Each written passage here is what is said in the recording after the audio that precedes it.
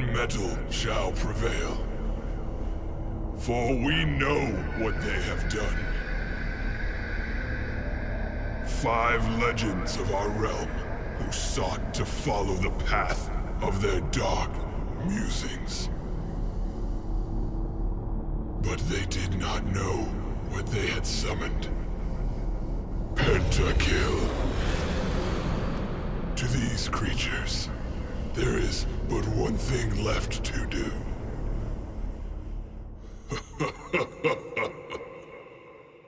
Heavy metal.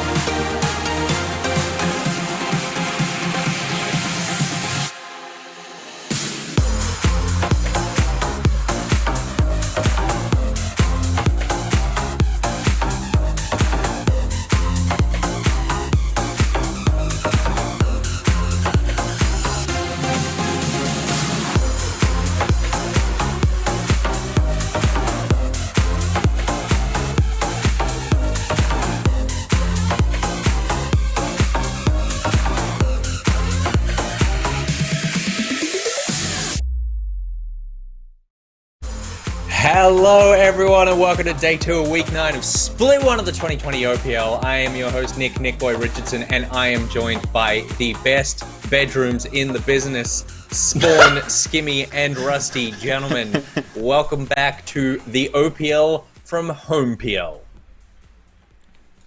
Thanks very much, Nick. Great to be here. Skimmy, all I'm saying is thank God you changed your t-shirt, dude, because otherwise you and Rusty would have just been inverse of each other. And it was actually kind of funny. Real wild day. I had this checkered shirt that made me look like a sailor. I'm like to Spawn, is this too dressed down? Is this too casual? And he's like, yeah, you look like a sailor. You need to put a hat on. So I didn't have that sailor hat. I've changed into a shirt. We're glamming up.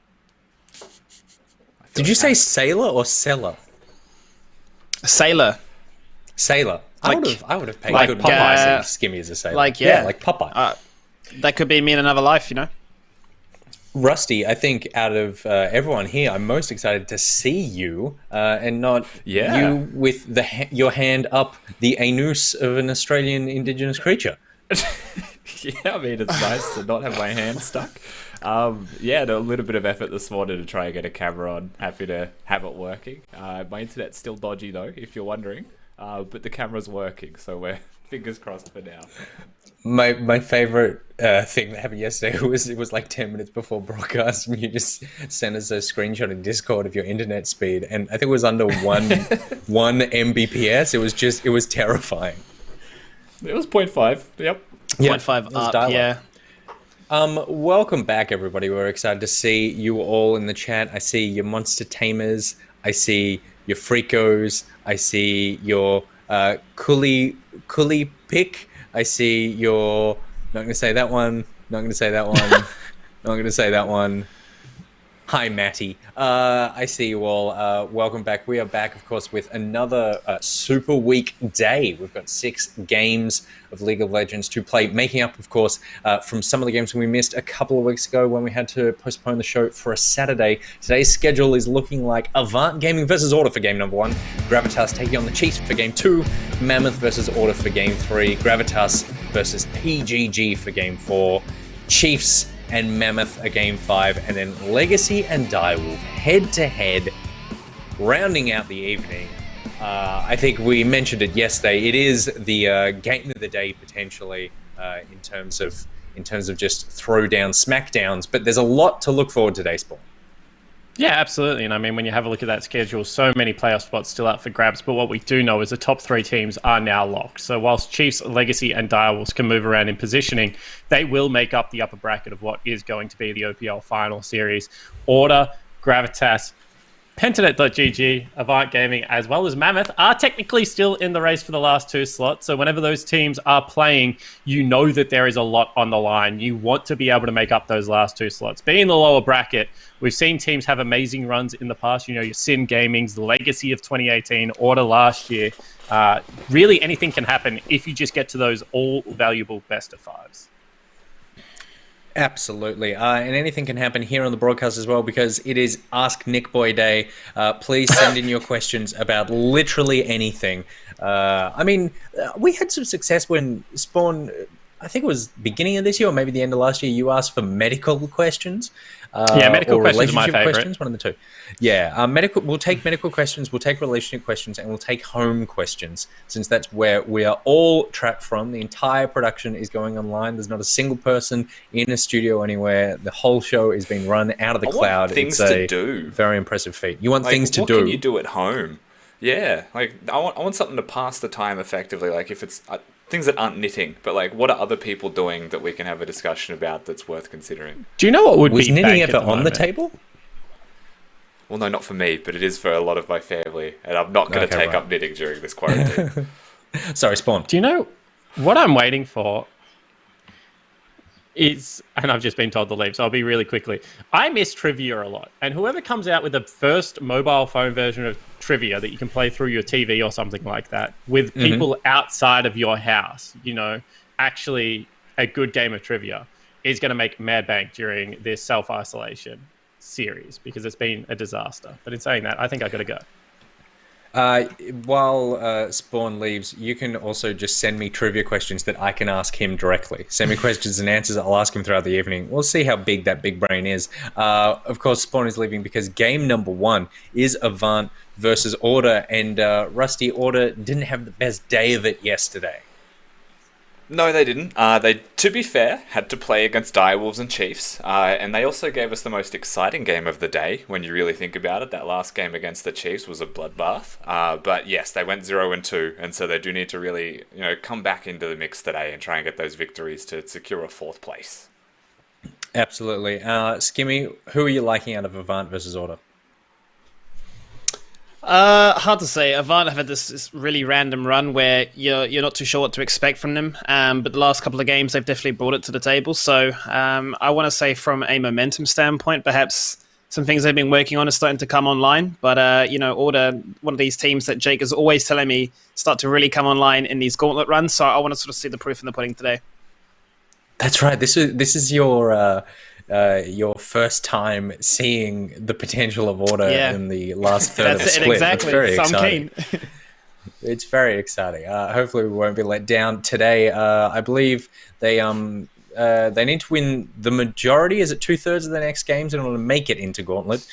So this is the beginning of the next 5 of to that secure run. it. Right, 3 out of the next 5. So then this is the beginning of that today then. AV versus Order. Are we ready to get into game number 1? I believe we are. And I only believe we are because I'm the person talking and I'm normally the person that throws the game. So I'm going to say yes, let's get into game number 1. It's AV versus Order and it's coming up after the Macca's Champ Select. When the difference between winning and losing is measured in milliseconds, everything counts. The Alienware Legendary Battle Station. Feeling the heat? Grab a pineapple or pineberry frozen Fanta mix at Macca's. With 36 flavours, it's the largest range in Australia. Grab one for only $1. A little goes a long way at Macca's.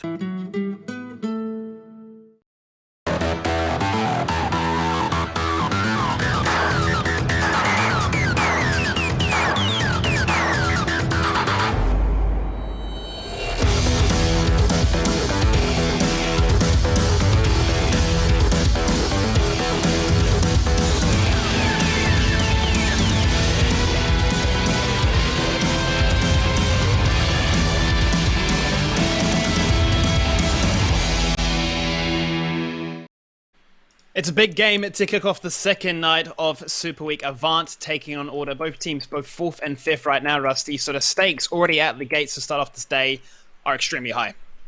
Yeah, definitely. I mean, there's a lot for both of these teams on the line to get those victories. AV with a bit of momentum, like you mentioned, and Order, the type of team that doesn't really suffer from a momentum loss. They are an emotional team, but day to day they'll reset well. They've got Spawn, they've got their captain Swiper behind them, so a lot of experience there and really need to bounce back in this week. Yeah, and I think you look at the meta that's coming into this one, we already started to see a bit of a glimpse of some of those changes, especially in the top lane with the Blade of the Rune King. Teleports becoming a lot more prevalent. Sometimes teams running 3 of those, even if they had global champions on board as well. So I feel like that theme is going to continue. One thing that we didn't see after the start of the day is Draku getting gifted that Wukong, then the rest of the day completely banned. So whether or not Order will make that same mistake twice, I'm sure the prep went into it and they said deny. Yeah, when it comes to Wukong, we saw some games where it wasn't even looked at, which was surprising. And then other times, when you've got like the Chiefs as your opponents, AV have obviously proven that they can play the pick successfully. It has been seen more as a ban. So again, no surprises that Order would look at that in this one, when their top laner being Swiper, much more of the tank player. He could play the Wukong potentially, but it's just not his flavor. If he could get rid of it, he would. So AV, they do lose their top laner that they played in their one game yesterday, which was a victory. We'll see where they go to today. Well, Jarvan is taken off as a jungler that Lisa can go towards. It's been one of his most popular in the most recent few games. Elise was then what he played last night. But then before that, they really tried to hard force this Talia composition, which we had some ideas behind. We weren't too sure exactly what they were going for. But it'd be interesting to see if Lisa just defaults to the Lee Sin as a result, as that is still up and available. Misfortune Center already taken away, so Aphelios, a potential first pick if Order to decide to leave it up. Yeah, I'm a big fan of that Jarvan ban, to your point on Lisa. Of course, you can do the Elise, you can do the Lee Sin, but Jarvan's the one, like, true engaged champion of those two. Yeah. And I think that AV found themselves pretty reliant on him being that engaged source, and when he was on the Elise, it wasn't as clean. The game they won against the Chiefs, I believe it was, he looked very good, and it was a very big deal, and the Jarvan was a major proponent of that. Yep. So where he'll go is still to be questioned. I think because no solo laners were looked at as a first pick, he will probably show it in second and third with one of those solo laners. But yeah, we'll see where he chooses to go. Probably the Lee Sin. Going to see exactly where he does decide to go with it. Bear in mind, obviously, when the Jarvan was locked in, it was always Chaz coupling it with the Rumble for a very easy to combine equalizer into that Cataclysm, guaranteed damage. Plenty to rock and roll with that. Going to go for the set in the Ezreal right off the bat here. So obviously narrowing that champion pool for the AD role has Aladdin there. And Swiper going to be quite comfortable with that tank. I was going to mention this, Skimmy, because Renekton Elise is probably a really big deal now. 2-3 on a blue side pick, maybe even 1-2 on a red side pick. Just because like Renekton is stronger, Blade of the Ruined King got buffed, which is why. And whenever there's a Renekton, there's an Elise jungle hovering that champion. So that's definitely something to consider. And yesterday we saw a lot of set play, and it should be noted that Renekton was holding his own pretty well, especially with that item changes in trade patterns. Well, Yumi's going to be picked up here. You'd imagine it's a major denial, obviously, to the combo with the Ezreal. Haven't seen it with Aphelios myself, personally. Do you have any opinion on that as a bot duo? I mean, Aphelios is one of those champions that just does everything, and does everything pretty well. So you've got the Ezreal on the other side. The reason that they picked the Yuumi with Aphelios was to take it away from the Ezreal-Yuumi combo, and then Order, with literally no hesitation, will say, well, that's your choice. Now we're just going to go towards the Bard Ezreal in bot lane and fill a similar purpose, so to speak. Absolutely, going to keep you smiling. We can actually see your face as well. There is a webcam, so hopefully you don't lag out, so we can see the emotion come through when he makes some massive plays. Renekton is taken away, right? So now it starts to make a little bit more sense. Set, okay, he's locked it in, but denying away that power creep that can come in that regard, and LeBlanc already denied away as well. So definitely targeting a lot of strong champions, not only for the meta, but for the players themselves. Right now, pretty good damage mix from Order. They've also got a decent frontline and some engaged tools there. I mean, really what they want to round their comp out with is up to them. If they want to go for a hard counter for someone like Hayri, I think that's actually what they should be looking at. You know, LeBlanc's already gone. Cassiopeia is the next ban that just gets taken away. Remember, he's a good Azir player. Maybe something he looks at. But he's also played the opposite style of League of Legends with, like, the Aurelia. So we'll see where he chooses to go. I think they may even consider giving him the last pick, but Only is also one of those junglers that may just want to pick against the enemy composition, even though he knows his matchup. Be interesting to see, because Only has been quite flexible in what he's played. Hasn't played Karthus in a fair bit of time. It's been 5 games since, but he's going to go for that hyper carry, that hyper scaling jungle unit. And as you highlight with Harry, you know, the guy is also very flexible. So, you know, take away Cassiopeia, it works both ways for himself and Chaz. And you know, he showcased us the Aurelia, the Corki even, and the Comfortness control mages between, you know, the likes of Zoe and Orianna. And it's unlikely this game, but I have to always mention that Hayri is just a very good Yasuo player. You know, they've gone for a magic damage jungler, so those are the types of moments where it's available. As AV have just finished their comp off with a Rumble Urgot. It's not quite the Renekton, as that was banned away. So, rightly so by Order, a good ban. But they've gone for the Urgot. Chaz is loving this Rumble, regardless if Jarvan is there or not. But yeah, the Urgot has to be the main talking point right here. Obviously, incredibly tanky in that top lane. Harry's going to revert back to the Irelia as well. So there's comforts, there's interesting points. I suppose, really, we want to talk about that top lane matchup to start with. The fact that Renekton wasn't taken when it was up and available from the first pick rotation. Choking out then that champion pool and enforcing an Urgot, you know. I wonder what skin we're going to get. Do we even have that new Star Guardian skin available? No, surely not. I don't think that's just been teased at the moment. That's not going to be added anytime soon. Thankfully, some normalcy in top lane. But towards that top lane matchup, yeah, it's going to be interesting because it's not just a melee bruiser. It is a mid-ranged bruiser, is what I guess I would call Urgot. But a lot of his tools that are still about engaging do close the distance. And so Swiper will still be able to punch him a few times. Where it gets interesting for me, actually, is the execute. Because Set is someone who likes to take that punishment, right? Use the grit and deal it back with a shield. But if his health gets below a certain value, then Urgot Ult just wins that trade anyway. Yeah. So it is going to be an interesting matchup to watch how the junglers get involved. because you definitely would have enough damage between an Elise and an Urgot over time to be able to take that set down. Be like, shield or not, you can't really do much to really prevent this one. So I'm quite interested, as you say, the Urgot chains, the binding, if you will, to come on in and sort of lock somebody in place. You mentioned Lisa before, obviously not as comfortable on the Elise, reverting back to it in this situation here. I mean, how do you feel like that can affect a lane such as, Urgot? Well, massively, right? And like to the draft point before, at least Renekton's a big deal, and often seen. This isn't too different. I'd say a little bit more flash reliant though from the Urgot. So that's a place that like you see the draft, you say probably want to go up there, probably want to gank that lane and get my respective lane to snowballing. The Karthus on the other side, obviously not a gank heavy jungler. So seeing how he'll perform will make me very interested because top lane swiper, like he's used to it, he'll need to play defensively, survive the gank attempts or at least the pressure up there, while only plays the map as he does very well. Now, being a Bard fanatic yourself, obviously you got the little mini game there with collecting all those chimes against a lane like the Yuumi, where it's typically that sort of sit back, buff up your ally, and go from there. Do you think Bard gets an easier time? Kind of like how you typically think of Senna maybe being a nice matchup for stacking her soul. Do you think Bard has a better time of actually not going as punished when he's going to go for the little mini game? Going for chimes, yes. Laning, no. It's not that fun a lane to play against Yuumi. Well, we're going to see exactly how things take on place here. Game number 1 coming up right after this break. Get a snack, get some food, get some drinks. Get yourself ready and strapped on in. Game number 1.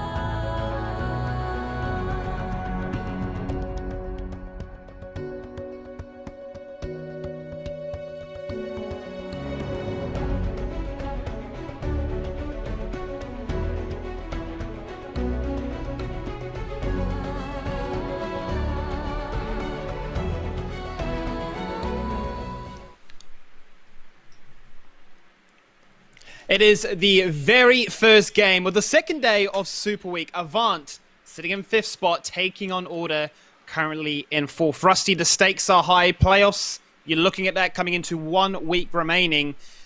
It's some spicy drafts to start the day off with. Yeah, definitely. A couple of things here that were surprising. One is that AV went for the Urgot. Another one is that the Bard was seen on the other side immediately into the Yuumi. So it seems that there was a couple of plans here that were planned, set out, and executed on in the draft very nicely, as a lot of this was in the first 3 picks. The thing that I think we should start with here, Skimmy, is that AV had the opportunity to pick the Renekton in their first 3 champions, go the Elise Renekton combo and try and snowball the lane out through top pressure. Yep. They opted away from that early pick to go towards the Yuumi takeaway. So this draft has panned out in a way that's like, we want to take things from Order to reduce their power, and so they have suffered the consequences as a result, and then got immediately picked into again. So if you're looking at it, objectively, who do you think won the draft just from the way that they drafted? I think Order came out on top. That's not, respective entirely of just the champions, but a forced Yuumi to take away from an Ez Yuumi, Bard in a good position. I'd say Order are in the driver's seat draft-wise. And do you say then it's fair to assume that they need to find some value at least before level 6 when Karthus has that Requiem? They need to try and utilize this Elise to get Draco online? Yeah, the things that AV did well was they immediately went for something that could still have early pressure, still can trade decently against the set, and with an Elise they're still going to be kill threat. The Rumble's still a very good champion in its own right. We've seen Chaz roam very well with it as well. So there is a lot of room for AV to make plays and make up for effectively what was the draft denial from their opponents. It's definitely a thing that we're going to have to monitor. Let's keep our eyes on this bot lane as well. You mentioned that Yuumi should have a nice time up against Bard, and you can see that poke that can be so frustrating to go against. And the signs really of a good Yuumi player, obviously, is the bop and block, the passive that obviously gives you the shield that you can see currently active on Yuumi there, and then to jump across and pass it across. Pop quiz for you. You asked a question on social media earlier in the week. What's that? When does an enchanter support go for the health items? Yes. What was it? Situations where you don't feel like you're going to be able to get too much farm, which is not looking like it right now. When you're against Yuumi, you're probably not going to be able to get a lot of auto attacks off if you're the Bard, for one, right? So what you could do, especially because you're a champion that leaves lane and you're not reliant on mana because you have chimes, you can go for the tanky item and you could still proc it off cannons in multiple waves and be fine, so your timing keeps up. I actually think this is a very good choice from Ayla. It's also a tanky item, that's a lot of pressure bottom. That is a lot of pressure right now. This is level 2, and they are not only getting priority in the lane, hitting that level spike first, but also just forcing him under their tower, where Gunkrab is at a guts for. He's going to really run Appy here by spamming through that mana. And the lesson there, Skimmy, and the trade-off that you should be hyper aware of is if you're playing Zyra and you choose to do this, you're not going to have mana regen, because the support item that's the tank one gives you health regen instead, which is very good against a Yuumi. So again, there's more reasons as to why this is such a nice pick and why I've mentioned it 3 times already. I think it's going to be a big deal in this lane, and you can see already they're trading nicely, and Ayla has not lost any health. Not lost any health at all. And obviously going to have the Doran shield on Rez Ezreal too, so plenty of sustain to try and match that can come out of the Cuddly Cat. But only already showing face. He's going to come to the mid lane. Lisa is there in support. They're going to look to try and dive on in. The spots of death do not connect just yet. Drops Chaz down to half. The gank attempt may go south. But we're looking at top lane now instead, where Draco's already getting pushed on down. Yeah, I guess they'll disengage. It seems like Chaz took a little bit too much damage anyway, so he wants to push himself away from that one. When you look at top lane, you note that Swiper has the push and is in a decent position for the Karthus to continue running around top side in the jungle and pressure and take away some more camps. So he's going to be able to go for this bot scuttle just based off the trade they won in mid. You can see Lisa hovering just above him, however. Lisa is a level down. Lisa did pick up that top scuttle, bear in mind, and is going to spot out Swiper as he roams down to mid lane now. Level 5, so won't have that slam dunk just yet. But bot lane, yeah, they've got this composition that you mentioned, had poke, and they've got the ability to engage like such. Can they get the binding up against the wall, forcing out that flash? He's not going to get stunned, he's going to take a lot of damage, and that's a clutch heal coming out there from Appy, expending all of his mana, preventing a first blood. That was pretty crazy to me. AV saw the Karthus moving, and they still found themselves in a position to be ganked by the Karthus, starting it off with the Wall of Pain. That's pretty inexcusable there from AV. You know, now they've used their flash on Gunkreb, they've used the summoners off RP to keep him alive, when they could have just continued to walk away. He's going to force Lisa to babysit that lane as well. Rumble has reset, but bot lane, for the meantime, not wanting to fall any further behind the CS, has actually done a fantastic job, Gunkrab, of evening out that CS deficit. Was down by about 10 beforehand, but able to keep up and let CSD under the tower. Yeah, pretty calm start to this game, but things going pretty much as planned in a lot of ways for the side of Order, only having that advantage in the jungle. Oh no, Swiper's here. He's got that TP on lockdown. He finds that first blood instantly. Ezreal, without any mana, hits that kill, gets that rune proc, and gets the mana back. That's a double kill, and instantly rare. The dream start. Yeah, and it's a punish onto AV. They're the ones who overstay. They want to push the wave in, they make the mistake, and Swiper with no hesitation, and only actually in top lane to catch the wave as well. Flash and barrier used in mid lane by Chaz as Swiper walks through to go back to top lane. AV are really struggling with their tracking of the enemy champions, and it's punishing them massively. And the trade-off is they're not able to find anything as a result. Draco would have looked to try and make something happen in the top lane. Karthus, as you say, is there to hold it. He's going to slam dunk in to find Lisa in the bush. It's going to be a 2v2, so damage comes on out and stay focused down to Karthus. He can still do damage from the grave. Lisa going to force that flash on out himself. Harry comes for the rotate. Chaz can't respond. He has no summoners. He does have the equalizer, but it's just not going to matter. That's another kill, and Swiper involved again. Yeah, and a good move from AV. They looked for only. They take him down, but unfortunately, you know, the rotation's there from Hayrid. The mid priority belonged to him because of what Swiper had done earlier, and so it does just result in a 1-for-1 trade. Once again, Order find themselves coming out on top. The only person who's really winning from that trade was Dragku. You know, a lot of time spent top lane by himself pushing, and then the kill that goes to him when Lisa was looking for the gank, but otherwise, AV struggling. Rare has obviously a massive power spike with that gold to get those items online, and Harry's looking for that engage. Obviously, he has the Requiem to come on, and he walks away. Cool guys don't look at explosions, but they do fall down to minions. The burn is there, and well, that feels bad, man. Yeah, it definitely does. Dragon also now going to be picked up by Order. They're in a very comfortable spot, considering the Karthus is there to pick up those kills, and things like that are only going to continue to get worse and happen now that he's 6.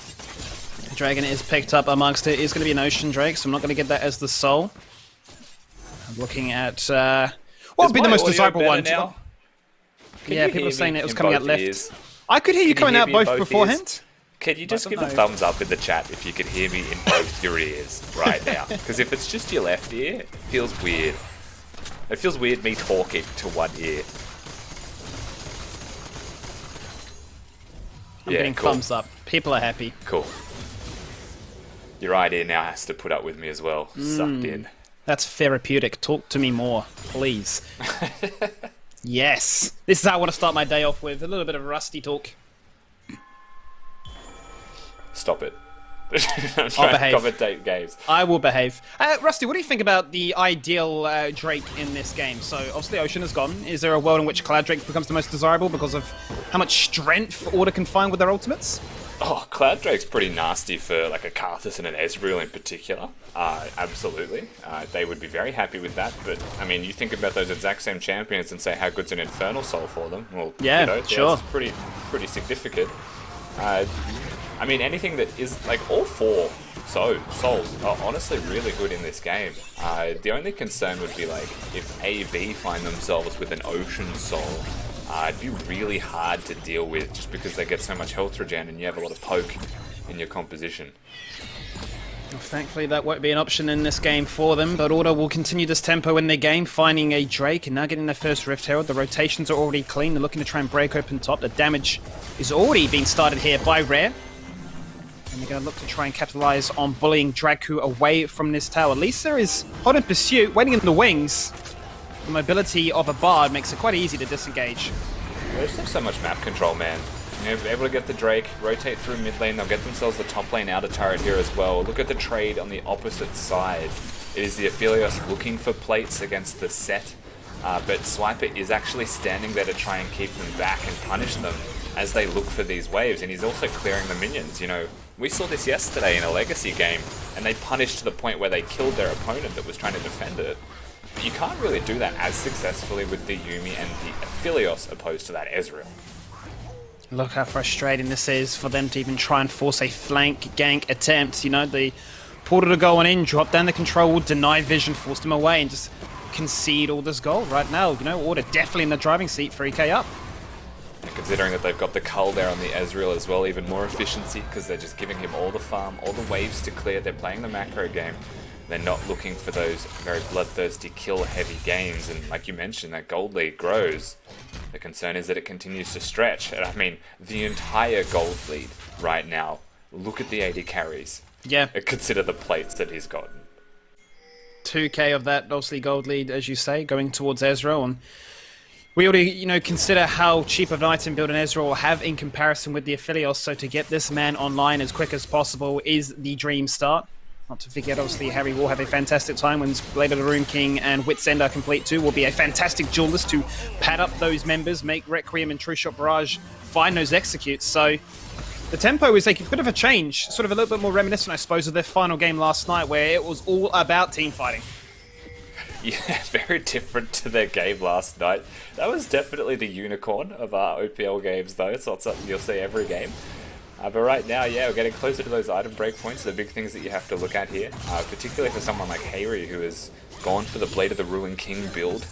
Needs that item spike to be on before he really hits peak performance.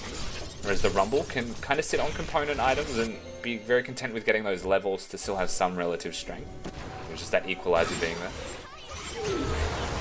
Final chapter goes out to try and force a disengage, but Bard has had enough of it. He drops down the golden halo ground. He waits for the team to come on in. True Shot Barrage won't find anybody. Slam dunked out of that one. This is a wrestling match. And out comes the equalizer, and it will find a kill to equalize at least something, but it's a 2-for-1 trade so far. Double kill for this man in the mid lane. Yuumi jumps away as Avant run. Only very confidently flashing forwards down the back end of it, knowing they were going to win the fight. Rare still farming, and Swiper teleports to catch bottom wave. Order, once again, they catch somebody, they punish them for being overextended. They make it work very successfully, and they cover their bases on the disengage. So always thinking one step ahead. Start to worry now as the Ezreal, as the Elise, you know, you look at trying to get this lane ahead and it hasn't been able to happen. Only is running this map Mark right now, and he just takes your name. He takes you down. Draku, what can he find with this one? Can he get these members low enough down to try and get an execute? No, he's forced to disengage away as well. Yuumi comes in clutch. And Order definitely understanding their power spikes and really finding their stride here. Yeah, Draco just trying to help his mates out and almost dies in the process of doing so. So once again, Order, they stand strong, only always in the right place at the moment in this game, finds himself in mid lane to protect Rare, and ends up being an opportunity to go forwards, be aggressive. And we'll see what happens in top lane as Ayla is able to use the turret for that Bard Q to hit the stun. And then of course it's just set up for Swiper to come in, make the plays, only actually doing a whole lot of damage during this one. Absolutely stands out to me as the MVP, and you know, Harry getting into the mix while Rare covering mid lane. And that's the thing, you know, Order have done this multiple times now, but if they make a play somewhere and it's a skirmish with less than 5 people, the other member is actually covering the place in the lane that they need to be. As Draku, they just disable the tower. He goes for the flip. The tower will come back online very shortly, but it being so low makes it quite easy to still chase on through. It falls on down now. Draku on lethal. Swiper does have the ultimate up very shortly, but not just yet. And once again, you talk about the mobility for them to traverse the map and how hard it's been for Avant to keep tabs on that. Just more examples. Yeah, most definitely. Draco also finds himself struggling in this game. Not so much in the farm department, but Swipers has actually spent a lot of time out of lane. It's that anyone he goes near beats him in the 1v1 right now. That's where he's really, really struggling. 30 CS difference between these junglers, going to net themselves a 2-level advantage if only, which, might I add, had a fantastic game up until the 15-minute mark so far. So much gold in his pocket as well. So 2 clear win conditions so far for Order, and makes it a little bit harder really here for Avant to find a ideal shutdown target. Yeah, so they need to just hit their big items. You know, a full completed item for Guncrab, very important. Same thing for Uppy. Once they both have one apiece, they can make big plays. Unfortunately, that Cocoon just a little bit short there from Lisa. It was a good attempt, however, having the Gravitum Cannon for Guncrab. But with those full item completions, they do some relevant damage. They'll at least be able to do enough damage to get kills, then put themselves on the board. And because they've got the Elise Rumble Urgot like style composition, I mean, surely they'll try and go for picks with that comp. They need to if they want to get some gold.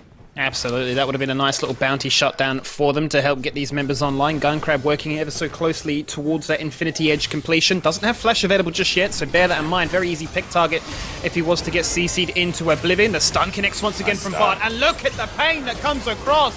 The final chapter, he spelt his own disaster as Lisa gets slam dunked in. Obviously has a repel to disengage away. Making it very hard here. Chaz is now going to look for the 1v9 play. Out comes the equalizer. Out goes the flame spitter. That's going to be 2 for 1 so far. Requiem from the grave will take down the jungle, so no momentum shift to pick up a Herald in this exchange. But now Draku shows his presence. He gets himself on the board and he picks up a double. Yeah, the reinforcements come in there from AV. It's the Rumble coming in on the flank being level 11. It's Dragku hitting that ultimate as well. And they do all of that without a support player on the map. You know, they'll still lose the turret in mid lane, but that's some much needed gold. You know, consider the gold difference right now on your screen being 6,000. You have to say that that was a favorable trade for AV just because they got some money in their pockets. As we'll see this fight again. RP just dead, and Swiper actually uses Flash ult to try and keep Rare alive. Rare also flashes. So there's a lot of things used there, which opens the gates for someone like Chaz to come in. And while he almost gets one hit by the Karthus damage, the reinforcements are there. Draku able to find the mark, and Karthus so close to getting these kills, man. Draku is disgusting with that max range execute. Rare's just like, I have no arcane shift, I have no flash. Feels absolutely bad, man. Bounties are gone. Harry the only one to retain it, and that will definitely make a bit of a difference in terms of this gold, but it is still a 6k gold lead. Out comes the Zonia, is now complete with stopwatch being used before. True Shot Barrage won't find the execute, and Equalizer will look good on the ground, but Harry finds those kills. And we mentioned this during the break, Skimmy, but working towards a Wit's End is a big deal, but that's just against the Rumble and the Elise. And you can see now with even just the Negatron Cloak and Merc Treads how little damage Hayri took for the entire health bar of that Rumble. As they'll steal away the blue buff as well. The punish continues to grow. It does indeed. Swiper continues to also push out bot lane as well, whilst the rest of Order keep Avant occupied here. They're quite choked out on vision. Obviously have it around towards the Baron pit to scout out if a Herald was to take place. And this is a risky situation for Appy. He needs to jump to somebody. CC would make his life terrible. He's not playing like a Yuumi. He's absolutely not playing like He's playing like a Bard. And that's the champion on the opposing side that keeps almost catching him out. Needs to show a lot of respect or will instantly be taken down. This time, of course, thankfully, he shows just enough and gets himself over the wall. But God, every time you see a Yuumi by themselves, you know it's doomed. What do you think of the set build here? So we've obviously seen so many different versions of it, be it Blade of the Rune King, Trinity Force, and Black Cleaver. Has gone for the Executioners as well very early on, but against the comp that he's going against, is this more, look, I know I'm not the main focal point of doing damage, I just want to pad down their physical armor and allow the likes of Rare to really get in the front of things? Yeah, it's basically exactly what it is, right? Go for the Black Cleaver, not the Trinity Force build. Trinity Force is a dueling item. I know that, a lot of champions look good with it, just because they utilize every stat that it provides so effectively, but Trinity Force's sole purpose is, I've completed this item, with the stat boost I can 1v1 my lane opponent, or at least get lane priority to try and win a game. Black Cleaver helps the rest of your team do damage, and so while Rare has the Trinity Force, Swiper enables Rare to do more damage, enables Hayri with his Blade of the Ruined King to do more damage as well.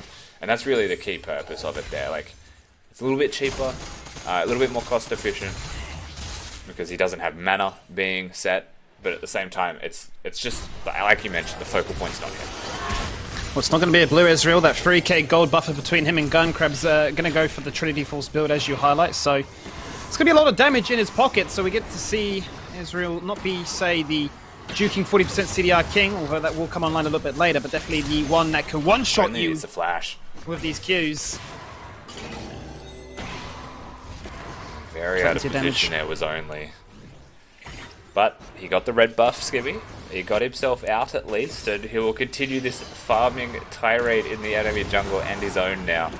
You can see the farm differential. I mean, you said it a couple minutes ago, it was like 30. Well, it's just growing constantly. Yeah.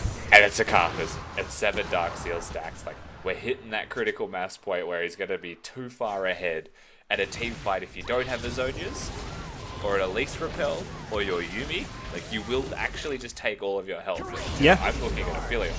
A Guncrab is just gonna feel it.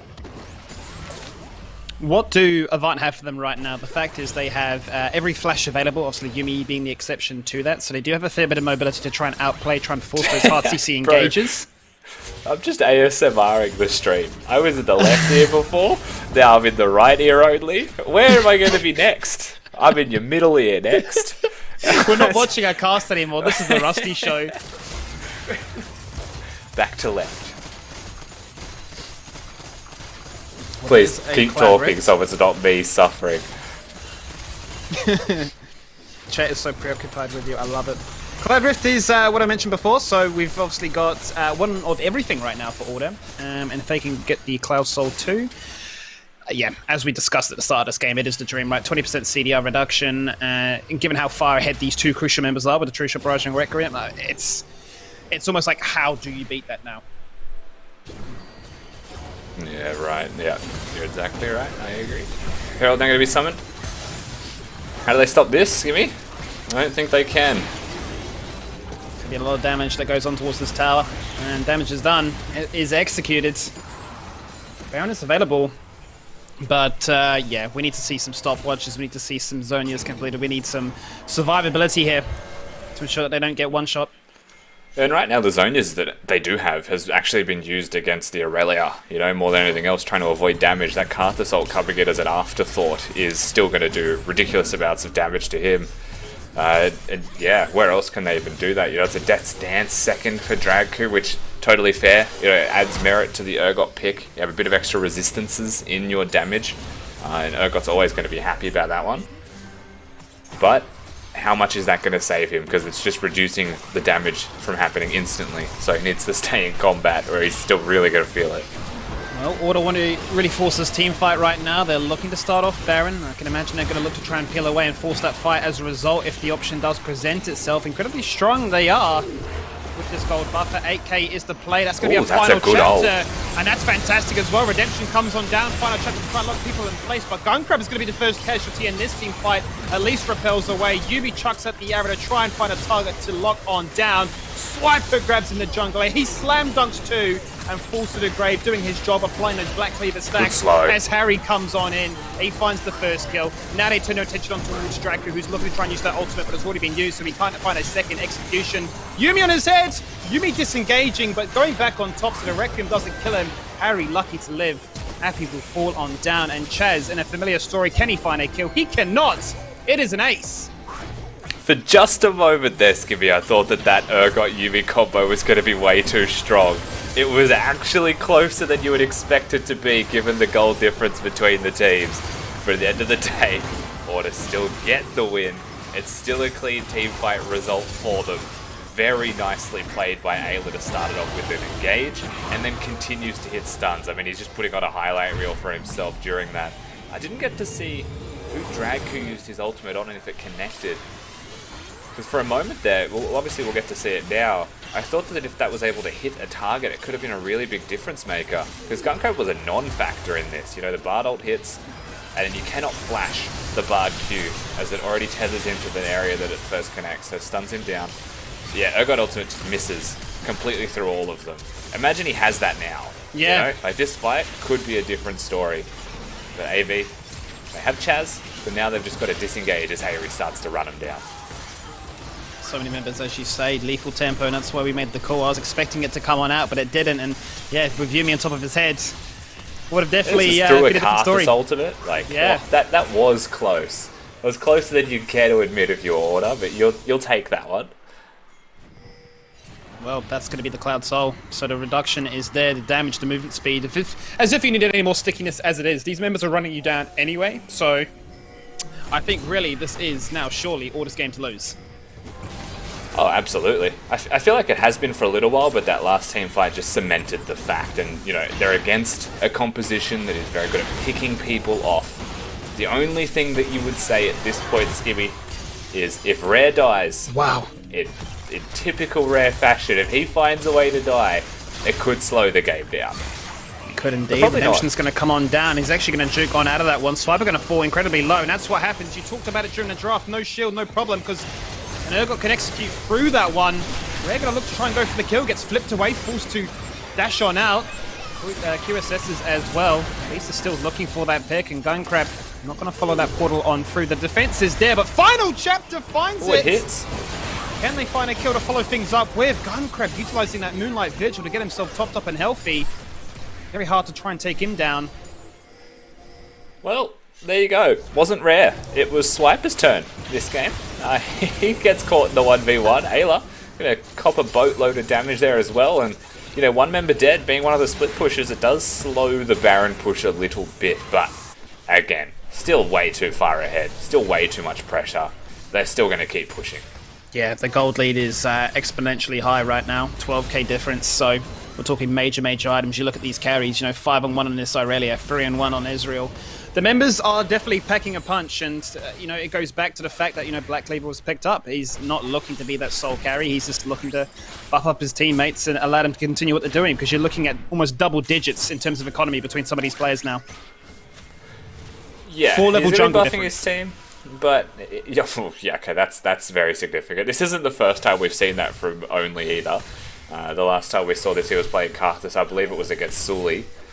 He's very good at finding himself experience leads. It's also, you know, it lends towards who the champions are and the state of the game. AV, they lose the Baron, they lose the fight of the Baron, and you know that one of these champions is still going to be farming Skibby. The other one's going to be trying to place vision and protect his team. And the answer is that Only is still farming. He's 16 on his Karthus with a death cap done. That Dark Seal probably soon to be a Medjay if the game even goes that long. It's gross. Lisa, now a control ward bot. It's almost like you don't want to kill him, because how do you defeat this man? They're going to turn their attention onto him anyway. That's going to force out a flash and wait for his team to come on in. Out goes the Equalizer, the portal disengage, but walk straight into Dracu, and it says night-night. That's a shutdown, which helps this man out, the one that's already got the majority of the kills, half of them on the side of Avant. Definitely going to slow down this engage, and Harry will try and find a little bit of reprieve in that top lane by pushing in to set up an inhibitor. Yeah, all Order really need to do is not die there, and things look a little bit cleaner. You know, you've got Hayri already hitting a turret in top lane. They've got the Cloud Soul. They're prepared to use that Karthus ultimate to inflict damage onto the rest of the map, but suddenly they lose their jungler. They lose their player with what is now a 4-level lead, 100 CS. They're so far ahead, but they still keep getting picked. The pick composition of AV is still definitely working. They're still, with no hesitation, trying to pick their battles properly. This much gold, but you're definitely sitting on the edge of your chair thinking, just please close this game out. I'm sure Spawn is thinking the exact same as well. Triple Executioners is online, so they've definitely got the healing cut to try and burn through these members, but we've just yet to see another full 5v5. And maybe a little bit of hesitation after that Baron bait, right? When there was that incredibly close fight, which could have gone completely different had Dracu had that ultimate available. I think a lot of this is like, it's not the easiest thing to do to just set up in A lane and beat AV, you know, to break the base. And Order still haven't broken the base, and they already have a 12,000 gold lead. Like, they are stupidly far ahead, and they should just be able to clean this game up. But until you break the base, that's just not going to happen, right? keep getting picked in these situations on the way to the base and things continue to play slow, I mean, you're going to be Baron reliant if you want to break it. So I think that's where Order will put most of their attention now. But it is also an Elder that will be on the board soon enough, Skimmy. Yeah, Baron is up and available in a minute. The Bardock will not connect. Yuumi will obviously be there and present. So Elder is still a few minutes away. But Baron may be what Order look to use as their team fight condition. It worked for them last time. Yeah, good Scuttle Crab take there by AV as well to make sure they have some vision around the Baron. It means that you can't immediately bait as it spawns, buys some time for them as well. And I wonder how AV feel about the possibility of having to trade. Like right now, someone needs to be dealing with Swiper. That much is for certain. He's just going to break the base by split pushing. And that's because AV were drawn to the Baron buff itself. Now they disengage. If Elder and Baron are up at the same time, I wonder where AV go. Well, it's an interesting situation, right? Because Harry was pushing top. The bruisers of Order were getting it done to sort of almost force advance card, right? Like, you need to do something right now. You either need to force a pick or you're just going to lose a inhibitor. So I feel like Order have done a great job, obviously, prepping this. And as you say, now Elder is available in 15 seconds. Baron has been sitting there for a while now. Where do Order actually look to try and set this fight up for? Yeah, right now looking to control the red side jungle quadrant of AV. Maybe get the picks on them as they try and come to the Drake itself, but definitely capable of doing it. They've started it off spawn. No hesitation. The rest of the team aren't set up just yet, Skimmy. They need to get to the pit. Lisa definitely has an eye in on this. Yeah, Lisa will find vision uninterrupted with that control wall to go on down. Yumi's going to start this fight off with it. It's going to find a route onto one key target. The stopwatch will come in. He's hitting Elder. Drake is going to get very low. They steal it away! Avant find the Elder. This could be huge now to try and turn this fight. It is! Chase finds the shutdown onto the Bruce. No stopwatch already being used. They're going to find a second and Swiper. The grit doesn't matter. He's going to go for a stopwatch. This could be a turning point now. Requiem going to come in. But it does not matter. My God, Lisa. A shaky early game. A rough mid game. But the late game still. Uh-oh. They've just given over an Elder pretty cleanly. That was a 2-for-1 trade. Baron's up. They break mid out and they could probably just reset and run straight to the Baron. It's still at 9,000, 8,000 gold lead, Skimmy, but it doesn't feel like it right now. How, when you're that behind as a jungler, do you outsmite a Karthus? I don't understand. Oh, well, Karthus just needs to be too many units away to press smite. You'll get to see this again. Order disengage at Lisa, because Order didn't really set up in the jungle on the red side. He's just going to take the blast code over. And look at where Only is. He's zoned away by the Yuumi and the Urgot. Doesn't get there in time. He's too busy throwing Skittles at the enemy team that are standing in front of him. And of course, Aurelia goes down in the process, and from this point, Swiper stuck in the pit. He's going to die as well. If you're going to disengage, you cannot do it when it's that low. Well. Gold difference, jungle difference. Avant have the resilience to stick in this game. What ultimates do they have available? Everything is online. Moonlight Vigil soon to come. Bard starts things off with, makes the Avant members look like trophies. Out comes the response from the Yuumi supports. But this Baron is going to get zoned away. This is a free pickup. The buff's almost equalizing that gold deficit. Remember, they've got Elder buff as well. Disengage. That was very close. Only was actually pretty low on HP. He was getting close to an execute range from an Elder Dragon. I mean, now they've got Baron. They won't have a whole lot of Elder Drake left. Elder basically secured the Baron. But to the point that I made a few minutes ago, Skibby, how do they break the base? It felt like they needed a Baron to do it. And now they've lost all of their map threat. Like, there's no reason for AV to leave the base if they feel like they're losing, because there's no Baron or Elder on the map. And they're the ones with the opportunity to push their waves out and try and get some picks, which is what their comp does. What do you think they go for here, Rusty? Realistically, given that they are down 7 turrets or 7 towers to 1, do they look to just run it straight down mid and try and break open inhibitor, or do you think it's more safe like we saw yesterday, just to try and establish some of those outer turrets, really trying to break open the map, control some vision, and maybe look to some picks? Well, I think the first thing they should be doing is getting vision control in a jungle quadrant and controlling 2 lanes, probably not 3. Right now they're forcing it down mid lane, so there's really good... It's not necessarily teleport wards, because there's no teleport for Order, but vision just set up in the red side jungle of AV, which means it's very hard for them to play a pick comp if there's wards that'll be spotting generally where they are. So they need to set up some vision control. make Order kind of feel pressured. If they want to push, they need to clear this first, and that's when your comp really works. Well, Order's aggression definitely forcing back 4 members of Avant. Draco was doing work to prep bot lane to work towards that second turret, but now is going to force himself to return to this team fight as a Moonlight Vigil goes rogue, doesn't connect with anybody. They are looking desperately to control this mid turret from falling on down. Yeah, Gunkrab just chatting them. Yumi's actually going to use the ult. They want Swiper. They do indeed. Moonlight Vigil and final chapter will find some Valley. Swiper gone again, but he's got a GA this time, so it doesn't actually matter. Draco's ult's not going to find full Valley. Jungle for jungle. Now we get to see the power of Akarthus online. It's going to be kills so far, 2 for 1. Working in favor of Order, but they've done it. They found that blip on the radar. They found their moment to execute. They will find an ace. Monka S in the chat about that Baron and Elder beforehand, but they will, with these respawn timers, be able to close out this game. Never in doubt, Skivvy. Absolutely never in doubt for the side of Order. They've got 1 ranged minion left. They'll be able to take this turret out themselves. They will get themselves the victory on the path to finishing 4th place in the standings.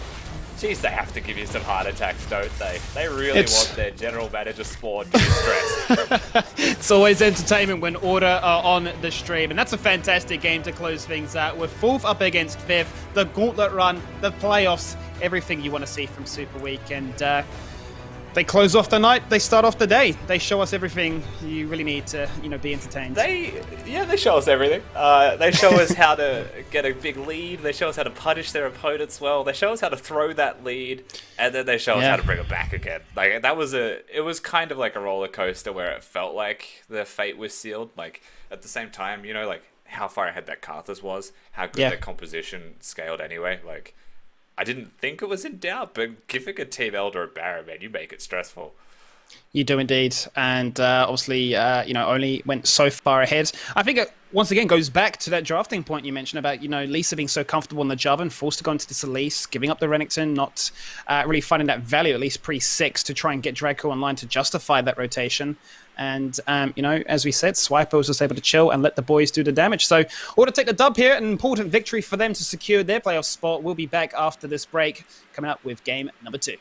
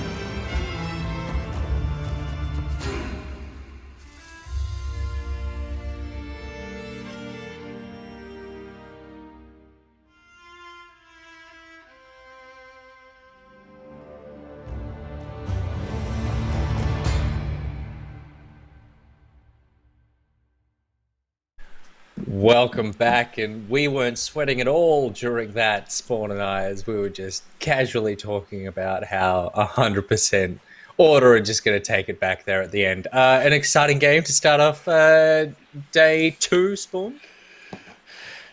Exciting is one way to put it. Actually, in my team chat, they just said that if Order if the game finished at 10 minutes, we would be pushing G to win world semi-finals. And the problem is, boys, is that the game doesn't finish at 10 minutes.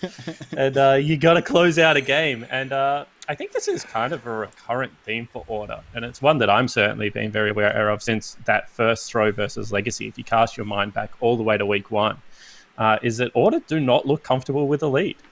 Juves on his stream yesterday actually said your team looks better when they're playing from behind. So just so often being caught in side lanes, not looking for that 5v5 team fight, taking a 50-50 smite. When you're 13,000 gold up, the last thing you want to do is 50-50 smite on the most important objective in the game. But at the end of the day, we take those, Nick. That's what we do. We take those. That's a dub where I'm from. We take them. We take them however we can get them. We've got a lot more League of Legends action coming up. But before we get to game number 2, it's time to get into the Nick Bag.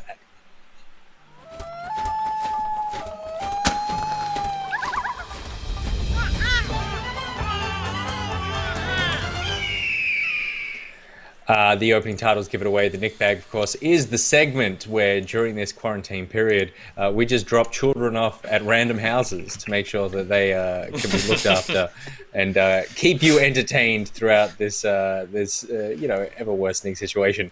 If you don't abandon your kids, how do you ever play Animal Crossing, Nick? That's a real question. If they're just always around, how do you Animal Crossing during the day? I will say that this morning I introduced Banjo to his very first video game, and it was Animal Crossing, and he was so delighted. So delighted. I think I made a huge mistake. Our first question comes in from Beverly Ann, who says, who has the worst setup on cam at home? You guys are doing great. Keep safe out there. So I'm going to read this as who has the worst, the most hodgepodge put together setup. Because obviously this all came about relatively quickly. Rusty, what are you looking at there? What part of the setup? Like I have a microphone with I've got the worst mic connected, for sure. like a static mic with an arm on it and everything. Like, it's pretty fancy, right? I think that's the thing good. that makes me look the least professional would be the headset. Like if I could not wear it, I think it would look generally better. But we're going full gamer spec. Yeah, I'm not sure. What other aspects are we talking about? Yeah, well, I cast my. I'll let Sport go because he says his is the worst. But I do remember that Skimmy yesterday just had his microphone sitting on his table, like the actual microphone just laid on the table, literally on my table. You know, it's actually really funny because Beverly Ann's actually one of my real life mates, right? And before this gig, we actually used to cast together. So it's actually kind of funny because now when he actually hops on Discord with us, his setup sucks. Like, if you want ASMR, obviously you tune into Rusty. It goes left ear, right ear, maybe even middle ear. Who knows? But if you want to hear a Western ASMR mukbang stream, the guy's like, I'm like, just mute your mic, bro, please. So it's actually funny that he has the audacity, I guess, to ask us. I have open-indexed in the background, but my actual gear, I think, is the worst. Obviously, Logi, if you want to throw me a new microphone or something like that, I would appreciate it. But I think I got the worst mic out of everyone. I'm not going to name names on brands. It is not one of my sponsors, so I won't do that. But I think everyone else has got a studio quality microphone, be them of varying degrees, and I don't. So I'm letting the team down a little bit. This is obviously not normally where I play my video games, so I sort of put this together as a quiet place so that I didn't just take over the entire living room. My setup's fine. I got a monitor, big whatever. Oh, sorry. We have a question up the back. You have a question. Yeah. I just want to get this straight. This isn't the bedroom you normally sleep in. This isn't the computer you normally play video games on. This isn't the microphone you normally use to do broadcasts. Nick, how rich are you? How much shit have you got in your life that you can just put together a makeshift studio in a spare bedroom in your house? Spawn. You realize he's actually in an IKEA showroom right now. He's just... It's true. He's just taken over. The place is empty. He owns an IKEA. Skimmy, this is worse. The guy's a Who owns an baller. IKEA? I'm actually looking at one of those so much big money. white. This monitor is actually just one of those cardboard widescreen monitors that you see at IKEA. No, my point was that I didn't have a stand for my laptop to sit on, so it is sitting on a stack of D&D fifth edition starter set, monster manual, and player's handbook. They are so there you go. expensive. He's even got a spare set of PD manual that's that fair. he can put his Shut laptop up! on. Shut up! Wait, My wait, God. Nick, where's the My toilet paper God. flex? If we're gonna just pad your ego, let's show us how much TP you got as well, mate. So I didn't want to do that because I thought it would be in bad taste. Is it in bad taste? I feel like it's in bad taste if I just like display the toilet paper when other people don't have any. Is that in bad It'll It be taste? is put in on bad that. taste. Yeah, Yeah, it'll be it's probably put on definitely that bad Twitter taste. page. The only reason I have a ton is because we use a subscription service to get it delivered. But I'm telling you, I could cover the bed and swim in it like Scrooge McDuck. That's how many rolls I got here. So if anyone needs a roll, asknickboy@gmail.com. Give me your address. I'll shoot you off a cheeky roll. Okay. Question 2. Spawn, you want a trivia? Persephonefus says, what feature did ancient Greece look for as an indication of a natural-born commander? Oof, natural born commander. Yeah, it's a physical feature. Okay. I'm going to go with a full head of hair. Oh, that's a good option because you'd never follow a baldy into battle. But No. it's actually a flattened nose. What if he had a big beard? A flattened nose. Oh, that's true. Yeah. I actually think the reason it's a flattened nose is because that's just easier to carve. Because you can't take a picture of these people. You got to make busts. And it's like, if you got a flattened nose, you can just do one chip and it's off. So that's where I'm at. Yeah, well, I was the other option I had was maybe a good horse rider, because one of the advantages the Greeks had over the Romans and kind of that part of the world was they were much better cavalry, especially up around the Thebes and the Macedonian area, depending if you say Macedonians are Greeks, and I don't want to get in trouble, so I'm just going to say they're two separate places with separate names. But they had very good cavalry, Nick, is what I'm trying to get at. They also had very good heavy infantry, and that's why their invasion against Persia was so good, because the Persians were very good at slings, crossbows, light infantry, and then the Greeks had really good horsemen and also really good heavy infantry.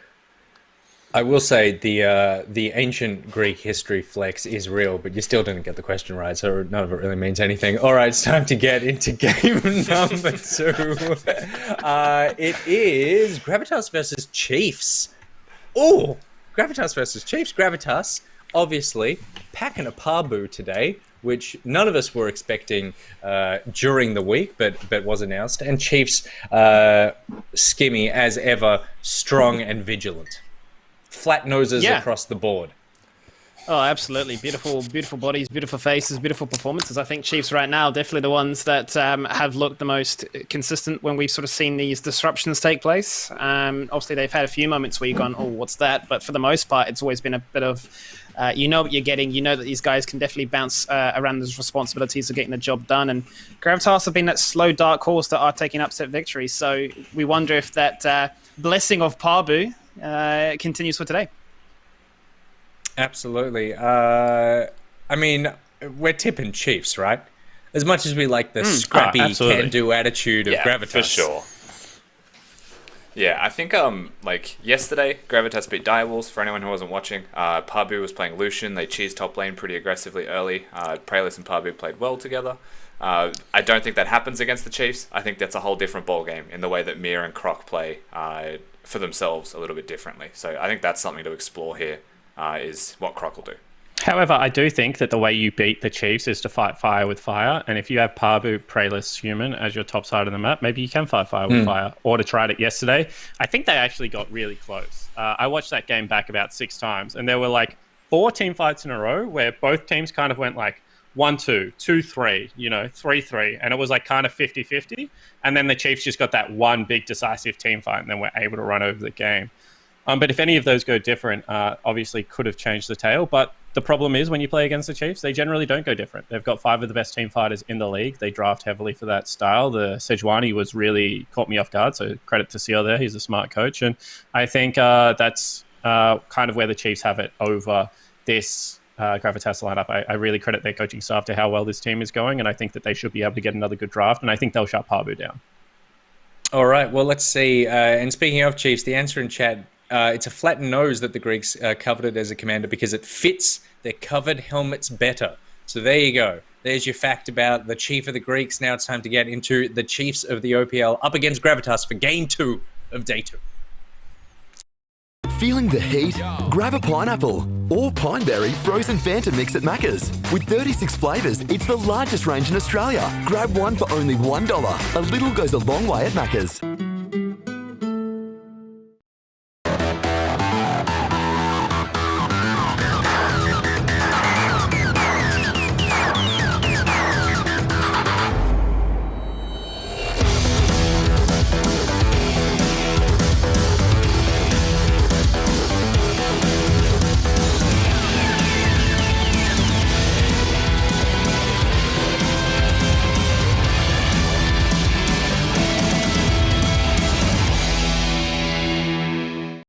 Our second game of the day has, once again, big implications. We already discussed that the top 3 is secure, but Chiefs will be playing for that seeding, be it first to third. Gravitas still have a chance at making it into that top 5 for playoffs, so if they can get another upset today, like they did over Direwolves, you know, it definitely does spoil the easy run that some of these teams already in 4th and 5th will be looking at. Yeah, absolutely. Gravitas currently in 7th place, but one more win actually puts them in tied place with 5th with AV and Pentanet. So well and truly in the race right now is Gravitas if they get this upset win, whereas the Chiefs, if they win this game, are tied with Legacy in 1st place. So that's obviously a very important thing for them to have to try and keep themselves in that running for 1st place as we move to playoffs. Well, we're not going to get to see Yumi again this time around. Gravitas are going to go for a strong denial towards those AD carries. You'd imagine they may just leave Misfortune up as a result. And we've seen how confident Katsuri is on it. It becomes a little bit redundant of the amount of times that we keep mentioning it. Jarvan is taken away by the Chiefs here, so I don't want any sort of combination between the likes of a Lysandra like we saw them do yesterday, where Seaman just popped off. He found a lead and he just no signs of slowing down on that. Final ban will be that Wukong, and yeah, Misfortune locked in. Yeah. Sign of respect here from Gravitas as well, banning that Wukong away from Tian and presumably Claire. You know, both players love their carries, so they're going to get rid of that one. And Pabu to be banning that away is a sure sign that he knows that they're playing those champions, because I'm sure he would jump straight on the Wukong if he could, with no hesitation. You mentioned the Aphelios bans Misfortune lock-in. It does make a lot of sense. We'll have to see where Gravitas choose to go on the opposing side with what is already the Varus locked in. There are alternate universes where the Varus is a mid lane lethality champion, but I think right now you're looking at like a Varus Braum probably in the first 3. Interesting to see where they decide to go with this one. I'm still curious to see what Pabu has up his sleeves. He's definitely been quite vocal on social media about, look, I can play John on top of need be. I'll go Zillion, do whatever I need to really fit in here. I suppose there's a world in which there is solo queue and then there's maybe competitive, and the coaching staff saying, please, Pabu, keep that for social, farm your likes, but we actually want to get some dubs here. Chief's going to rock on with the front tank line that really it did wonders yesterday. Ornn and Braum, it worked so well yesterday, why not do it again? Yeah, absolutely. And so, like, you see the Varus, you know, Varus couples very well with Braum, but now you have to look at the Braum on the other side and say, what are you going to play into it? Is it like a Morgana, Varus Morgana into the Braum? Pretty decent laning phase, but of course we're not going to see that just yet. Gravitas choose to go for a solo laner here. The Aurelia can flex between both lanes. It might be that they wanted to match the Ornn wherever he chooses to go. Yesterday we also saw the Sylas into the Ornn, so you know, a lot of possibilities still there for Gravitas after their first 3 picks. Yeah, definitely not going to reveal too much at this stage, except the fact that we know it's going to be a jungle Olaf. I don't think we've seen anybody except Chippies and Direwolves go for the top Olaf just yet, so don't imagine to see anything change just yet unless Pabu wants to keep diving into that bag of tricks. Lee Sin is going to be denied, so a little bit more targeting towards Croc there to see what else he has up his sleeve, and, you know, pretty impressive with that Sejuani yesterday. Yeah, definitely. Of course, you can see that with the Lee Sin most likely will be another jungler, depending on where they want to go here, because you know, Croc has his specific jungle champions that Praelus may not want to share in, such as the Nidalee that was just taken away. Whereas on the opposing side, Chiefs, they've gotten rid of one support already. They could consider another, but it depends on how much they know about Trashly and what he'd be willing to play into what is already the bottom lane matchup locked in there. Yeah, and it's good to see that Gravitas are sticking with the same roster that found success as of yesterday. Chiefs going to finalize that by denying away the Lysandra. Is there, which they almost wondered if that was a bot lane Irelia? I mean, those are the... Probably not. Let's just go with no. You wouldn't expect it. It'd be a big surprise if that was going to happen, given that the Varus was already there. But, you know, highlighted the Varus could be a pokey champion. I wouldn't play the Varus mid against an Ornn Braum, though, Skimmy. Probably a bad time. Well, they're going to lock in place with the Fresh instead. Obviously, some solid engage, the ability to lock people in place with the box too. And when you've got a composition that wants to get in your face and lock members in place with the Varus ult too, that'll definitely add to that assistance. What we're going to see now, Claire decide to go for in that matchup. It's hovering to LeBlanc at the moment. Yeah, LeBlanc's possible. You probably want a physical jungler with it. It's something like a Rek'Sai could be pretty good. This actually would work as well, the current hover of the Graves. You've already got the Ornn and Braum, right? So your composition, I say this all the time, like they're comp set with the Ornn and the Braum locked in. You just need damage or things that you like are comfortable on personally. So we'll see where Croc goes. May just look to go for this Graves here, which, as you say, will give them a mobility, the ability to chase members down, and definitely lock these members of Gravitas in place. I think Smokescreen will come in quite handy when they want to get in your face and will do wonders against a Ragnarok. Obviously, you can't see him, but you can always blind him. Can't see anything. Nothing going to stop that Ornn ultimate in this draft available either, unless they go for a Yasuo mid lane, perhaps, and put that Aurelia in that top lane. They know what their matchups are going to be, though, with the Aurelia locked in, so Gravitas can choose accordingly.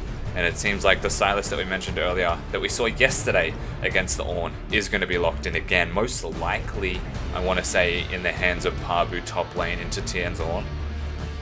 But at the same time, I can't say for certain. Where do we go with this one? What do we think about the fact that you're playing almost a skill matchup into Korea CK? The guy's been very, very capable with his mechanics. So, you know, going for a little bit more of a defensive, protect my carry style, but I'm sure he's going to be quite capable and confident going up against this matchup here. It's not a full skilled matchup, really.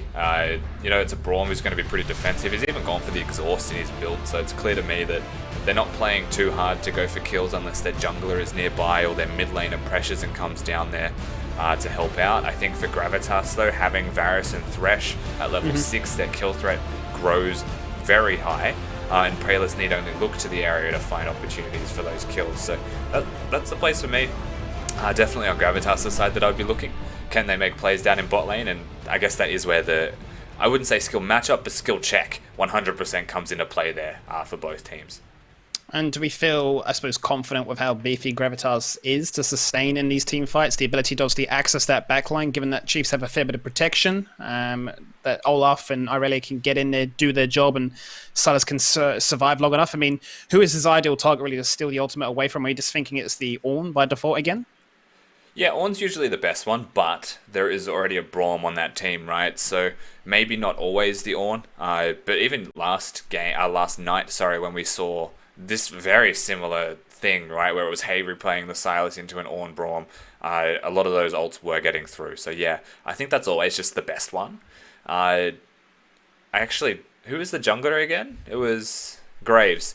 Yeah, I don't know if Graves Olaf is the best ult to steal, but it's a bit extra damage on top of it. It actually kind of feels counterintuitive to the way Sylas would want to play anyway, right? You want to be going forwards, Graves ult pushes you backwards. So yeah, I think Ornn. For sure. It'd be interesting to see actually how they decide to play this one, because I think, yeah, that was my initial input really anyway, was looking at what they drafted on the Chiefs side and how how difficult it's going to be for the Sylas to find value with his ultimate to try and turn the tide of that fight around. So I'm curious to see how that works out. Is there a lane in particular that you're going to be keeping your eyes fixated on, I suppose? I think what we should be highlighting is probably Parbu's lane. When you think back to yesterday when Gravitas played the Direwolves, a lot of pressure was put on a Chippies. They had a 3-man dive up there as well with Human teleporting in. So I think that what they do around Parbu is going to be something that we have to think about in this game, because it was clear that it worked for them yesterday. But the Chiefs are a whole different beast when it comes to how their individuals play. Well, game number 2 is not too far away, so get yourself hydrated, stay cool, stay present, stay here, stay with us. We're going to be back after a very short break.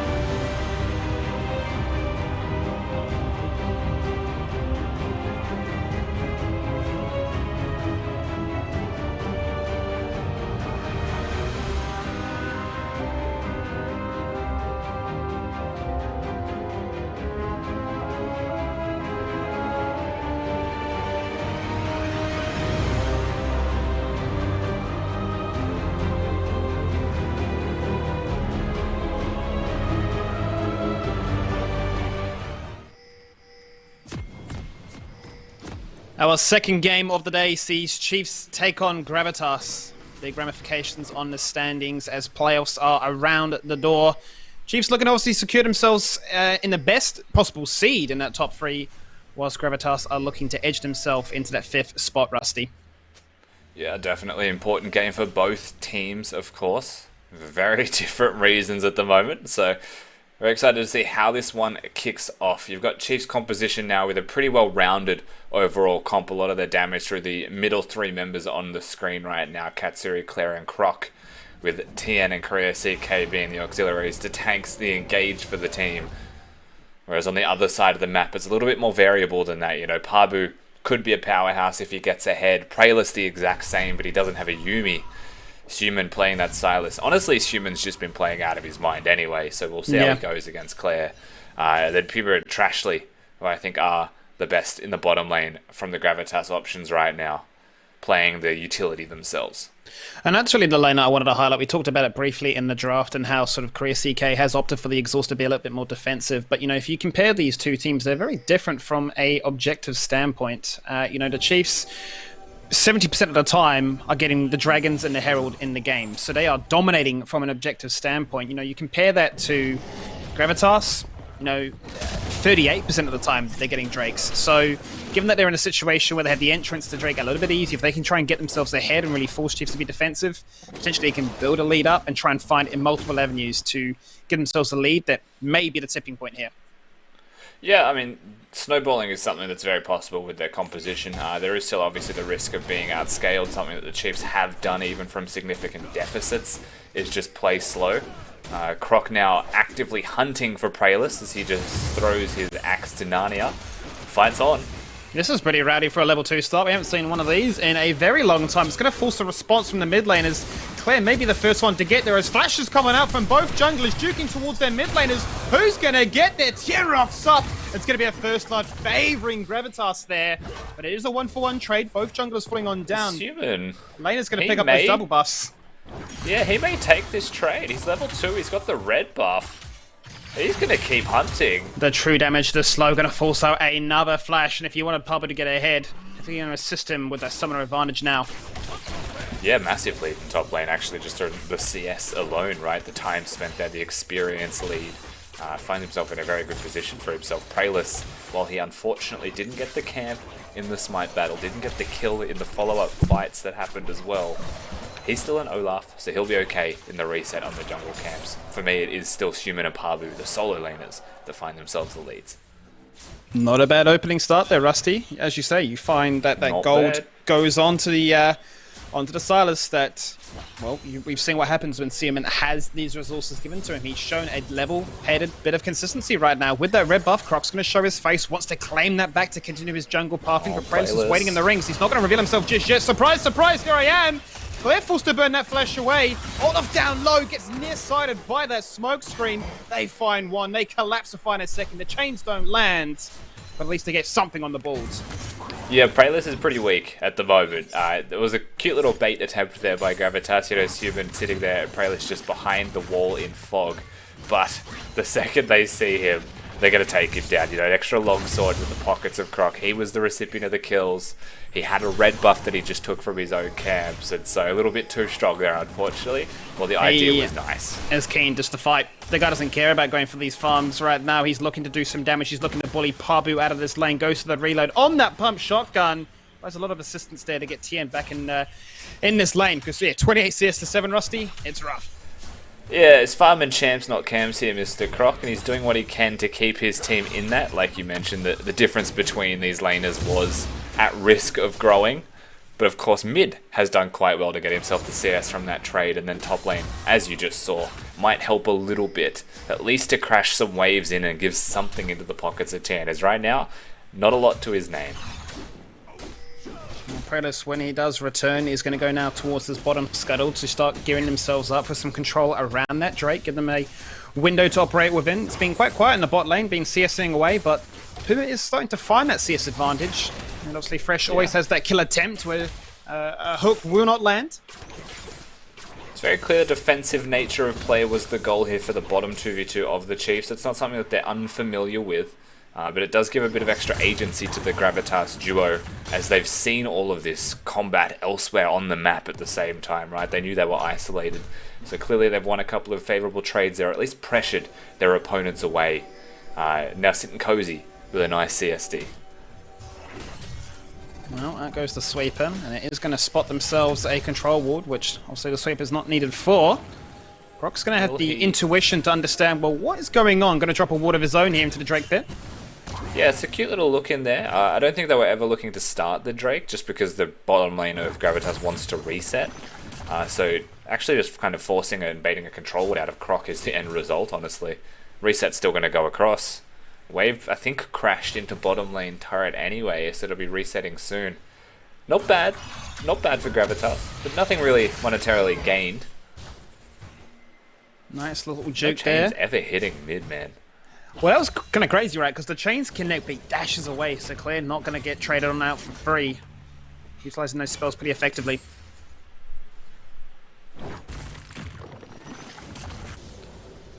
Missed his cannon. GG.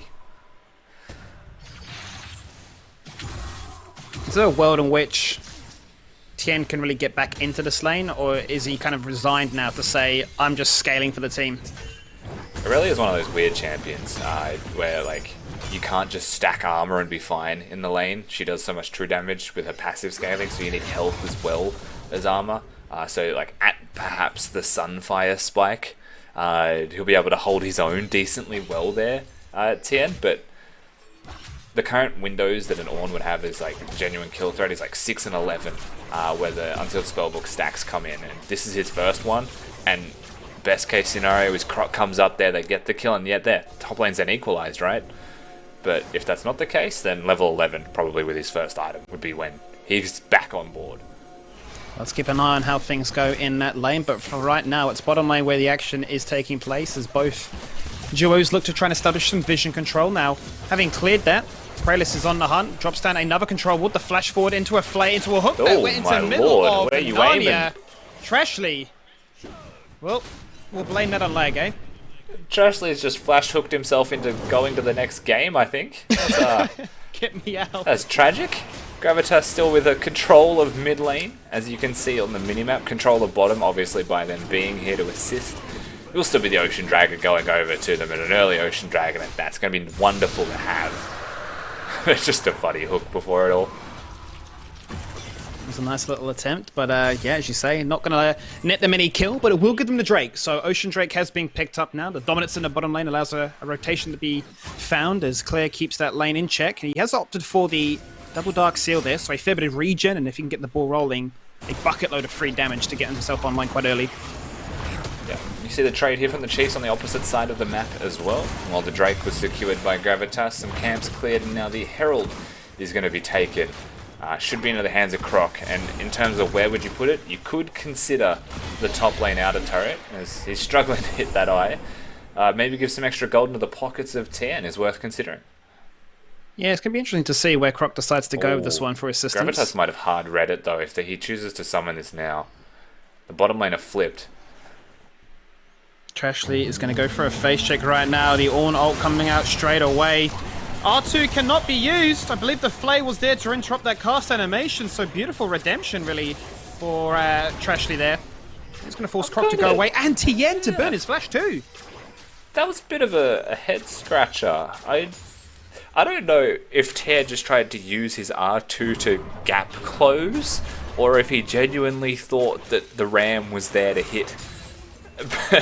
But it was, whatever he was thinking, it was way off in execution, unfortunately, as none of it went to plan, and he flashes away. Can't reset, has already used teleport, so he's going to be forced to stick underneath this tower and consider a few plates as it stands. Clear resetting too, so no assistance from the jungle or from mid lane just yet. Has got that Bramble Vest online for the dueling potential, so going to be a little bit away from going for that Sunfire Spike that you mentioned. And is going to fall on down as well. No summoners, no chance. The punishment is super real now. Well, he's earned that one, given that he had to flash away from the Varus ultimate before. It has to be some kind of hook from Trashly that would have connected there. They'll get a turret plate, they'll stay, and they'll continue to push forwards. Claire is the only person who'll be able to answer them as Herald on the bottom side of the map. You may even want to consider, if you were actually trying to give some solo plates there to the Varus, but Claire is there to make sure that's not possible. Oh, Pabu's going to open things up. He's going to go for that ultimate dash on in. Exhaust instantly the response here from Korea CK to try and stem the bleed, and the Olafacts will come across, but Chiefs successfully disengage. Gravitas really turning up the pace now. Yeah, they definitely were trying to contest that Herald push in the bottom lane with as many members as possible. All 3 down there while the other 2 remaining were pushing top lane.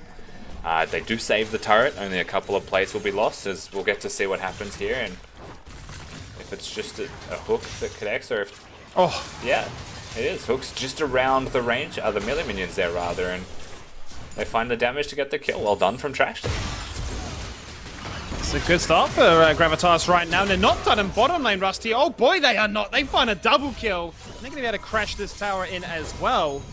So this is what you wanted to see, really, from Gravitas, right? You talk about Chiefs having a solid draft, but if Gravitas can snowball, if they can find themselves a lead, acquire a gold advantage, just maybe they can just cause this massive disruption of the league standings. Yeah, the Chiefs are just dying in weird, unexpected places at weird, unexpected times, it feels like. But Gravitas, like you mentioned, yeah, getting that early snowball as best they can. Try and get ahead while they still have the opportunity to, or it becomes pretty dangerous against the Chiefs' composition. I mean, they are successfully getting gold into the right pockets on the team. How did Chiefs respond in this one? Now, down by a K, so it's not that much. But they are going to flip their mid lane by having their duo now sit present.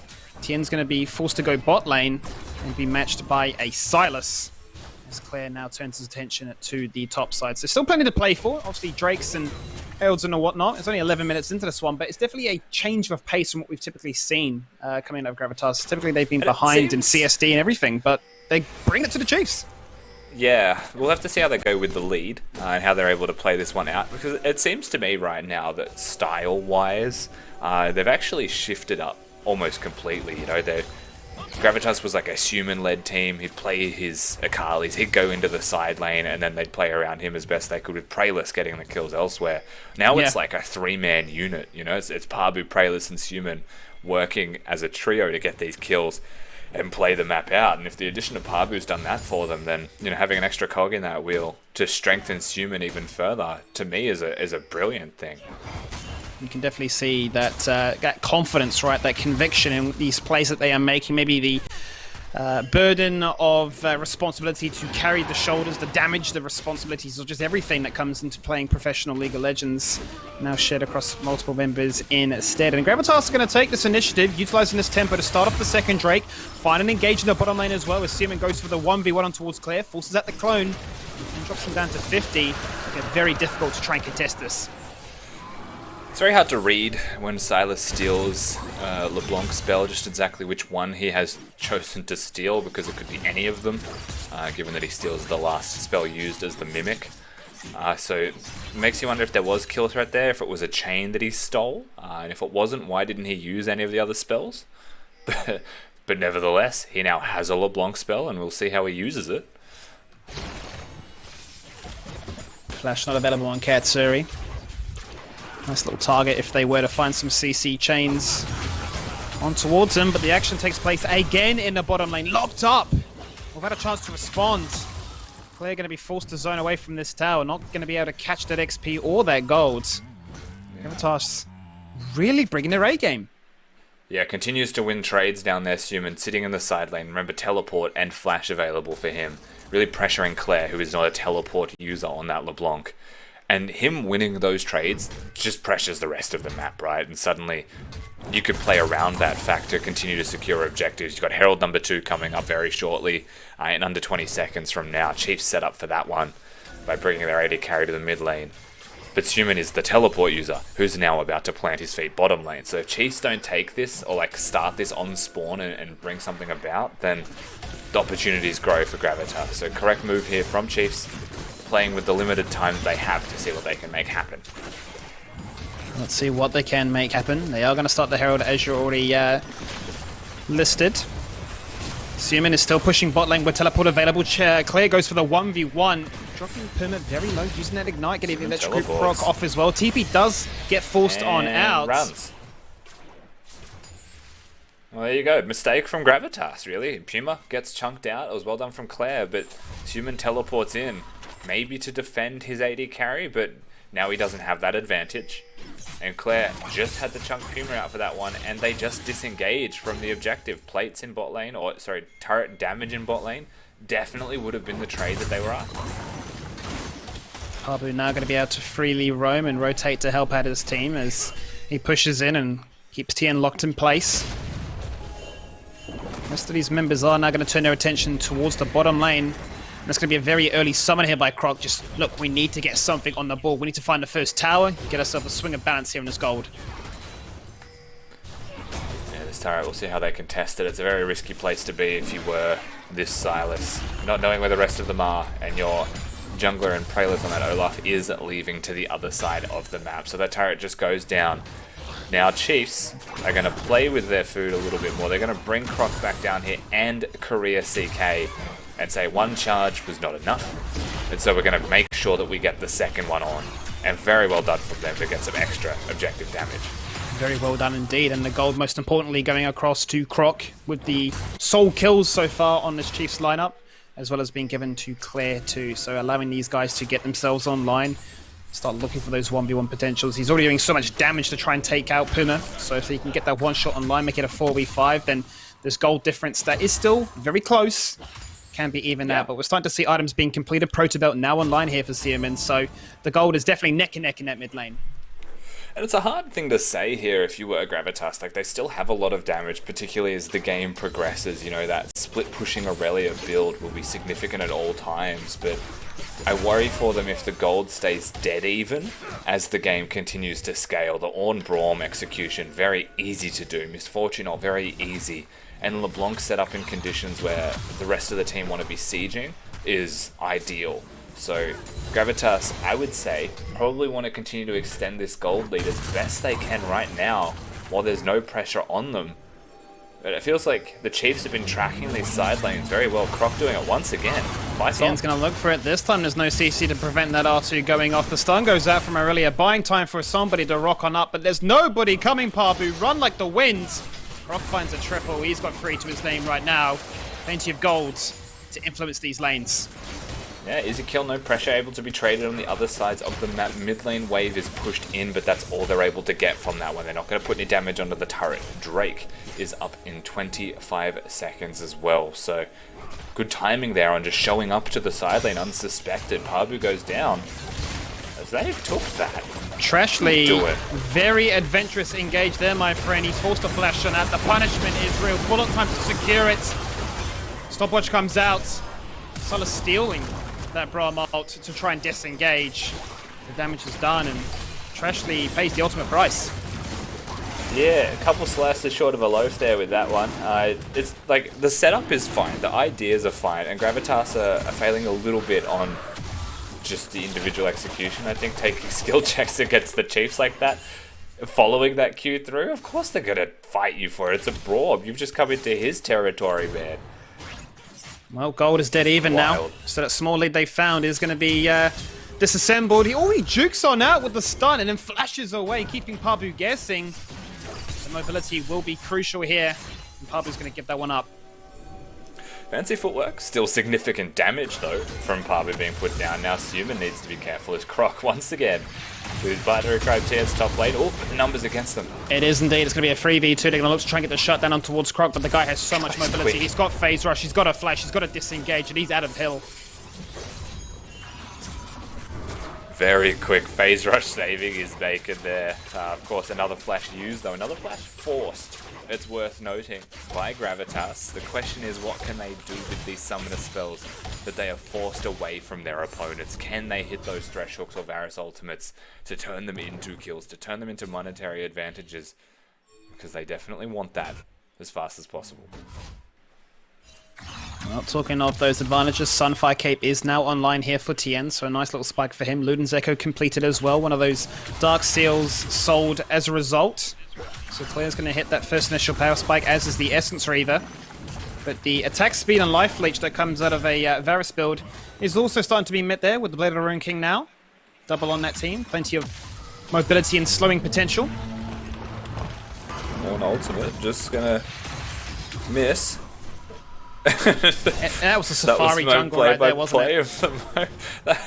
Spectate these, these Ornhorn rhinos just galloping through the Amazon forest. I don't even know where I'm going with this one. This next one's gonna hit ya. That was a warding shot.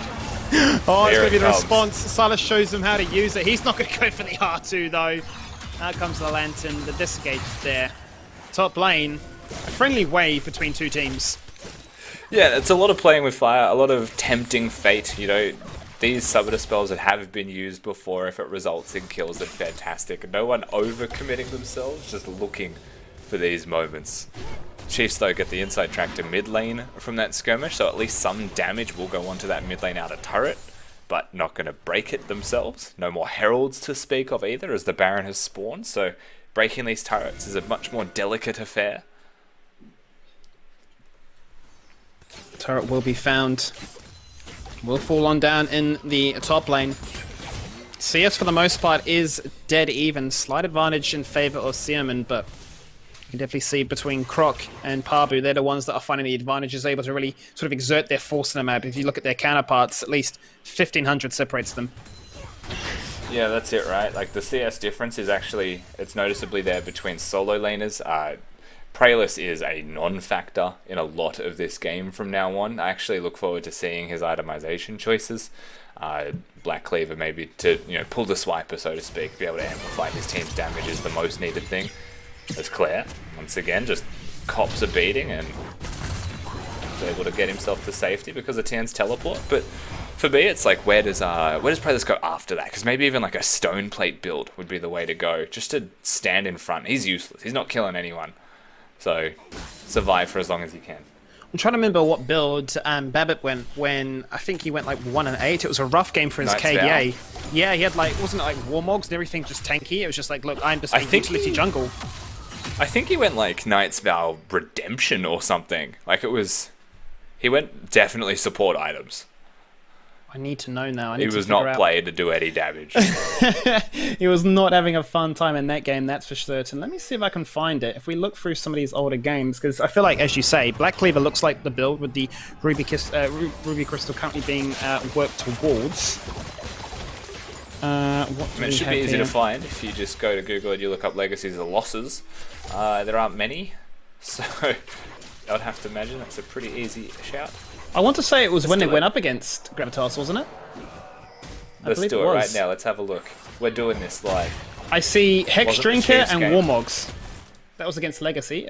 Sorry, against Gravitas when I had that loss.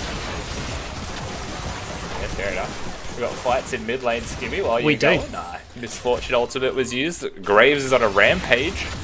Trashley is dead. There's a lot of I didn't gold actually right get now. to see how Trashley died, but that was very quick. Yeah, Croc is definitely from the get-go. I will be invaded on, I will find kills, and I will get these guys online. Gold is dead even again, but now you're starting to get that scary moment when Ornn hits the blacksmithing prowess that he can. Start buffing up the gang. Yeah, and I really like the Executioner's calling here, actually, though, from Croc. Disabling the healing of the rest of the team. He has a whole lot of AoE physical damage he'll be putting down anyway. Gets rid of the Olaf frontline tankiness with that Conqueror. Gets rid of the Silas frontline tankiness as well, because he's such a heal-based champion. And so, in terms of item spikes, this really does enable the rest of his team to power up massively.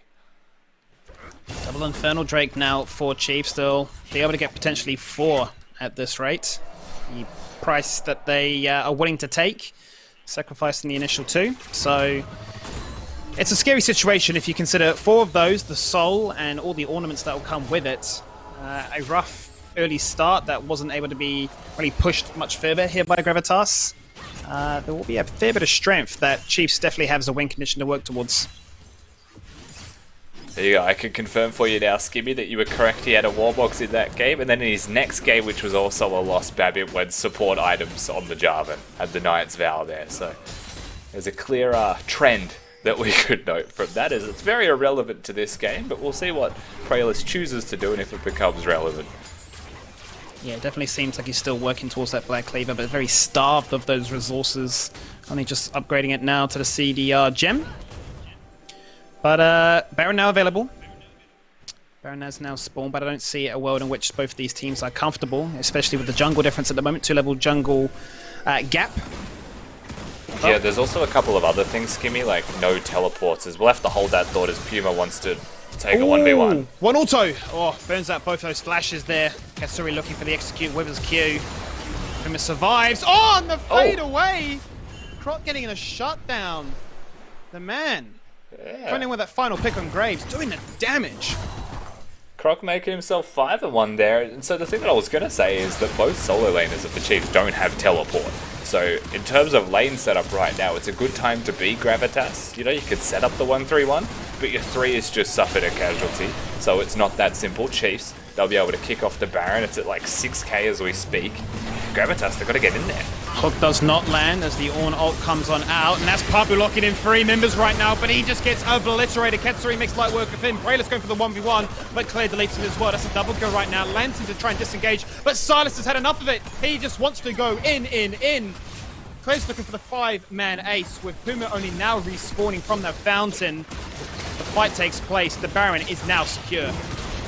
And it's pretty crazy that that kill happened in mid lane in the first place with Puma going down, but look at what it does for the Chiefs. You know, you give them the snowball, you give them an opportunity, and he's just going to keep taking it. He's punishing. He is hard carrying this game right now, Rusty. He doesn't care about disengaging with the team. 4 members run away, he runs over the wall. God. I will get more. Croc is a fiend, man. He just walked into the face of Puma and said, your support belongs to me. Disengages with the ultimate they used to kill him earlier. Croc can't be stopped. We'll see this fight again as the Ornn comes in from the flank, and that was the go signal really. And Pabu, unfortunately for him, gets exhausted by Korea CK on that Braum, and really from that moment, stuck in a 1v3, exhausted, he was always going to go down. And then Croc and Katsuri, between them, just absurd amounts of damage to finish off that Baron.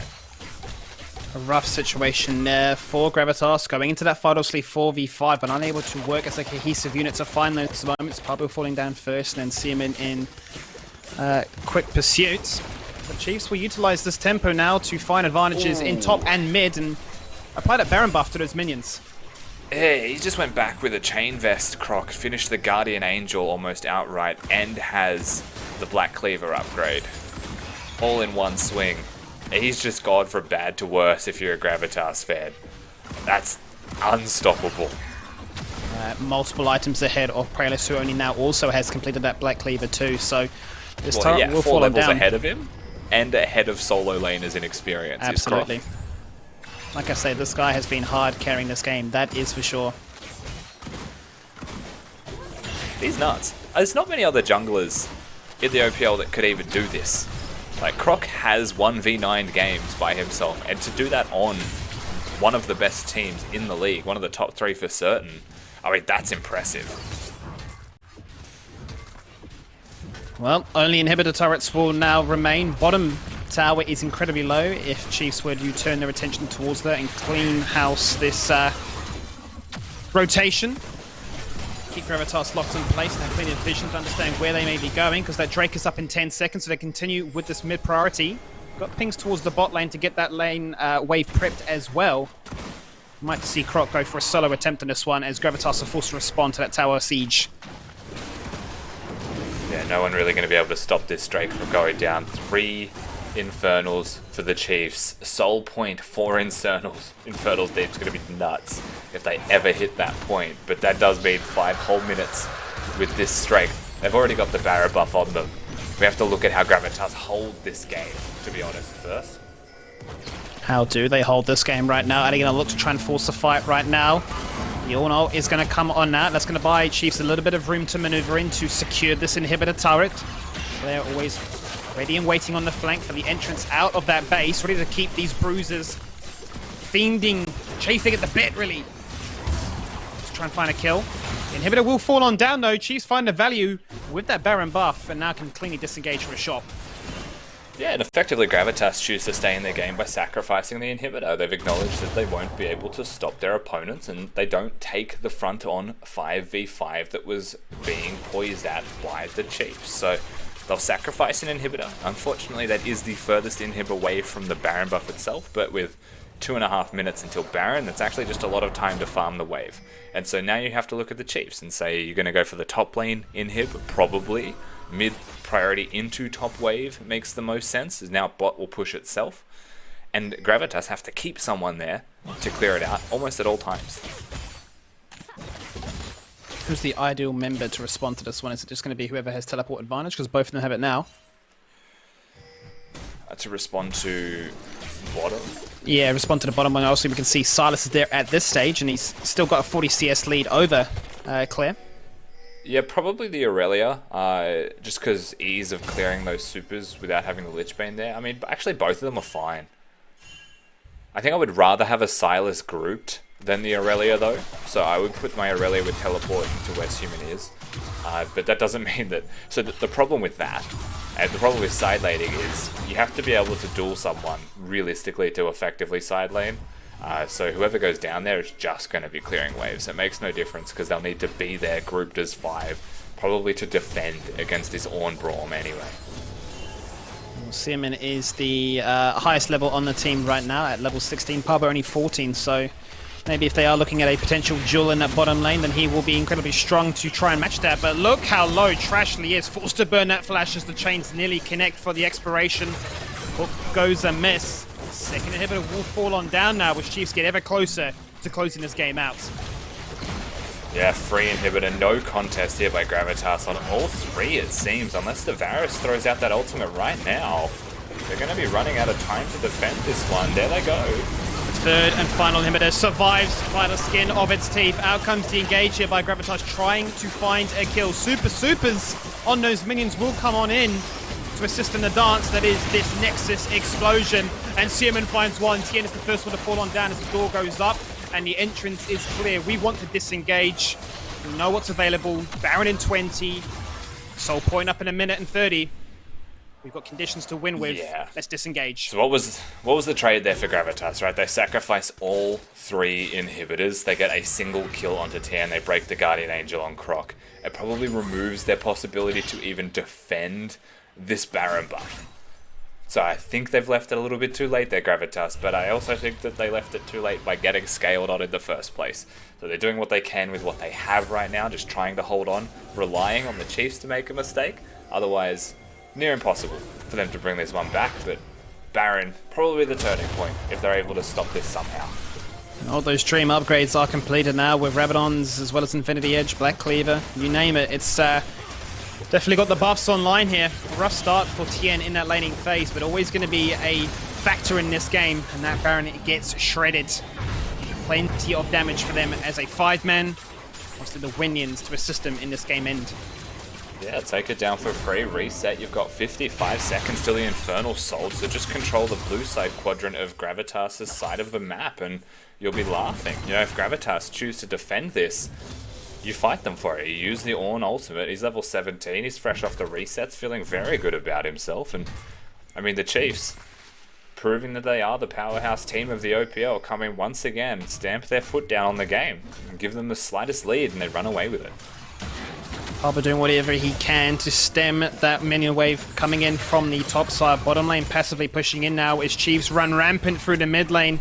Trashly actually forced out of his base. Oh, and no. They don't even care about going for the end. They want kills. KDA is begging it. Oh, he tries to hold the minions. I think he gets slowed down. Trashly's just a dead man. Croc free tapped him with that shotgun. The guy is insane at this stage. Flash goes out from Claire, and that will secure their double kill situation as now they turn their attention towards the game-ending play. Bullet time, fantastic there from Katsuri, spelling the ace as Chiefs, as they tend to do in this league, take the victory. They didn't even make it exciting in the end, Skippy. We didn't get the Infernal Soul. They just walked at their opponents. Trashly finds himself on the wrong side of the map completely, and with him dead, Prayless soon to follow because they were both in that similar spot. That was it. Ornn and Braum didn't even need to engage. And we find ourselves with the Chiefs just taking down Gravitas with no problems at all. It was an interesting game, right? Because there was that window of let's try and get Paba online, kind of like what we saw yesterday, and definitely there were some resources thrown at it. But when they had that first initiation of a gank attempt in bottom lane, Aurelia gets exhausted, the disengage attempt happens, you think that's it, they come back in to get another kill, and you think this is looking quite good right now. But I think the fact that Prayless was just so damn far behind made it incredibly hard for them once Chiefs started to get going with those core items to, okay, can I contest a Baron, can I contest another Drake? And Croc, I mean, the guy was insane. He literally had a sign saying, "Stop, here's a white flag, take it." Yeah, Croc was nuts. There's no other way to explain it with that game. He was a hyper carry for sure. Well, that does it for game number 2. Chiefs secured himself still in that run for playoffs in that top 3 spot. We're going to go to a break, and when we return, game number 3 is Super Week.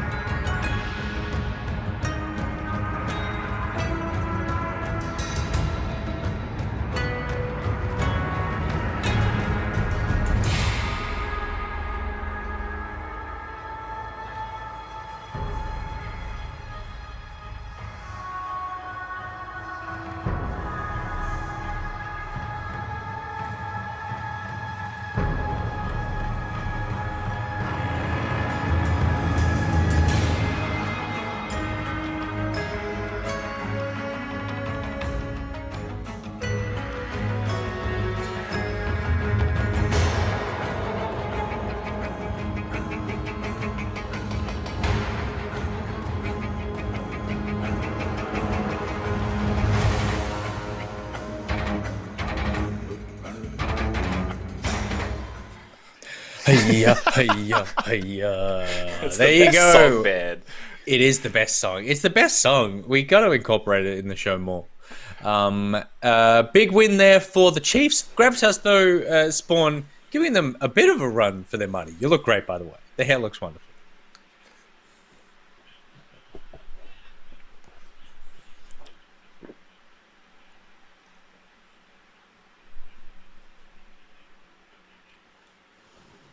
And I'm going to start again. Hello, everyone. I'm unmuted now. Cool. So what I was saying actually is that Gravitas seems to have taken a leaf out of Order's book, or vice versa, with Pabu. They want to really throw the mid-game gauntlet at people. They want to say, you know what, the OPL is playing a lot of scaling at the moment. Let's play 1-3-1. Let's play mid-game team fight, and let's try and accrue ourselves some early game leads and try and put a Dragon Soul pressure on. Now, that should have worked this game. I actually think they had a really good game plan, and then Trashly died before 2 dragons, and the game was kind of over. But apart from that, I thought that, you know, they played that fairly well. There you go. Well done to Chiefs. It's time to move on to the Nick bag. Let's see. I'll tell you what, we've got a stack of stuff here. Let's go with Rflex Point, who just screams at me, favorite cake. Spawn.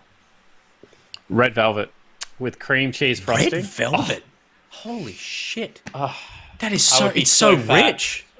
If I had a red velvet cake here with some cream cheese frosting, yeah, because the cream cheese frosting, it just cuts through all that richness. I would just be, I'd be a fat Spawn right now if I had myself a red velvet cake.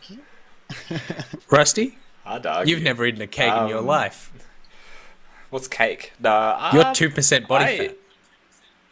No, I love cake actually, Nick. It's one of the few things that I would snack on as a cheat meal. No, I like mug cakes a lot. I'm a big fan of chocolate cake. Oh, yeah, even though it gets stuck in Can't your go teeth. wrong with a mug cake. Yeah, I mean it's just a part of the parcel. My other option though, and I guess my question is, it's not a cake, I don't think, but I count it because they're the same shape. Is pavlova? Okay, right, okay. I can see that. I have it at the I same time as cake, Nick. I would argue Shape that of a cake. that it couldn't possibly be that things that are the same shape are considered the same kind of thing. But yeah, I would class a pav. What else is it? A dessert, I suppose. Yeah, so New Zealand. I'll pay a. Yeah, I'll pay a pav. Spawn, thank you for the red velvet answer. You need to bugger off because you're getting ready for game 2 of Order. So we'll see you soon. Skimmy, you are a New Zealand native. Is the pav your answer as well? It's actually not. No, I love banana cake. I feel like banana cake is just so universal because, like, if I'm in a rush to get some food, I just have some banana bread. So it's a cake that becomes bread that can be toasted, that can be eaten cold. So, like, it's so universal, so nutritious. I think bananas, coming from a sporting background, are just such an OP fruit. You just have one of those, skip breakfast, you're good to go. Did you have half-time oranges? Fruit. I did have halftime oranges. I was one of those stereotypes. We had like the mum on the sideline, just like GG, and you'd be like, "Oh, I love this. I love being like a 9-year-old playing football, watching everyone run after the ball like Rocket League. It was crazy." Why just diverging a little bit? Why are oranges the halftime food of choice for child sports teams? I think it's because they are so easily split into many amounts, right? Like it's a fruit, so it's healthy, and you can cut it into a million pieces if you wanted, and everyone's like, I get some, right? That's a good point, and it's probably easier to transport than something like a watermelon. Yeah, that's a good one. That's to actually split apart, lots of responses in the chat regarding the cake situation, but Montanus actually has the correct answer, and that is hummingbird cake. Hummingbird cake, my favorite kind of cake. What is that? I've never heard of that. Hummingbird is it's banana-y, it's vanilla-y, it's lemony. It's a very light cake. I'm gonna get the actual ingredients for you right now. This is where I wish we were in the studio and you had your laptop and you'd like show it to us. Yeah, I can't show you that. Ingredients include flour, sugar, salt, vegetable oil, ripe banana, pineapple, cinnamon, pecans, vanilla extract, eggs, and leavening agent. My favorite of all the agents. So hummingbird cake, very good, and carrot cake as well. Carrot cake with like a nice frosting. Oh yeah. I do like carrot that. cake's amazing. Montanus, good man. All right, next question. How many bathroom or personal care products do you use? What's your routine? This one comes in from Steel Sings Ose. What are we using? Routine. You go into the bathroom for like either your morning shower or your evening routine. What are you doing? I've actually gotten to the big habit of using face washes and whatnot now, and it's kind of like one of those guilty pleasures of like you finish the day and there's like I got this like face oil thing apparently like cleans your skin and then like an exfoliator afterwards. And I'm not gonna lie, an oily T-zone. Yeah, no, like I get tons of pimples, right? So like I was just like, this is kind of insane. So like I put this on and then afterwards, like I actually felt my skin feel like tight and clean. And I was like, I can understand why girls like this stuff. And I think there's a bit of an appreciation, especially after, you know, being on show and like wearing makeup and just kind of like the effect it feels like. It's a guilty pleasure, that's for sure. I like it. Rusty. It shouldn't be a guilty pleasure though. It should just be a pleasure. Like it should just be a pleasure. Thing. It shouldn't feel guilty. You'll get used to it. I would say so. What I would do is I wash my face. I do exfoliate. If I am in the shower, I have like a charcoal wash as well. So it's a very similar thing actually. Yeah, I maybe 3 layers to my self-care routine. That's about it. And then soapy water, wash your hands, 20 seconds, hum the favorite song that you've got in your head for that day. Please. Currently run the jewels. Always the way. I totally agree. Charcoal and rock salt based exfoliate. I've got a natural body wash to just keep all the crevices clean and smelling great.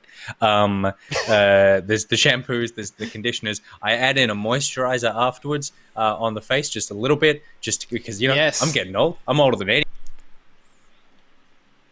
Oh, have we just lost Nick? Did he disappear? It's not me. Oh my gosh. Oh, this is the first time Things have happened. It's not me. Things have actually happened, Rusty. It's actually going to be our show now. So as Nick would have been saying with his hand postured out like this, we're going to jump to the Macca's Champion Select. When the difference between winning and losing is measured in milliseconds. Everything counts. The Alienware Legendary Battle Station. Feeling the heat?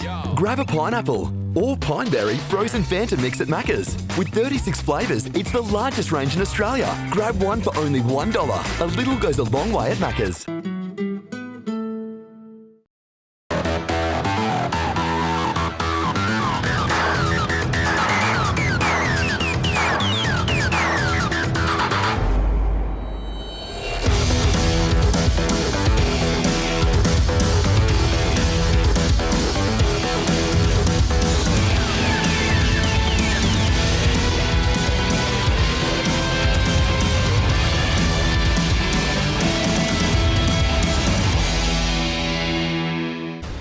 Order are back at it again in their second game of the day. It's an important situation for them. Obviously, they are on the gauntlet run to get themselves into the playoffs. A great performance earlier today, Rusty.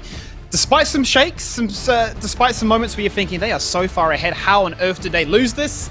They brought it back, and Mammoth are one of those teams that can create upsets after beating Pentanet yesterday. Yeah, I mean, Order won their game. In the end, it was a clean win, besides some shaky moments that happened around the objectives. And if there's one thing that you could say for Order that we have to watch, and it doesn't matter their opponent, it is what are they going to do where there is a dragon about to be on the map? Because it's just ruining their lives right now. And so, like, if I was Sport, I'd be going in there and saying, I swear to God, if you lose another fight at this dragon, we're having words. But, you know, it's Mammoth. They were clean in the early game against AV, arguably a better team. You have to see how they go in this one. Yeah, I'm being quite curious to see what actually happens in this one. I'm going to see the Hyman doing a band away because, well, Artek and Mboma found some fun with that pick yesterday. So they're going to open things up much the same. Quaku's going to stick to that Renekton, and it is going to be the blind pick. Yeah, no harm, no foul in going Renekton now. Actually did get those buffs like we mentioned. In the first game of the day, Order did ban that one away from Dragku and AV. So now they've got the Renekton. The Elise is possible. Bass is an Elise player. We'll have to see the direction they choose to go in this draft if it is going to be playing towards topside. Because the thing is, they don't do that very often. They often play through Baz, maybe through Lived, but we don't often see them go towards Quaku. Yeah. So will they go the Elise? Maybe. But will they play towards him is also a maybe. Well, Bess's popular Echo has been denied, but out of the last 8 games, 5 of those he's played Gragas. This time, though, it looks like he's going to go with the Sejuani for a lot of tankiness, a lot of frontline in-your-face action. Going to be interesting to see what his Sejuani performance is like after what we've seen, and obviously the other big outlier is the fact that no Wukong ban, no Wukong pick. Yeah, no Wukong to be seen just yet. I don't know if Order plays it. We'll have to find out the hard way if they do get the chance to lock that one in. I was just looking at Mammoth's comp there as well. They've gone for the Thresh third. They know that it's going to be the hookers down in bot lane. They've got Thresh vs Nautilus. It could also be a Silas game for them if they wanted to pick at mid. You know, melee champions working with Sedge passive is obviously important. And then you've got the Silas into the Rumble that we have seen before. So choices there for Order what they want third, but I'd expect to see that either as a ban or a pick here for the side of Mammoth. It's interesting to see how the ADCs have fallen so much in priority in this game matchup alone, and Philios will be the final component as we go into the second round of bans. With Order, do you imagine that they just, are they going to go in the trend of just banning away popular AD carries? Senna, Misfortune, all gone now, so you're looking at what we've talked about in the past, you know, your likes of Ezreal's and Ashes. Yeah, so I'm wondering, just because they did this yesterday, you do have the options of like the Ezreal, the Varus, pretty standard AD carriers, but you also have the choices of like the Syndras and the Ziggs and, you know, these other styles that, you know, he played Heimerdinger yesterday. I think it's possible, but mages is something they've been practicing all week. Sure. Curious to see what they decide to take out of that rabbit hat, if you will. Olaf is going to be denied away, so a strong early game contender. Is that a really hard counter to the Sejuani? Would it give Bass a hard time? The Olaf? I mean, it's just hard to be Sejuani and find their engages if the Olaf is standing in front of the team, so I wouldn't say it's a hard counter or anything, but definitely has its strengths into a Sejuani for sure. Another option is like a Trundle. If you wanted to look at things that can make a Sejuani's life very difficult, Trundle is high on that list. It usually changes the entire rune setup of the Sejuani. Well, they're going to continue that as order with a second ban towards those AD carries. Varus now removed, as well as a second physical damage dealer in the jungle with Graves off the table as well. Could still be Kindred though. He has played it before, and he's played the Trundle too. And he's got that flexibility. Exactly. I think he's still got plenty of options. He's going to go for the Jarvan this time, so he's actually going to choose the engage route for the team. Neither of the two we mentioned, while viable, aren't going to be the way they go, so now you look at what's left for the side of Order, and it is that last pick for Hayri once again. And now that he's got a Jarvan, he could play whatever he wants, honestly, and just needs to see his matchup first. You know, that LeBlanc is still there. Give him a free Yasuo matchup by picking Zoe, I dare you. Like, they've already got a magic damage dealer in the Rumble. It could even be the Rumble mid and Swiper playing something crazy in top lane like a Kled again. So, this is interesting because, as you say, they're leaving Swiper's pick to last, and traditionally speaking, he plays those tanks, right? One is most favoured. Then you've got the likes of Set. First pick Set beforehand. It's going to be the Ezreal, and I don't think that's going to be a Teemo, and if it is, well, we've just broken things. It's going to be the Nico. So, expecting the hard engage, as you'd imagine there, with the red carpet to follow up the Cataclysm, and is it going to happen? Surely. Wukong being picked in last would be a surprise? yeah, they've seen the full comp of their opponents. The Wukong can deal some serious damage, but they also have a lot of frontline to... I think what's interesting is it could work, but I think it's risky, you know? So this to me makes a lot more sense. It's actually very well rounded for their whole composition. It's the Jarvan Ori duo, so mid jungle is strong. Chuck an equalizer on top of all of that as well. And then their damage just becomes unreasonably high. Very much an R button style composition here from Order. Very. And I think that if you're struggling to win fights at objectives like Dragons, it's so hard to mess this one up. Absolutely. Absolutely. You press R and the fight happens, right? So if you've been a little bit lackluster or feeling a little bit down with your split pushing or macro, and when it's come to sort of translating that success with those gold leads into the team fights, this surely gives you the best attempt at that. I suppose really to flip the script, what do Mammoth really have up their sleeve? The first thing that springs to mind would also be the Nico and the Sejuani. Yeah, they have a decent comp. So Nico has recently been buffed, a lot more damage from the W and the E again. So lots of damage still to be there in a magical sense. Sejuani, good frontline. Renekton, good frontline. Actually decent at split pushing now as well, and knows the matchup into Rumble. So it's pretty much a skill matchup. If you play it well, Quaker, then you find your advantages. And then the bot side being an Ezreal Thresh, very hard to take that lane down and can play the weak side, can play the strong side, wherever Sejuani chooses to go. So there's actually a decent amount of strength there. I'm looking forward to seeing exactly what rune setup the Nico chooses to go. Lived there, if he goes the Glacial Augment build, then they have a lot of pick with the Thresh Nico moving together, and I think that's how they would choose to play the game out once they hit mid-game. Just constantly play grouped up, use river control, try and generate some picks, and maybe play into the fact that Order are looking to be an R-button comp and catch them before they can be ready. So obviously the big elephant in the room for me is the fact that it is going to be the Swiper Rumble pick. Given that you've been around in the OPL for a much longer time than me, is this something that he's always had in his arsenal that he's just been hiding away for quite a while? Yeah, I mean, Swiper's always had Rumble and Kennen as two of his mage options. He's always got the Kled and Alawi as two of his bruiser options, and then the rest of him's pretty much a standard tank player. Nara also, of course, in those bruisers. Yeah, he's had Rumble for years. Yeah, no concerns to see him lock that one in. I guess it was unsurprising. Well, let's see what Order can do in this one. They built for team fight. Can they win those Drakes? We'll find out after the short break.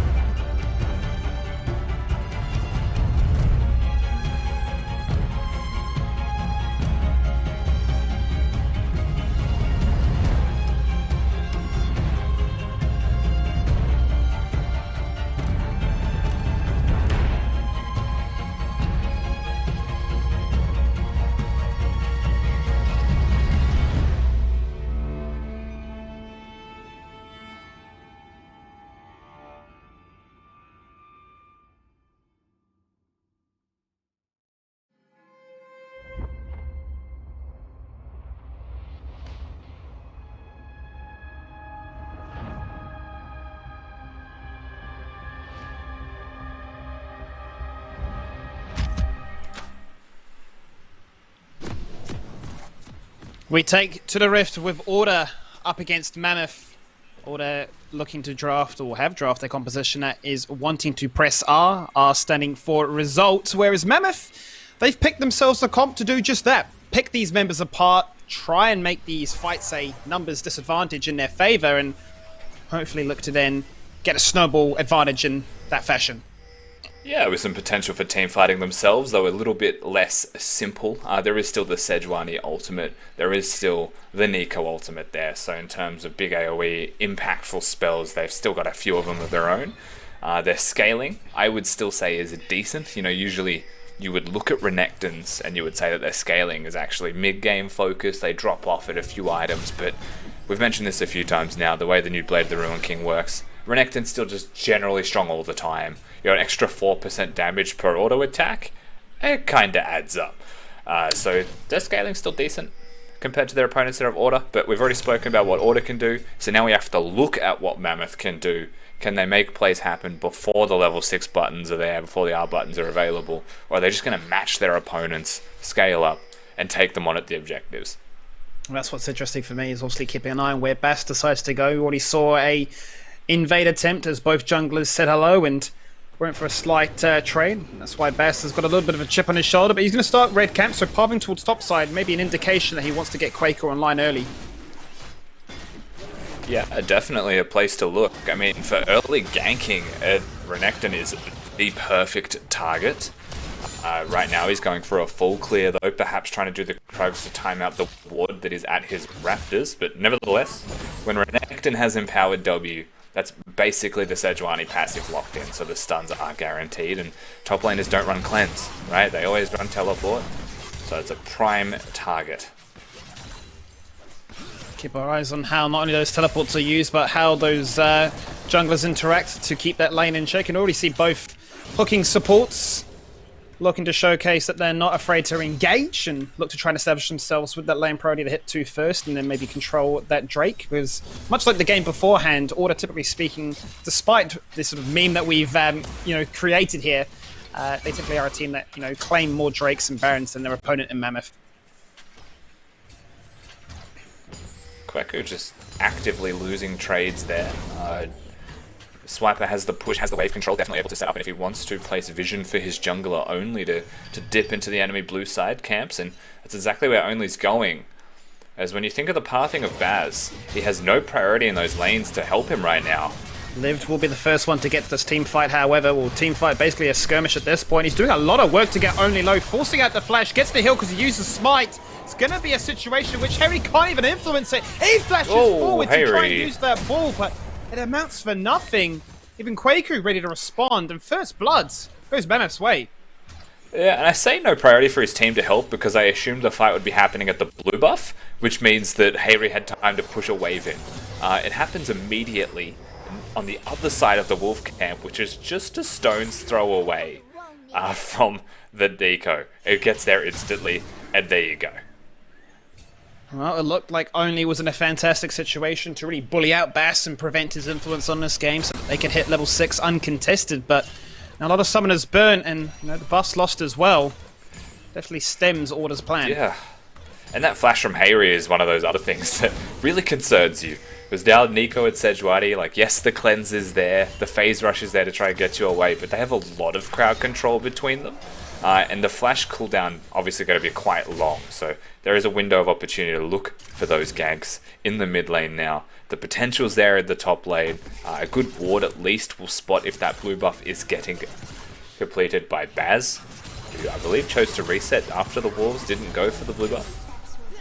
So it's still there.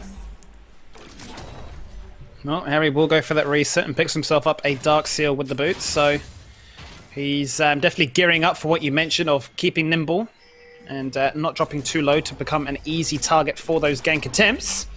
Order will find a priority in their bottom lane, which allows Only now to show a little bit of presence here and go for the scuttle, try and get themselves online and at least find a victory in, when they hit that level 6 mark, contesting a major objective.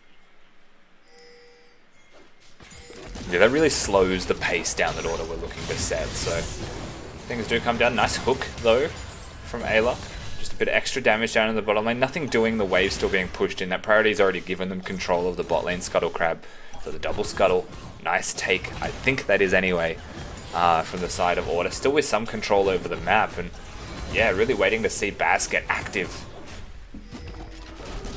So you did mention in the draft, you know, what kind of version of this Nico that we would get. It is going to be the Glacial Augment. So in that, in that context, I suppose, you know, you're looking at these activatables with, you know, the GLP, with the, you know, the summonable ghosts. Is there like a key power spike in which they're going to look to go for this one? I imagine it's just GLP and Impress R. Yeah, GLP, so the reason that Glacial is so powerful on Nico is not only does she use auto attacks as a part of her kit, the spells that slow you down basically secure the ultimate hitting. So you don't have to just hit that E anymore, which is a very dodgeable spell. So I think that, like, yeah, at those item spike timings, is a point where Lived becomes incredibly powerful. It's a cheap build, first and foremost as well, so we'll hit the 2 items very quickly. Ezreal's build, we speak about it often, is also very cheap. So in terms of when should Mammoth be looking for fights, well, I think that speaks for itself. You look at their item completion timings. Well, on the way to that as well, it's worth pointing out. CS difference in top lane and the kill in mid. Well, this is a 3-man collapse right now because Fresh is coming from the right side and Bass is rotated around from the top left. They're going to look to try and engage on towards Harry. Passive will not connect to lock him in place with that root, and there was no ultimate from the jungle to start things off there. Lived will not be able to find a solo kill in that lane. But top is where the action will now take place instead, as Order look to try and force a jungle gank of their own. No flash for Quake, who can't slice and dice over into that Baron pit. He's doing a lot of damage with that Dominus available and will dash himself out of harm's way, but Swiper will kill confirm as he flashes forwards. Yeah, seems to just resign himself to that death, like you mentioned, not having the flash available, so just tries to stand and deliver. And yeah, he does a decent amount of damage back in the trade, but it always felt like he was just going to die and would have required something special to be able to get a trade kill. Flash forward from Swiper securing it, and any advantage that existed in top lane has now been completely washed away, as Swiper is able to push that one in, force the teleport out of Kweku, and now that's a TP advantage for Order. Well, we'll have to see how Order decide to use this one, as now Mammoth get a window in which they can try and claim some vision around in this river. They've already got a control wall down in that Pixie Brush, and they will look to get another one closer to the Drake itself, but Arctic has other ideas in mind, still waiting for that bot lane to hit level 6 themselves, as Rare's the first one to do so. So keep your eyes fixated on how these dragons start to be rotated towards. Yeah, it's more so the map flip than the dragon itself. You know, when do these teams reset, go towards top lane? You can see that the synchronized recall timings for a second there from Mammoth made me feel like they were flipping. They didn't though. They both cancelled their recall, staying for one more wave. So no one flipping just yet for the Herald itself. Still, I think with a lot of pressure that exists from this Jarvan and Rumble that have been lurking around top lane, it's something that they'll at least have their eyes on. Whether they do it or not is another question. No, Bass returns back with the Kindle Gem in his pocket. You know, sorry, the Balmy Cinder. So he's definitely got the clear now, a little bit easier online for himself, as Only goes back to base himself and picks up the exact same components. So identical builds really here from the junglers. One is blue, one is red, so dueling potential is there. Now we see another repeat gank on, say, mid lane to try and burn Harry's flash again. Yeah, funnily enough, from our blue and red side teams, the jungle items reflect that one. Waiting for a moment, you know, there was actually about 30 seconds spent by Bass looking at top lane. It is, obviously, it's a prime place to gank, is a nice trade in mid, but the top lane gank wasn't found. So that was a lot of time wasted where there was a free recall there from Only, a free reset from the Jarvan, and he's now on the map, he's active, working with his Nautilus. They're looking for bot lane to see if they can maybe get a gank off. They want to break this bottom lane open right now as the wave is slowly pushing into the tower. We're going to show face now. Moonlight Vigil is to open things up. As Swiper comes on in, he presses R. He's got that TP movement speed to make it that much easier to work on with. Nika going to go for the ultimate. It's going to do the damage. It's going to kill Secure onto a Swiper. They nearly find a second, although they actually do. Lived using summoners, finding value in it. Lived now finds himself 3-0 on this Nico, and if you want an accelerated champion for Mammoth to give them victories, this is the one that you need to look towards. The teleport advantage through top laners is why Order make that play, but Lived proves to be too strong, and they make it work, even in a numbers deficit. Kweku's going to get some plates top lane as well, and we'll see how this one starts off. because it was an early flash from Artek, I believe. Yeah, straight into the hook. Heal keeps him alive for a second, but the shockwave not going to do enough.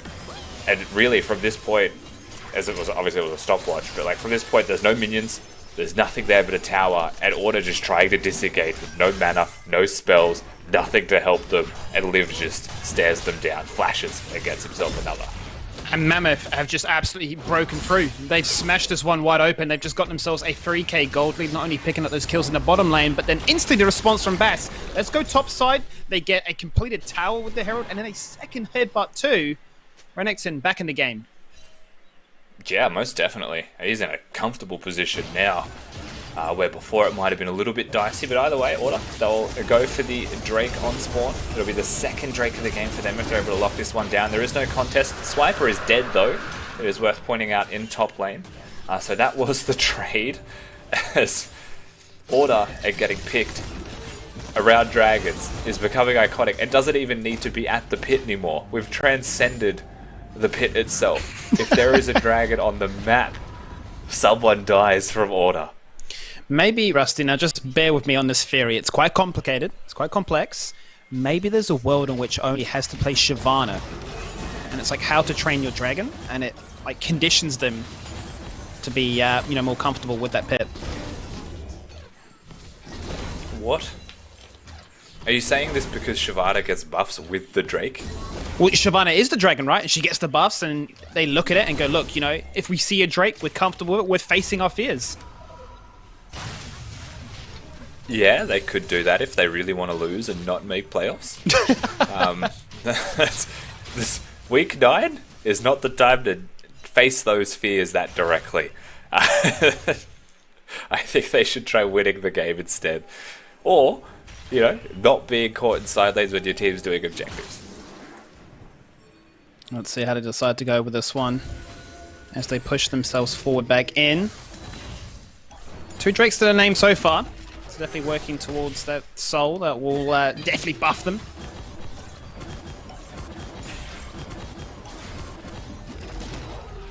That's a satisfying noise. It is. The flamethrower bouncing to different targets, either way. They'll push mid lane, they've got priority, now they've actually got most people here. Hayri, the only person not present for the side of Order. No teleport on the Orianna either. Pressuring top lane, perhaps a dive on the cards. It's Kweku's turn to see how he plays this one out.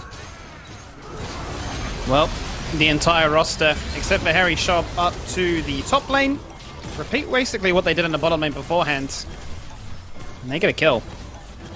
Yeah, they do. It's a clean kill this time as well. It's Kweku, nowhere to go, stuck under the turret. Nautilus ult signals his death, because really he can't even outplay that one.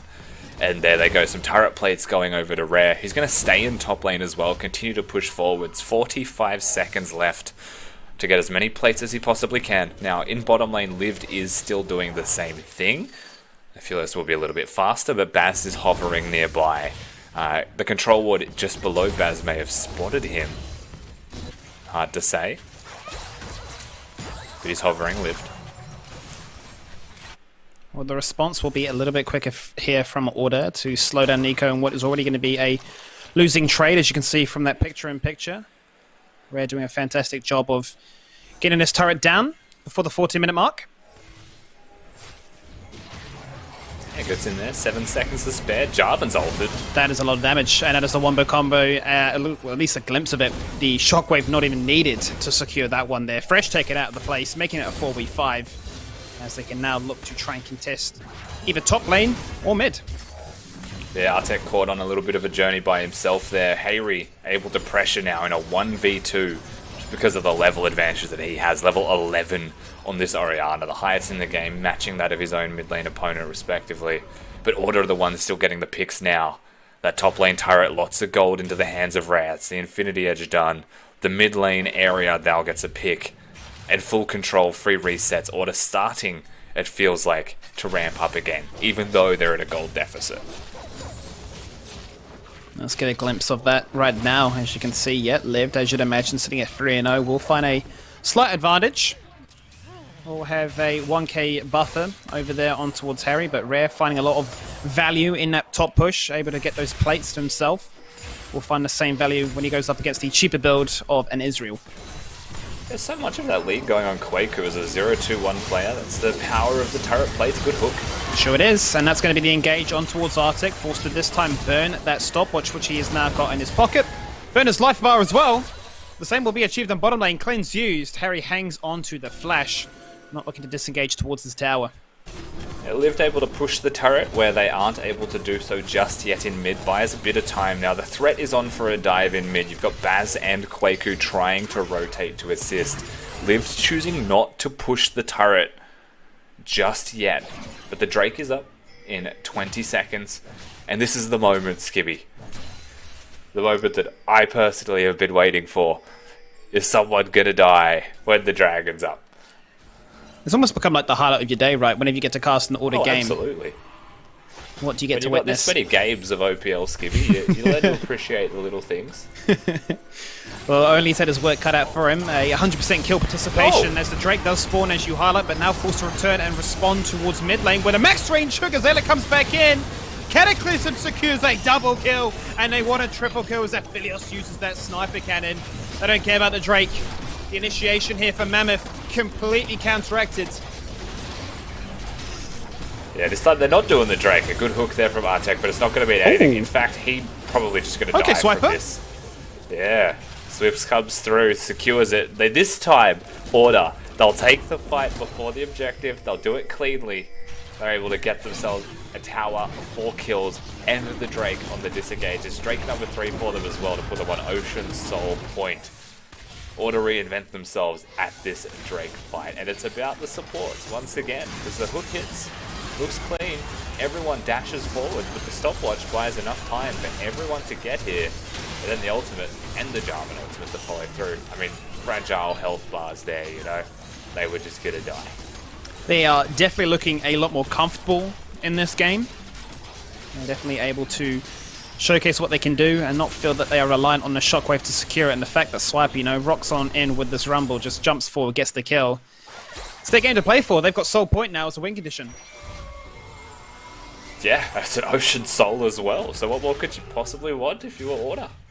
Dude, there is a 3-0 Nico on the other side of the team, other side, but I haven't seen that Nico do anything yet, right, to contribute to winning this game. The second he got that lead, all we've seen is Liv go to the side lane, have the teleport, but not be using the teleport, and Mammoth have started losing fights. Well, this will be one of the strongest spikes for it, with 2 completed actives online, with the Ghosts and the Nico's here GLP. before Oriana. No stopwatch is available for him, but he's going to be the one to jump on in with the flash ult, which actually hits nothing but creeps in the jungle. Ayla popping that stone plate to keep himself tanky, but he will fall on down in the end. The mobility of an Ezreal just far too much in the end. Rare protected, Rare so strong in that background. He's just able to pick up a double kill and only finds the 3rd kill in this trade. Shockwave to bring back Quaku as Order just look to clean up house. Liv the first one to jump in, but the only one to survive. Order winning team fights here, Rusty. Yeah, they just stand and deliver Order. That was Mammoth's attempt to go forwards. Aphelios puts in ridiculous damage. He's got all the bodies standing in front of him as well. And, you know, in basketball, we call that one an airball, Skibby. I think that's what we just saw there from Liv on the Nico. Used all of his buttons, all of them to go forwards. And maybe if he had the flash ult, it would have locked down some targets. But we'll see what happens here, because the flash is used to dodge the Nort hook, I believe. And now he doesn't have anything for the kills to close the distance. You could think things might be different there if Rare was actually locked down, but he's got the red gun, he's got the chakrams as well. It's the dream. He hits the ultimate. Yeah, he's got the dream weapons, and his damage is just bonkers as the fight extends. We've yet to really see what can happen when Lived truly graces us with his presence in that team fight. Not willing to die for his cause, does disengage out of that one, but you can see if they are able to lock members in place that could be a very different story. So we'll have to wait and see what Liv's able to achieve in the next situation. Even if we get to that, right? You know, 2 minutes up in this next Drake, Soul Point, Ocean Drake. That might be the time when Mammoth really have to put their metal on the gas. Yeah, well, it's starting to hit that point very soon, though. You've got the cheap item champions. You know, it's not the Iceborne Gauntlet, actually. Quaku just in a whole boatload of trouble. Nice protection there from Baz, though.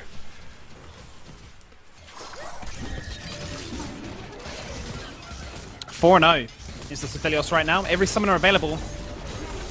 Running those Conqueror runes, incredibly safe behind this front line, as that last team fight demonstrated. And they do have a Rift Herald in their pocket as well, so Only's been playing up a storm here. I mentioned it before, 100% kill participation. The guy is really putting on a clinic so far. Good use of the Twin Shadows there from Lived, actually, to try and spot people. He knew that he wasn't safe. He was able to see them all just flanking him in the corner there, closer to the Zonias, and that is a big breakpoint for him. When it comes to these team fights, he needs to be able to survive to get the ultimate off, and you can R-Zonias. Until that point, can be taken down pretty effectively.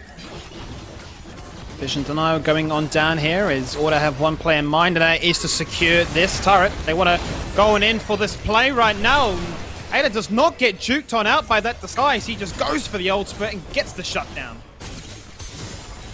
Yeah, very simple. Once again from Order, Mammoth are going to trade a mid lane outer turret for the bot lane inhibitor if they don't recall, and Swiper's going to stop the recalls. He doesn't have his ultimate, but Swiper's just going to run at him and see what he can do. That's at least the inhib turret, not a trade that Mammoth wanted to take. Still hangs on that Rift Heralds. Insane. So much macro pressure that could come from this next play with Baron still available. They're going to go for the full reset. Swiper holds mid to keep priority in that. And Ocean Soul, 15 seconds away. It's really do or die right now. Order looking down the barrel of a 2-0 day after their 0-2 the day before. Of course, this is a completely different run for them when it comes to making playoffs in the highest possible seed. We said they needed to win 3 of their next 5 to secure their own destiny. Well, they're looking at a 2-0 start to those first 5 games. All it would then take is the next 3 to win 1. It would definitely relieve a lot of pressure on their shoulders to get themselves into that spot. Herald is going to get dropped. It's going to give Mammoth a decision to try and contend with. You've got to fight. You've got to get into the pit for this one. It's at 1200. He stole it away! The smite steal is there! And once again, Liv's unable to find major value with his ultimate. The shutdown comes across and Bowman getting the value. The Drake curse continues, Frosty. Boy, does it do. Harry going to find a kill onto Bass now as a return, and Ayla with the hook. Double kill now onto the mid lane carry. Order very, very low. Forced to disengage away. There will not be a soul point. And Mammoth, they had to engage. They will engage. And they make this game go 5 minutes longer.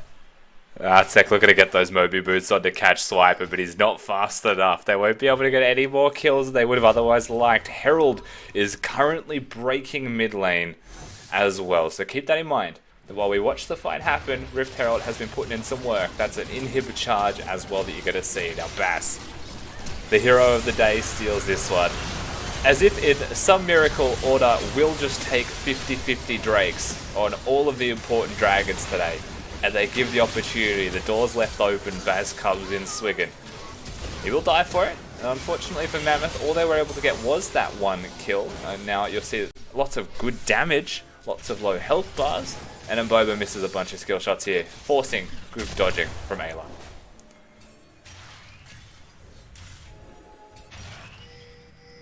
Two open inhibitors now in mid and bot. As we wait for Order to get those ultimates up online again. They are going to turn their attention not only as a unit, but with their vision towards this top side. Baron becomes the next objective to contest. I'm sure they themselves don't want to have to sort of wait for that soul point to come up again. The inhibitors available to take. Would like to try and wrap this one up quickly. He's got his guns on, Skimmy. He's got his good guns on. He's just switched out the flamethrower. If ever there was a time that they were looking to threaten this Baron, those are the weapons to do it. Well, Cataclysm will be online just now, so get some priority in mid lane.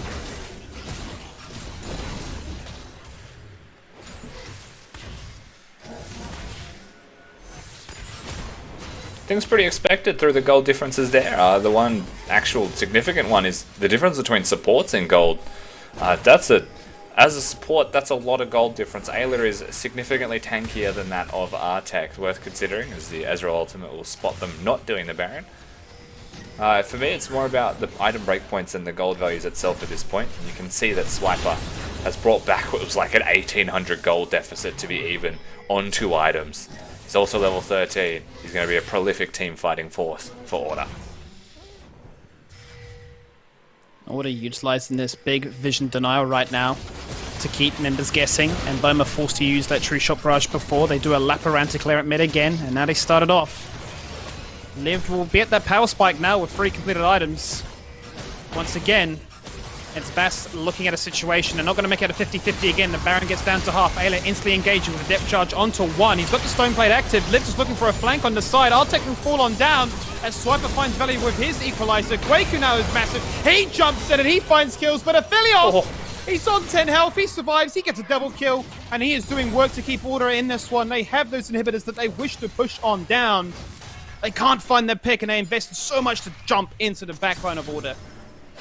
Just before the Nika Ultimate went off, it looks like, just before she slams into the ground, they're able to get that one. Order going to be doing Baron. You can see Aphelios using turrets to make it happen. It's Nautilus engaging. The second that Ayla presses R, Swiper is doing that on the targets that are knocked up. So they cannot dodge the initial damage, and they definitely cannot dodge the follow-up as massive DPS as only may die. He lives! The smite keeps him alive. Now the punishment, as maybe Mammoth have overcommitted with this one. The harpoons will slow him down. He will be able to arcing shift away. There was a lantern in case he was that concerned, but Bass is maybe looking for the ultimate, which is just not there. So I'm not sure what he's looking for at this stage. Livs is going to get the one-man ultimate onto Ayla, if anybody. And now they're just looking to try and get shutdowns. They find 2. And that's Baron buffs deleted on a few members. Mammoth, wow. Yeah, 2 big influxes of gold, 2 very necessary shutdowns for them to find. It's important that they got those to have some kind of gold. There's still only 5,000 down. They are going to break this turret as well. Still some positives to be spoken towards here about Mammoth, but it's Order that have Baron. It's still on 3 very relevant members. You know, it's one of their side laners with the teleport. It's the Jarvan who'll be grouped up with the bottom lane that died anyway. So they are still in the position to continue forwards in this game, but those deaths happened 10 seconds before the Drake. And so will they be able to contest this is another question entirely, and it's unlikely.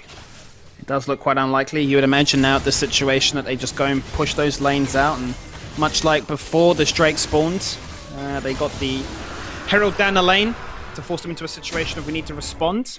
They wait for those respawns. They keep those lanes prepped and may just look to group up and utilize that Baron buff and minion pressure. Yeah, they pushed mid out. They got some vision pretty deep into the opponent jungle. So you knew you were never going to get that Drake after your members have died, but they come back stronger. They should come back poised to fight. You want to break that mid lane inhib while it's exposed right now. And I think what Order are doing is correct. They're not going to play all 3 lanes too hard. They're going to play 2 lanes aggressively, utilizing the Baron because they've lost 2 Baron buffs. Jarvan pretty much has to stay grouped if the bottom lane was here. Right now it's Swiper. And they're going to hover towards the top lane inner turret first. Utilize the pressure from that once the turret potentially breaks, and then they'll threaten the inhibitors, the remnants of the Baron. Well, Order are gearing up for a fight. You can see right now that Rare has that elixir in his pocket, so he knows that even with this Baron buff, they can definitely look for that one team fight. With the respawn time as being this high at 28 minutes in, the end could be near. Top lane falls. Cannons do work here. Only just zoning away. There's really not a lot more that they can do here. Mammoth, if they want to engage, it has to be now. Mid inhibitor will fall on down as Liv uses that ultimate in the zone and gets a beautiful lantern out of that situation. Out comes the equalizer, but the Cataclysm getting juked as well. They're forcing a fight underneath these Nexus turrets, and Oni doesn't care! He jumps in! He gets shut down by Bowman, which is incredibly strong, mind you. One single cannon on towards that Nexus turret. Now all of member space is exposed. A second inhibitor will fall on down. Order flirting with danger, that's for sure. Yeah, they'll break the inhibitors. Quaku also flirting with danger. Good QSS for Rare. Fights the on. hook in, the shockwave, that's an unconventional situation. There's no Jarvan, but it is an Nautilus, and Ayla has been on point so far. Baron buff does expire, but they still find hook after hook, and damage comes across. Swiper looking to try and get him underneath that tower, which is fractions away from falling on over. We may see a situation with these major objectives up in 2 minutes. That be the time. Ultimate's online for this game to come to a close. There is some serious damage coming out of a Boma, but they just disengage the second he goes forwards, you know, using the Oriata W, and it's just as simple as that. They walk away. It is a monstrous overshield, by the way, on Rare right now. And this Aphelios is unstoppable. You know, we really are at a point where Order have been hard forcing, perhaps a little bit too hard at moments, but they're still getting the objectives every time. You know, the punish that comes out from Mammoth is minimal. They're still in the driver's seat. It is still only 5,000 gold between these teams. Like, it's surprising to say that the gold hasn't shifted at all, but Order with all the momentum still. Harry is definitely close to a major power spike himself. He's nearly completed that Rabadon's cap, and there it is. And he's got the elixir in his pocket as well too, so once again the situation is we know that we want to end this game. And you know, Ayla's been making so much space for his team to work around, always on point with these hooks. Definitely finding value with that Nautilus. Yeah, Ayla definitely putting in some serious work in this game. Both support champions have the potential for high impact, but when the Thresh falls behind, he is super fragile and it becomes a really difficult game to play. So you can see the clear difference there with who snowballed faster earlier. Order now threatening perhaps for the third inhibitor in bottom lane, but they're going to do so through mid lane priority. Keep them back at the Nexus turrets and then take the objective. Final inhibitor soon to fall on down. Doesn't look like Mammoth will want to contest for this one right now. They sort of realize that, hey, we're in a good situation. Both Nexus turrets are still healthy. Yes, those minions will come on in, if we can survive for just another minute, even 45. We've got objectives to contest, but look at the damage! Rabadon's cap is complete, and all it took was one auto from Rare to complete the kill. Yeah, now 0-7 Artek on this Thresh lived, is hunting. Once again, he jumps on in, but just unable to find the value with that ultimate. Not finding that knockup, not finding that lockdown. You press R for order, you get the result like day one. They get these Nexus turrets falling on down, synchronized swimming as they drop to the floor. Order finding a 2-0 weekend, one step closer to making it to playoffs. Another airball force there in the end by the Nico. You know, at the end of the day, Mammoth, they felt what they needed to do, but I think Order forced so aggressively and with so much pressure that it made it hard to execute. And with the Thresh as far behind as he was and being as fragile as he was, it was really, really difficult to try and make some plays happen there. And credit to Order, you know, they get the 2-0 day. They do indeed. Order be very happy with that one. Obviously getting themselves into a situation that they are going to feel a lot more relieved upon. For Mammoth, unlucky they had an idea, but were just unable to execute to sort of counteract this combo that Order had drafted with them. But that does it for us with game number 3. We're going to jump to a quick commercial break, and when we return, game 4 of Super Week.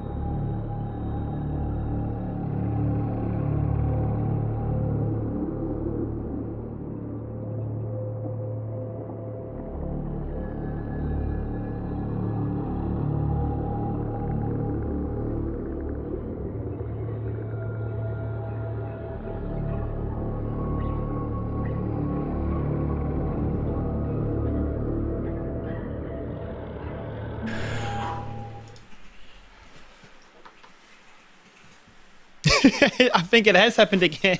No, surely not. Welcome No, back it to is. Oh, No, I'm it is. here. It's happening. Has It's it actually happening. So we can't hear it. He's He's lagging. gone. Welcome back to the OPL, guys. I'm Spawn. Nick, your host, has lagged out. He said it could happen again. We will get him back in no time whatsoever. But Rusty, Order pick up a 2-0.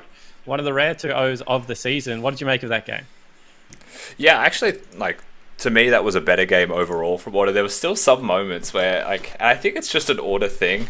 They've got their advantages. They're going to push it as hard as they possibly can, and there are some punishes from any team they play against, from the bottom to the top of the table. But when they've got the lead, it always feels like they're in control, which I think is one of the better aspects of the way Order plays League of Legends. Yeah, I think it's that fine line between trying to push a lead and close out a game versus, slowly accruing objectives. And Order seem to want to do two things at once a lot of the time, which certainly could come back to bite them. However, Nick has returned, so I'm going to stop hosting.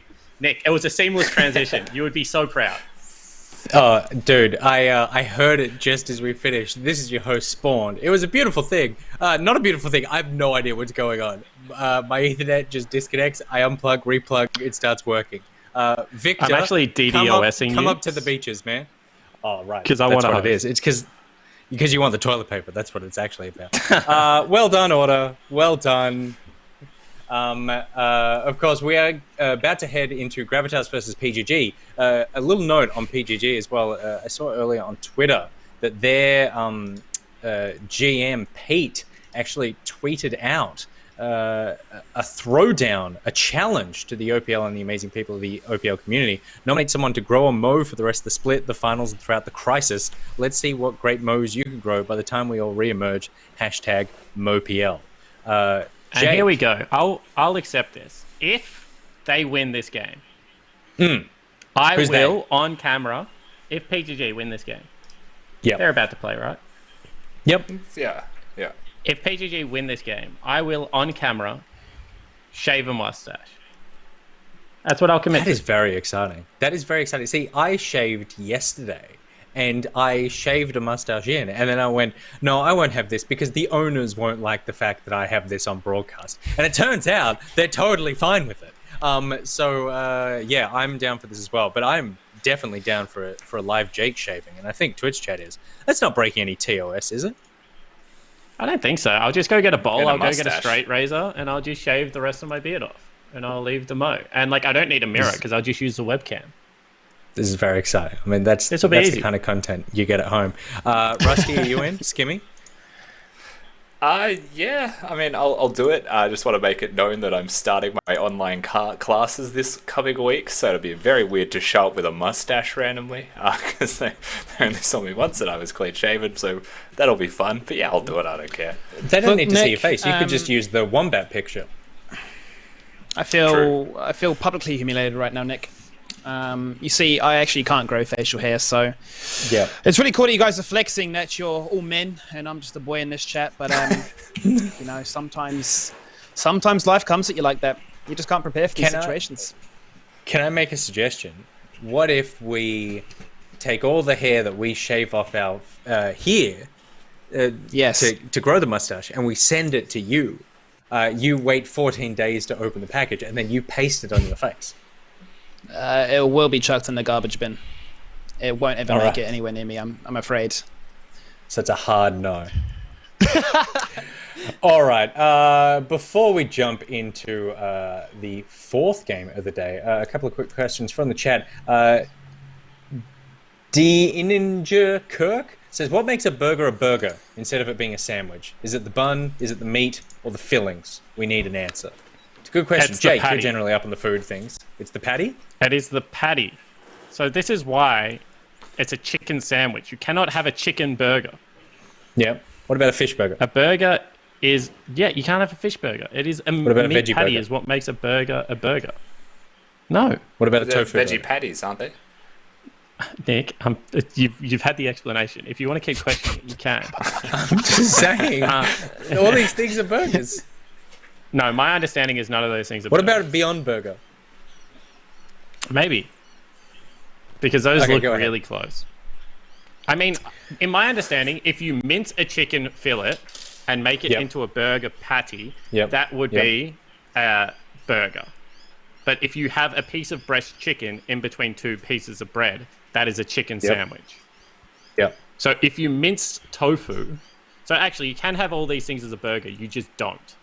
The closest is a veggie burger. I would classify a veggie burger if all the veggies have been minced up, like chickpeas and stuff, and put into a burger patty as a burger. Okay, fair. Yeah. What about a schnitzel burger? Does that count? No. What is schnitzel? Isn't that minced chicken and then it's fried, or is that a piece of chicken? It I don't know is how chicken to that has generally been bashed down. Actually, so a schnitzel should never be chicken. A schnitzel should be veal. But if you are a Neanderthal and you have a chicken schnitzel, then it is chicken breast or thigh that's been pounded down, covered in eggs, and then covered in breadcrumbs. And then if you're good, you cover in egg, cover in breadcrumbs as well. You double crumb it, then you fry it. Navuntian says to me it's the bun.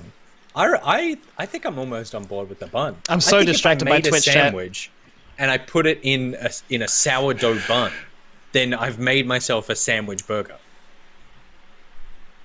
No, so like saying. if you get a burger patty and you put it in between two pieces of bread, that's a burger. It's not the bun at all. Like there are places that serve burgers in English muffins. It doesn't make it a muffin. Okay, I think you're losing this fight. I'm looking at Twitch chat. No one agrees. I can't okay. listen to Twitch chat during this, so I learnt this yesterday. Just a quick aside: if I try and watch Twitch chat while I do these segments, I just get so angry. Yep. My face actually started turning red in one of them. I saw myself on camera. So Twitch chat, like, I don't want to hear it. I actually don't want to hear it this time. If you put Ejim's in the chat, if you put something in a muffin, it's called a muffin. Okay, No. So if you put a here's my burger question. patty That's in not a right. muffin, So are you saying I could put a burger patty between two shoes and what I have is a burger? yes. As long as the shoes Interesting. are carbohydrates. Interesting. This is a controversial choice. That's what you Whereas get. if you put a shoe between two muffins, it's a muffin?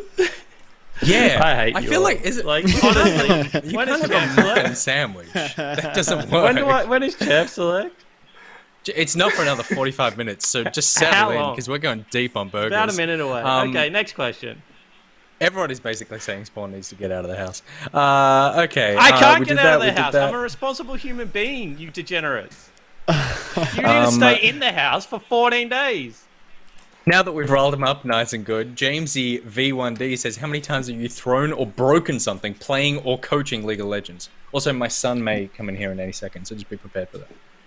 Me, personally, or Rusty, because he also coached? Both of you. I don't think I threw or broke anything. Like, now I'm actively thinking about it. I don't think if I broke something, it was because I was coaching. It would have been I was a coach and something broke completely unrelated. Yeah, Nick, I believe in a theory in life, and across all things, I am cool, I am calm, I am collected. Honestly, people describe me as these three things all the time. So obviously, I haven't broken or thrown anything because I always adhere to being cool, calm, and collected. You Coaching just is a war of screamed at words, all of though. us about So- burgers.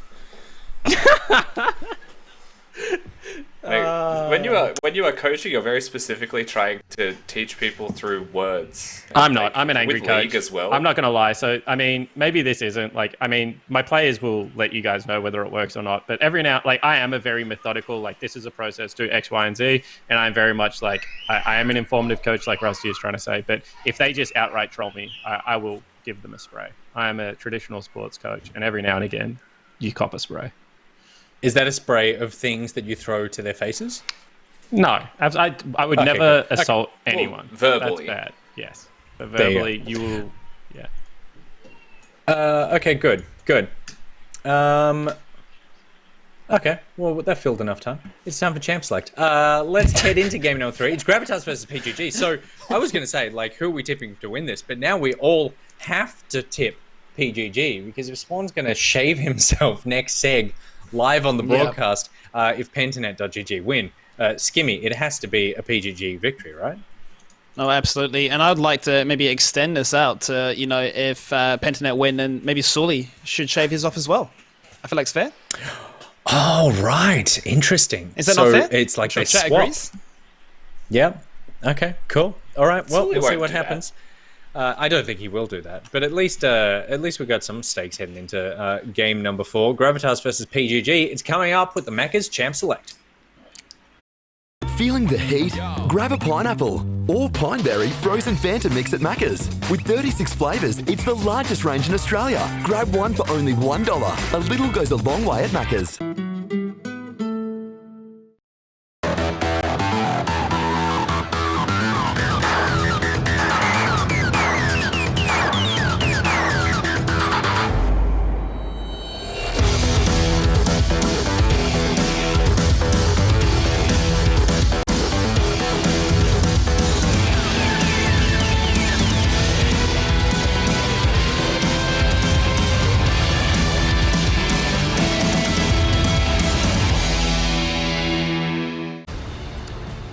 The race for 5th place charges on forward here. Pentanet currently sitting in that spot at 6 and 11 with Gravitas hot on their heels at 5 and 12 spawn. Once again, another big match in the Super Week.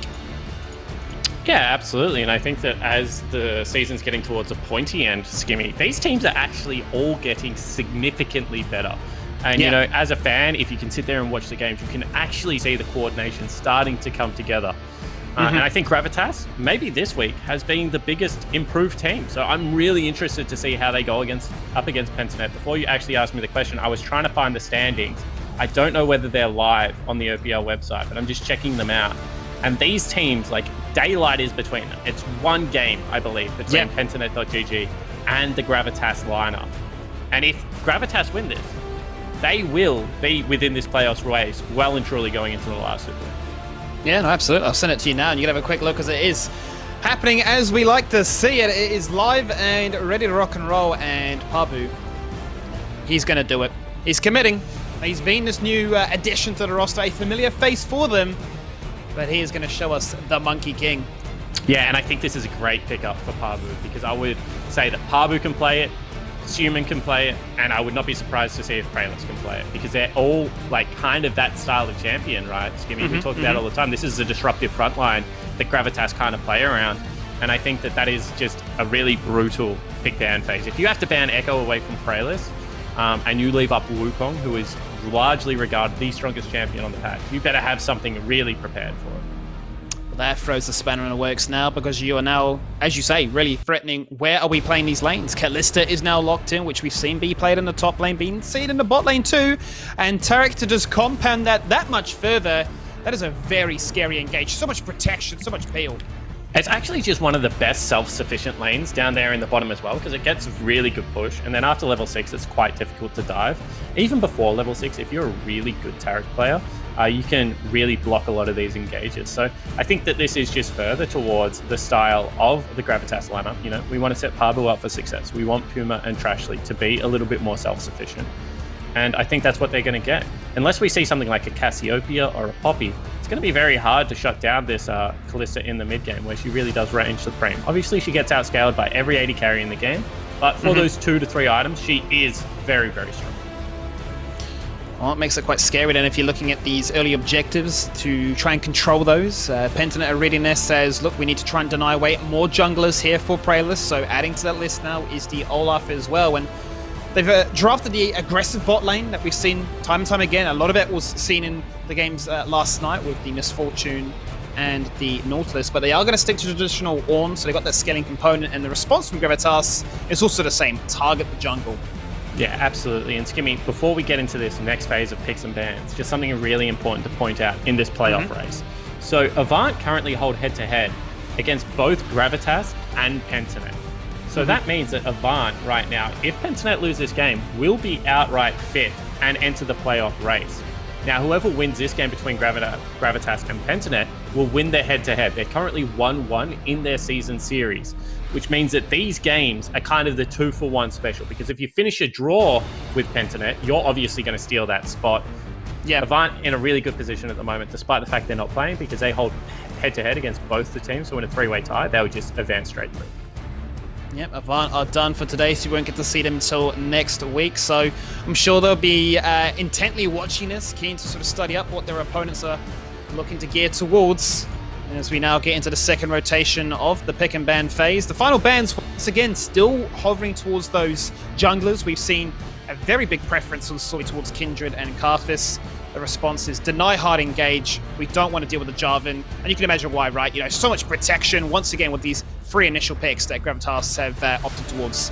Yeah, certainly. However, Sully once again going back towards this Lee Sin, and we've been quite critical of it. You know, something like the Gragas would have been available. However, probably would have given them too much magic damage on the top side of Summoner's Rift.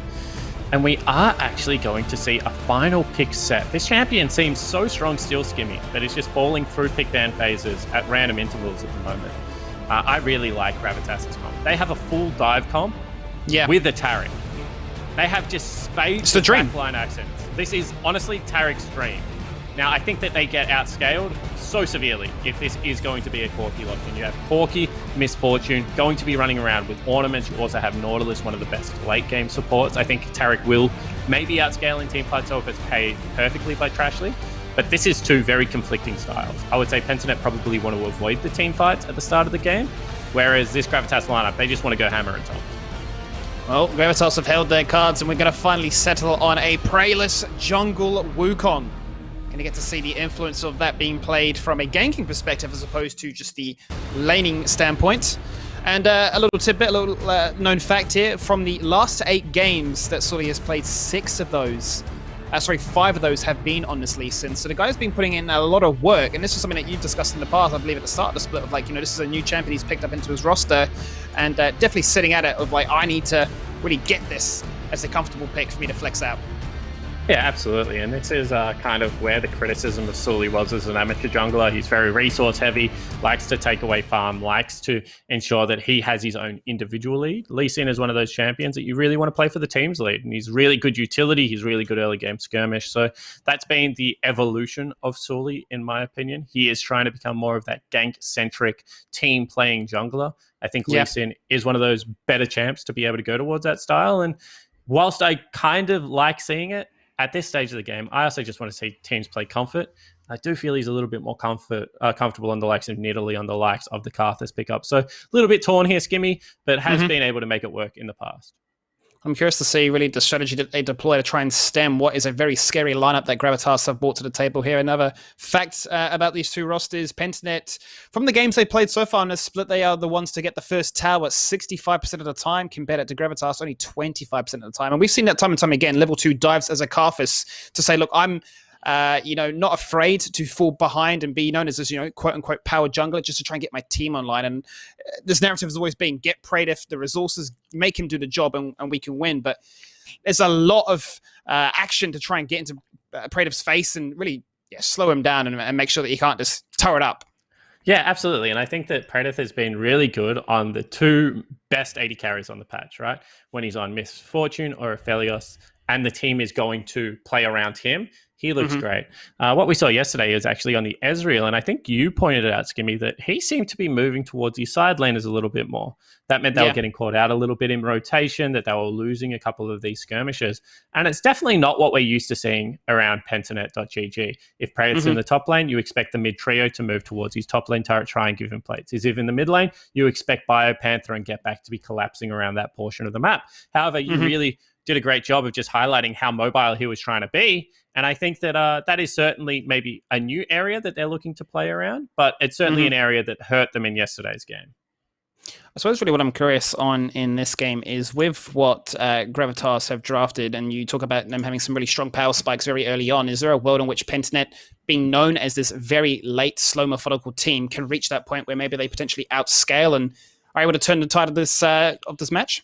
Yeah, I would say that's absolutely the case. Callista doesn't build crit, so if she has free range, free hitting, free mobility, she does have kind of that infinite damage. But if she gets like Nautilus ulted, shot by Misfortune once, she is going to lose 3/4 of her health late game, especially given the fact that the MF is going to have an additional item through the ornament. Then you have a look at the fact that they're also playing things like LeBlanc, who, if is played very well at 2 or 3 items, is incredibly strong, but at 6 items shouldn't be able to go with the control mages in the mid lane. So I think that there are windows for them to get towards that super late game. They're going to have 2 Infinity Edge users versus no Infinity Edge users. But I think that, it is a much easier comp on the side of Gravitas to play. Taric ult everyone. boys, let's get in there. Let's fight. Let's try and take a 25-minute Baron. Let's get this steam rolling. We've seen mid-game League of Legends is much better at the moment. So I think that in the OPL, you need to stop trying to play like the LCK. You need to go back to playing like the NALCS or the LPL. You need to play a little bit more skirmish heavy. Even like the LEC is getting towards that skirmish heavy style as well. And I think that Gravitas are really embracing the chaos this weekend. Yeah, I'm quite excited to see exactly what they do. Obviously, showcasing us multiple different versions of them. There's a small pause at the moment, guys, so we will be jumping into the rest very shortly. But in the meantime, we will keep you up to date, obviously, with what the draft was and sort of some win conditions to look out for. And I think, you talk about Tarek, obviously, so many melee champions, so easy for him to really connect as many people as possible in that Cosmic Radiance to find value. If they can get a good read on how these team fights are going, I think Trashly can, definitely solo carry his team to victory with what is available to him. Yeah, absolutely. And not only that, like the three important champions, right, have really great gap close. When you have a look at how Set accesses a fight, LeBlanc accesses a fight, as well as Wukong, all of them are going to use that Bastion and Tarek stun like incredibly well. So it means that Trashly's champion is going to find even further value. It also makes sense when you play Tarek that you kind of want two groups. You want the Tarek group where generally the AD carry and the control mage sit, and then you want the diving group that's going in together because then you get all five. Tarek does struggle with team comps that fan out. I think Order played him once with a fan out team comp and didn't really get all that much value from it. So I like this for a Tarek comp. You would say like some of the best divers in the game, aside from Nocturne in this. And I really hope to see Trashly play well. Well, let's see what we do get on our cards as we're going to jump to a quick break and get ourselves geared up for this game between Gravitas and Pentanet.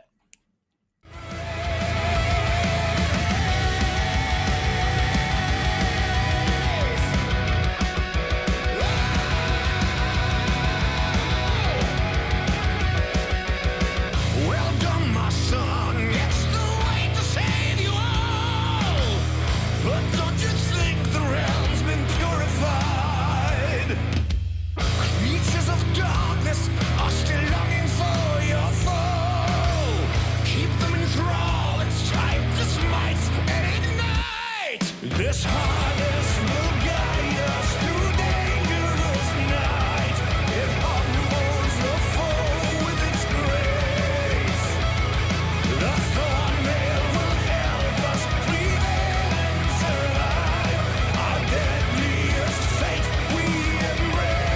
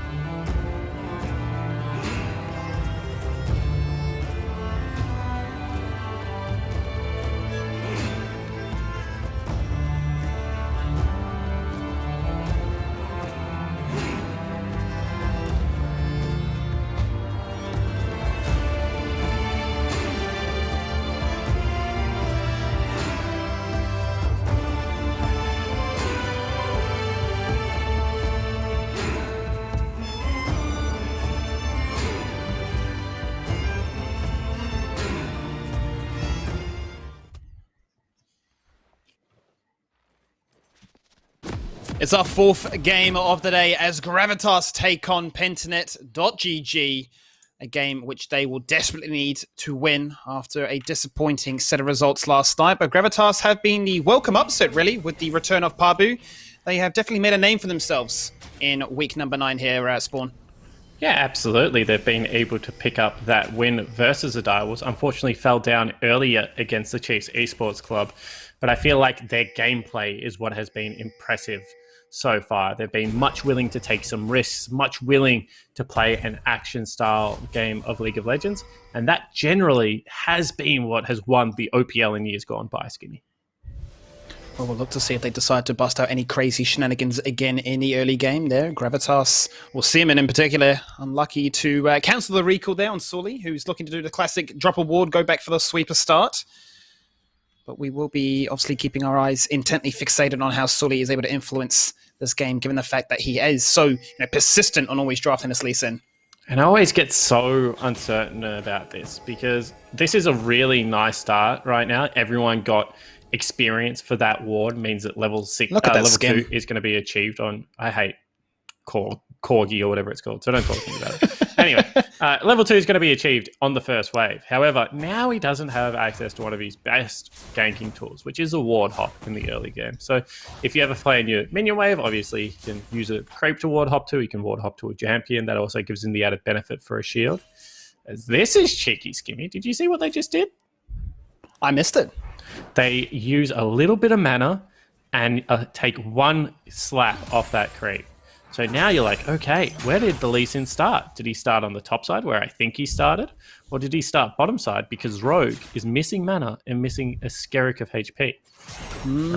Obviously, it can mean nothing, but it is the little question marks that can be raised in the early game that will keep people guessing. Sully also, really interesting jungle path. Just want to hit on it quickly. Has gone buff to buff. Normally junglers don't do this. It's a pretty inefficient way. You spend a lot of your time running across the map as opposed to farming up camps. And you can see that he's going to be 2 to 3 camps at this stage. But it does mean that you can maybe get an invade earlier in the game than you would have been otherwise able to. Doesn't look like that's going to be the case as Prayless will avoid that ward and start up his red buff pretty peacefully. Interesting start to this game here from Pentanet.gg. We'll have to see how this actually translates into anything. And it's going to be a wall dropped earlier there by Get Back, which allows Sully to go for the rotate. Either Danon to try or potentially to knock on Prayless. Here we go, flash in. They are indeed going to flash on in, going to find the route with the passive of Nautilus. Flash to disengage on out as Sully looks to try and get the kill, which he does connect on with, dashing away to an ally, finding first blood 3 minutes in. Pentanet finds success. Terrific play from Sully there. And if you are a new jungler, go back and watch how he played that. He did not throw skill shots until he absolutely had to. And he had registered already the red buff slow as well as the E slow. So that's beautifully played by Sully. Ensures that a kill is going to be picked up. Gets that bottom lane, which I said could be an area that Gravitas looked to play through ahead early. They also had already ensured that there was going to be a freeze because the wave's slightly pushing. Honestly, everything going right. It's a great start for Pentanet so far. Definitely want to see them find these levels of success so that the overwhelming pressure that this Gravitas composition presents isn't able to just get in your face and intimidate you before the team fight's even started. So, let's see.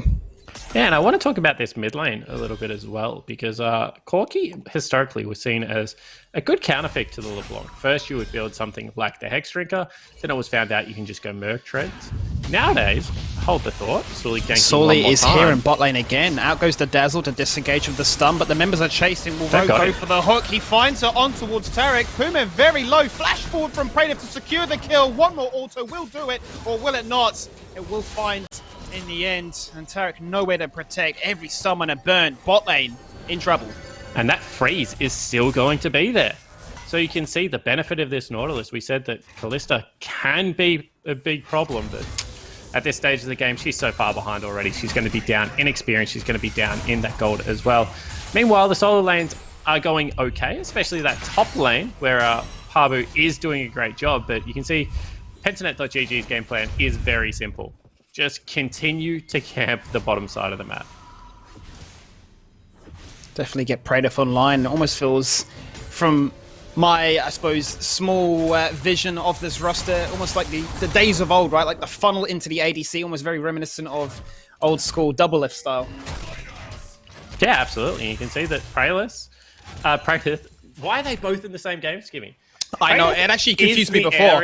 I nearly said it. Want to play around. So we mentioned like kind of that they looked like they were going to go away from that, and I said it was a weakness, right? And you kind of agreed in the Champions League. We had talked about it already yesterday, but this guy is so much of what is good about Pentanet.gg, and I think Rogue is also a big voice on the team. So why would you not play this game style if you allow it? Why would you not allow BioPanther, your tank player, to play a hard tank? Why would you not play heavily around the bottom side of Summoner's Rift? Yeah. If that is a style that presents itself, and this game certainly has been successful so far. Definitely has. And Puma will be able to find himself back in contention with that CS lead, but the early game advantage that was really brought online by Sully's influences allowed them to find the first Drake and navigate this early game with a sense of pride. Yeah, and because it is only 6 minutes into the game, we're going to go into a lull state, as they like to call it, in the LCK bottom lane. Finally should start to shove out. Actually, no, it's not. It's still hard frozen. So there is an opportunity for one more gank, maybe, with how much vision control is in the bottom lane. But what I wanted to ask, really quickly, Skimmy, is we've both been on the coffees today. Right? Yeah. And I was just wondering, like, how are you just an instant coffee man in this time of crisis? Are you a big coffee drinker normally? Like, what is your cup of coffee like? No, because so this is actually funny because I wasn't really ever a big coffee fan. I'd usually, be your basic man, go to Starbucks, for instance, and get it there. But in this time of crisis, my girlfriend gave us these Korean coffee sachets, and I'm hooked on those. But generally speaking, coffee, it makes me so anxious. It gets me so wired. I'm so energetic by default, so I don't need much to push me over the edge. Okay, because the reason I bring it up, and obviously not here to defend himself, but Nick was telling me that he could not go without, that espresso, that high-end cup of coffee. So he's. But what else do you expect from a man that owns IKEA? Yeah. So he's gone out during this time, and he's bought himself a bloody coffee machine, which I think is great. More power to him. I'm going to go over there for a cup of coffee, maybe get on a flight tomorrow and try and secure myself a cup. But it is He's very in Twitch interesting. chat right now. He hates Is you, he? apparently. Okay. I hate Spawn so much. I'm more of a percolator man myself, so I have hold the thoughts. Done, will register. Hook is on. Will follow. That's not bad. Pentanet going to find the aggression right here. Puma zoned away already. Ignite. Taking him down, and Trashy's going to be in the receiving end. Whichever target they decide to go for will die, will fall on down, but 6 is the big decider, and it's this man again. The Mustache is really putting in work. Yeah, he certainly is, and I mean, that's what a BF to a longsword looks like, Skimmy. It looked like a great trade. It's done onto 2 people, taking a little bit of the creep wave, but because Predath has himself a BF sword, and because Puma only has himself a longsword, that's a disaster. Meanwhile, the collapse is now coming in. Finally, Human here. This is fantastic by Gravitas. It just took too long for Pentanet to try and find that window to collapse upon. The opportunity passes itself, and Gravitas do get a response with a kill on the board for themselves now. However, whilst Human does get a small advantage for that, you would still favour the 2 turret plates going across to your 80 carry, who is so greatly accelerated, I think, at this stage of the game. Also, the fact that they took a plate mid, there is just more map pressure being gained right now by Pentanet.gg, and you can see that they also have themselves an 1,000 gold lead. So that means that at this stage of the game, Gravitas are really relying heavily on Parbu still. He is going the split pushing build. I think we saw this out of Swiper, and he said the build sucked. On Twitter, he said he kind of trolled that game, but you can see gold-wise, 80 carries, a big lead right now. Junglers, 400 gold, about that kill that you see in top lane, heavily in favour of Parbu. Absolutely, and he's not going to actually go back. He's going to stick around here, chilling in the alcove. I don't know if the Riptide actually spotted him out. The vision will finally, obviously, with that ward, and Get Back is now fighting a bit of damage as LeBlanc lets him know what can be done. But this will be the first really window of Praelis, right? It's been a quiet game for the Wukong. Yeah, it certainly has, but what he's been doing really well is he's farmed up a Storm, and that's actually given him the level 6 lead. So as soon as Lee Sin sees him, despite the fact that he's got Warrior Finish, he says, I can't duel a level 6 Wukong at this stage in the game, so we actually have to get off this turret. Now, the reason that's a big deal is because if they were still bottom lane, they would take this turret right here, right now, with the Misfortune, but because it's just Ornn down here, he hasn't even taken Demolish, it looks like, Skimmy. He's just going to be a lonely Ornn whacking away with his hammer. And definitely not the play Pensinet.gg were looking for. I'm sure Bio's smiling despite everything. Oh, here we go. He's Wukong coming he's a into happy this man. lane. Pabu's still here. He's hiding. Can he get the dunk?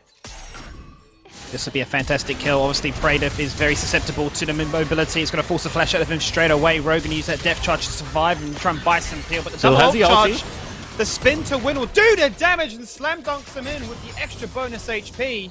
They find the kill. Praedyth zoned away with LeBlanc hungry on the chase. And now they're going to get first turret off the back end of that skimmy. You can see that they are so comfortable playing around the top side of their map at the moment. Pabu and Praelis, the old partners in crime, putting a number first on Biopanther, and now the one area that was hard winning for the Pensinet.gg lineup in the bottom lane has also been shut down. And Pabu is just a monster. Look how far ahead of anyone else on Summoner's Rift he is. Definitely it has been the talking point for this team. The second headbutt will go across as well, and that is just so much damage to open up that top lane. I'm sure Bio will be content. Obviously, he realizes how strong he is as a champion to assist this team, and Sully will say, look, you can take the Herald. I have my eyes fixated on these dragons. Let's get the second one. Let's get some souls. Let's play for the late game. Yeah, and I think, that's got to be the talking point now. You know what? We had a great early game. It maybe bought us an additional dragon from what we would have already had. We've just traded a dragon for a top lane turret. Not the best trade, but you know what? We've stacked up two now. We've got the Air Drake coming up and available, going to help out champions like Corki, like the Misfortune to know. And so let's just, put a hold on this game. Let's not interact until 25 minutes. Continue to bounce farm, continue to trade. That used to be Pensinet.gg's MO, Skimmy. They were so good at just making you chase them around Summoner's Rift. I want to see them get back to that in this game. Not there was with a time, any of right? these fights. Well, we coined them as the team that liked to play late game and not to put them down, but almost like bore you out of a victory because they just take so long to get on up and run you around the map and never allow you to have that dream team fight, which you are so desperate to find. But yeah, every single time they get a chance, they are always going to that top lane, letting these members know that there's always a looming presence. And Blade of the Rune King is now complete. The set should be scary. Yeah, absolutely. And when I think about Pensinet, I think of two things straight away. I think of either how well they're coached by Western Way and what you're talking about, that bore you to death strategy, that, continue to chip away at structures, take away jungle camps, really play that macro style of game. And the other thing you think about is how well drilled they are on the set play comps, like the Talia Pantheon, like the 4-man dives bottom lane that they nearly took Direwolves down with in, I think, week 4. So there is really two different game plans that they have. But when you look at this draft, this looks at the long drawn out, bore you to death kind of draft, scaling in spades everywhere. So let's see if this team is slumping so hard that they can't even go back to that kind of playstyle. Meanwhile, in the bottom lane, bit of a gank onto Pabu. It is indeed. They're going to start off with the Blade to give them that movement speed to run away. 4-man collapse is coming with Praedyth taking a very wide angle to prevent any sort of Rogue's disengage. Rogue is in so much trouble. The stopwatch will be good. That'll juggle the aggro. Now Pabu's in a situation of how do I get out of this one? No summoners. No chance to disengage there. Okay, well played by Rogue. I didn't think he would be willing to burn himself a stopwatch for that because I think that they could have just traded 1-for-1. He could have kept the all-important cooldown. If he has himself the stone plate right now, it doesn't matter anyway. And this means Praedyth is going to be able to take himself a turret. You look how fluid they are on the map as well. Get Back knows that this top lane tier 2, whilst turret plates are available, not really all that much of a big deal. So instead, he will guard the mid lane turret, stop that one from being pushed down. This is what I mean when I say this team is well drilled in a macro sense. Praedyth going to start checking brushes. Praedyth has to run. I got him right this time. Probably first and last time of the game that I actually get those player names correct. On top lane, it was exposed before, even more so now. How do they utilize that split pushing pressure? Are they going to send a LeBlanc there? Are they going to keep Pabu up there to really have that dueling potential of what he's itemized towards now? Of the Phage in his arsenal, and whether he's going to go for the Black Cleaver or the Trinity Forces to complete the I will carry and I will do damage. Be very squishy if I he would goes that say route. that you probably want to keep LeBlanc up there because she's probably much better at actually pressuring in that long lane. That is the top side of the map. She has genuine kill threat right now because there is no magic resistance on this Corki, and she's got herself not only a completed Luden's Echo, but also a needlessly large rod. What that tells me is that Suman thinks that they're going to start stacking MR quite soon, despite the fact that he is the only magic dealer on his team. Maybe going to look for, Death Cap into Void Staff, one of the earlier builds on any mage. People should be familiar with it. It is the highest damage once you get all 3 items, but kind of not as efficient until that point in the game. And I think that right now he has genuine pop potential on everyone apart from maybe Biopanther on Summoner's Rift. Also, the fact that he's 3 levels above Sully and Praedyth means that they probably can't go near him anytime soon. Yeah, that's definitely a scary LeBlanc. But Corki's definitely been putting on work as well. Get back, hitting that major power spike to start off with the Trinity Force. And Praedyth definitely leaps and bounds ahead of Puma, who's still searching for that first completed item. Yeah, and the thing about Get Back is he is really strong right now, as you pointed out. But his spike comes much later in this game. He's going to be looking at, the 2-3 item power spike. If you go something like Infinity Edge into Essence Reaver, or, maybe Essence Reaver Rapid Fire Cannon, you can see he already does the damage into Pabu, who is this squishy build that we've been talking about, the squishy split pushing build, not the teamfight build that we're used to seeing. But the reason it is more pertinent to LeBlanc right now is she is at the stage of the game where she needs to be able to win the game. She needs to be able to carry. Get Back has the next 35 minutes to be able to do that. Well, the time is on. The clock is ticking. With level 11 obviously online, that second upgrade to the ultimate, that damage will be definitely online for them to utilize. We've yet to see the wombo combo that this composition can present. 2 Drakes have been easily achieved so far by PGG. It's now showing that there are potentially signs here for Gravitas to contest themselves with a Rift Herald in pocket. Trashly's been hooked. There has indeed. Steiner's going to land. Rogue's in a lot of trouble. Cosmic Radiance goes out very early on with 3 members connecting on towards her. Biopanther going to knock members away, and Praedyth goes in with a double stun, just knocking up everybody as LeBlanc finds the kill. Instantly onto Praedyth. He uses the flash, but even then can't survive. And an ignite! As Sully dashes away to the blue buff to try and survive with a smite. It's not enough. That's the best ticket that Gravitas have to get themselves back in here. Yeah, and the snowball has been stopped. However, I do not think that was the team fight that Pentanet.gg should have been looking at. We just went through how strong this Gravitas lineup is at this stage of the game. Just nullify that. Collect the big, juicy top lane wave. Maybe try and take yourself a top lane turret and all of the jungle camps up there.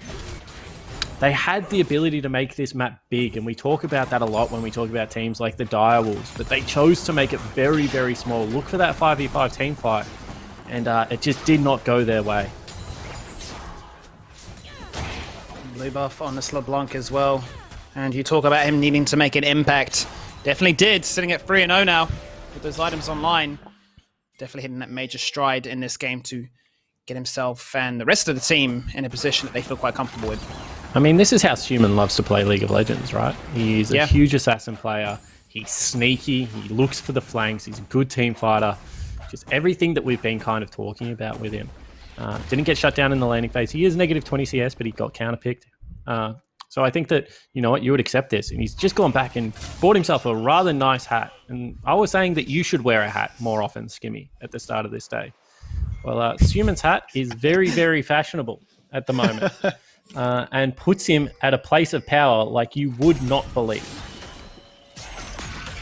If it was scary before, well, yeah, it's going to be a situation where Praedyth is terrified, quite honestly. Without that flash available, doesn't really have the most protection in the sense of, a heal or anything to rely on. He's quite really reliant on the fact of a Lee Sin shield and just a protection of the peel that these bruises, these front lines can offer. So if that doesn't connect, Praedyth has free run on the map just to jump in there with the ultimate like he did before, and just so much pressure for him to try and navigate through. I would say that really you're relying on Rogue to be able to bodyguard you, right? Just stand in front of you, be able to hook the Wukong out of his dash or hook LeBlanc out of her distortion. You really need a bodyguard in this. And also a really great Biopanther ult to be able to maybe collect the other diver. So Rogue gets one, Biopanther gets the other one, Praedyth nice and safe. The other way that you get peel if you're Praedyth is if Get Back continues to accrue a lot of items, because then all of a sudden you're not the primary focus, mate. There's this Corki who's 3 levels higher than you, who has a lot of these items as well, starting to scale up, and they're saying, you know what, maybe Praedyth has to dive onto the Corki, maybe Pabu has to go for Corki, and you get a cheeky ultimate in one of these fights and torch your team. So I think that, there is ways for Praedyth to be able to play, but you're right, at the moment, the monkey Summer Rift, Praetor's such a high threat that they need to be very aware of Praetor's position. I'll to see how Get Back continues in this trend now with the Hex Drinker and those Sork Shoes. So continues to ramp on up. The more obviously being a major power spike there with the component it offers, Spell Vamp and the rest. But the Herald will be spawned now, and it's in mid lane where Praetor will utilize that bullet time very early on and instantly has to cancel that one short because, well, I tell you, Praetor jumps in with the ultimate and Trashly with the Dazzle, ready to lock a member in place. But did Praelis just misclick there? Did he mean to dash in on top of the Misfortune and then use the ultimate? Because it looked like he kind of ultied in space. Just a little bit too long. Obviously, it's not immediately dashable as well, Skimmy. So you have to be quite aware of the timing in which you're using that ultimate. I also think, fighting without your LeBlanc there at this stage of the game is a risk. So they won't be able to get down mid lane turret. They do get a charge, but unsuccessful in picking up any of that additional gold. And is only a 1,000 gold lead. And as Ornn is creeping towards, that 13, 14, 15 mark in this game, 1,000 gold lead versus a Corki against an Ornn, against a Misfortune, probably not going to be enough for you to feel comfortable with Gravitas. They need to do more. We need to see what happens with 60 seconds on that second Cloud Drake. The reduction on those ultimates, 10% each pot, is so damn impressive, really. I mean, we talked about how good it could be for Pentanet, but you flip the script, Gravitas with a composition that has so much to offer when they press ultimates too. If it was scary before, those windows in which you can really avoid or execute in between become smaller and smaller, and there's just infinite potential for them to protect and prevail. Yeah, and I think that the Cloud Drakes are good because it means you can fight more often before that level 16 mark. But I think Gravitas really will benefit from a Cloud Soul more so than the individual Drakes, because you think about what Wukong's playstyle is, what LeBlanc's playstyle is, right? So I think, their ultimates are big, but they're probably not going to fight without them. So you maybe get to fight, a couple of seconds earlier if you Gravitas, but the Soul's going to be huge. Oh, that's fantastic. He just jumps in straight away, spinning to win. Rogue does a great job to try and flay him away, but that is everything done before even the Cosmic Radiance comes out. The bullet time looks fancy, and they are completely immune to an ultimate disengage. They take bodies, and they take kills. Mate, you talk about how to play a team fight perfectly. Well, Gravitas has just done that. Praelis with a huge engage, but it was Parvu on the back end again. This guy has been the superstar this team needs, and now when you're against a Kalista, you must fight this one because she has all of the Baron secure in the world. Keep your eyes on Suman. They're going to look to go 5v3. LeBlanc is going for the flank right now. He's got that number, and he just instantly deletes the support. They turn their attention away from that Baron. They go for a stun onto Get Back, who manages to disengage. Oh, this is close. Three-man knock-up. Many members are very low. This is a dream for a Corki right now. The Baron down to 900. There is a smite available. The team will secure it. Gravitas have it. Biopanther will disengage. And you can see Get Back just sniffing at trouble, noticing so many fatal health bars. And I love the decision to not fight there for Gravitas. It was a 4v2, but why would you give him any of your Baron buffs? Why would you even risk taking down 2 more members? They're going to run towards the dragon. They're going to be on Soul Point. So you have this window where there is currently 4 outer turrets available for you to explode this gold lead. I would expect all outer turrets to be going down, for them to be knocking on the door. And PGG, they're praying to the scaling gods that something goes right for them. Human on this flank, so dangerous, has the flash available, able to pick up Rogue nice and early, Skimmy. And then the rest of the team just on the perfect same page. They get back splash, they get themselves the Baron. That is enough objectives if I am the Gravitas lineup right now. Sure, Trashly falls down, but he's always going to be with his team. I think that is beautifully played by the boys in orange. So low was Praelis there in that situation, as you say, hanging on to all their buffs. Nautilus using his ultimate in a disengage attempt again. It's felt like the story for them. Keep alive, basically, right? Keep running away, keep preventing it from finding more. Let's stem the bleeding. 7 kills to 4 right now. Yes, that gold lead is starting to build up. It was 1k only moments before, now 4k. Let's try and prevent them getting too much with this Baron buff as they go for what appears to be a 4-1 split. Yeah, and I mean, leave Parvu with his split pushing build in this side lane. I think it's a good call. Start to hover Suman. If anyone else comes across, they will definitely win any 2v2 on Summoner's Rift right now, Skimmy, with those duos looking for it. And the turrets are starting to fall. It's now a 5,000 gold lead. Oh my gosh. What do you do? He's 5-0. I mean, there's not much you can do, is the honest answer, Skimmy. He is putting on an assassin clinic right now. Don't give him LeBlanc, I guess, is the answer for future teams, because Gravitas right now really trying to make that late season playoff rush. It just seems like Seomin is just peaking at the right time. They bring in Parbu, and this team is just breaming with confidence, right? They've just got so much to showcase that they aren't afraid of anybody, anytime. Well, it just seems that they've given themselves an identity. You know, these solo laners are now something to be feared with Parbu on the lineup. Finally having a traditional top laner here. They break the base. 6,000 gold is the lead. Can they get an engagement? No, Ornn's in the bottom lane. They're not even going to look for it, Skimmy. And that Baron buff was used really, really nicely. And Gravitas now definitely have a huge advantage coming into this 25-minute mark. Well, a successful Baron buff as they go for the reset. The win condition in sight in the most ideal of places, with mid lane now being broken, as you highlight. And, well, it says it already there when you take a look at the gold differences between mid and top. They are just monumental amounts away from their counterparts. 4K difference in top lane alone. And I'm so confused with what's happening with Pentanet.gg, Skimmy, because we keep going back to it. How was this team set up to win the game? Well, I think they had Corki, who could wave clear for days versus a Kalista Taric. There's no real way you can kill him in the mid lane wave. Why did they just not play the old style of side laning with Praedyth, knocking down turrets? They did it once in the bottom lane, but they haven't gone back to the top side play after he got picked up by Parbu. He's been constantly under threat from Praedyth. Maybe just not enough protection and it's a composition thing.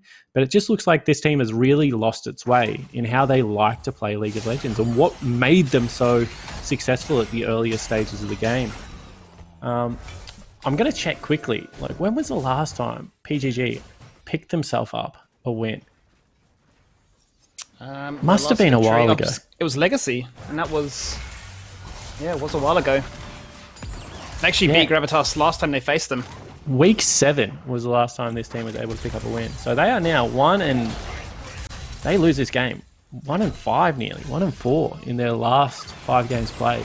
Definitely on a big slump that I did not expect to see, because generally well-coached teams, they come into their own at the end of the season. But Gravitas, they're starting to look the goods. And they will have a rough gauntlet run as they go into week 10, going up against Order, Legacy, and then Mammoth. So these games become more and more important, if that wasn't obvious enough already. The engage takes place. Taric's going to be the one to start things off with, and it's just no response available for the boys of Pentanet. They finally get a bullet time, but a flash again having to be used by that Misfortune to allow it to become accessible. And they just suffer every single time the Cosmic Radiance comes online. However, that was a good defense. You know, that was win or lose right there. And Praedyth able to flash out of the damage, able to turn around and output so much of his own through that bullet time. Now with the Dragon coming up in 30 seconds, you're going to be on map first because Rogue died a little bit earlier.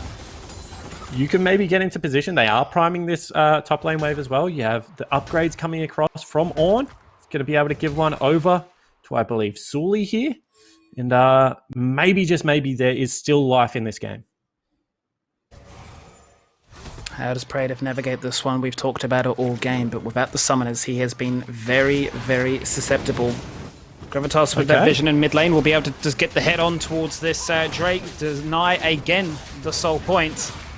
And more cooldown reduction becomes the theme of this game. And they just give it up. That's a really kind of cool call coming across from the Pentanet lineup. Maybe they've finally realized that, hey, guys, if we do nothing and this game goes forever, we probably win it.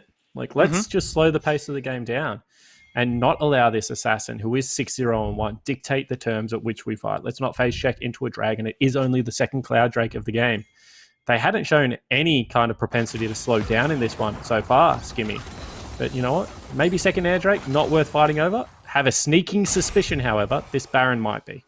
Absolutely. Now the fact is that Getback's Corki has had his Infinity Edge upgraded as well, so that's 2. That is plenty of damage if they can make it stick. And once again, backing away, not taking any situations unless absolutely required. And I'm trying to think at what stage of this game would I rather have a Corki than the LeBlanc on my team, because the LeBlanc right now is so greatly accelerated that it's going to be a while, right? Level 16 achieved is big for the Corki, but I think he needs either another BF item, which is too far away, he's not ever going to get there, or a Zeal item. They're also quite expensive at the moment. With this Baron being started up right now, it looks like, I don't know whether he's going to get towards either of those skimmies. So he's going to have to fight right now. And right now, I would prefer the LeBlanc. Absolutely. And Gravitas read the situation with top and bot pushing in. Mid lane, obviously, with the constant vision, with that inhibitor still down. They say, we know what you're trying to do, Pentanet, but we want to force you to us. And you can see Gravitas actually don't just want the Baron buff skimmy. They want the team fight that comes with it. Now, Pentanet and Biopanther were really patient there. They've got a ward just outside the Baron pit, and they can see when they peel on and off. And they're saying, you know what? We will call your bluff. Until we have a package, until we have an additional item, we're actually not going to run in and face check that. We will tickle. We will keep you interested in maybe a mid lane team fight. But we are not going to randomly face check the Baron buff because it didn't lose us the game last time. We're going to back ourselves to be able to stall another one out. Let's continue to see how we go. And Biopanther right now, he's equaling gold.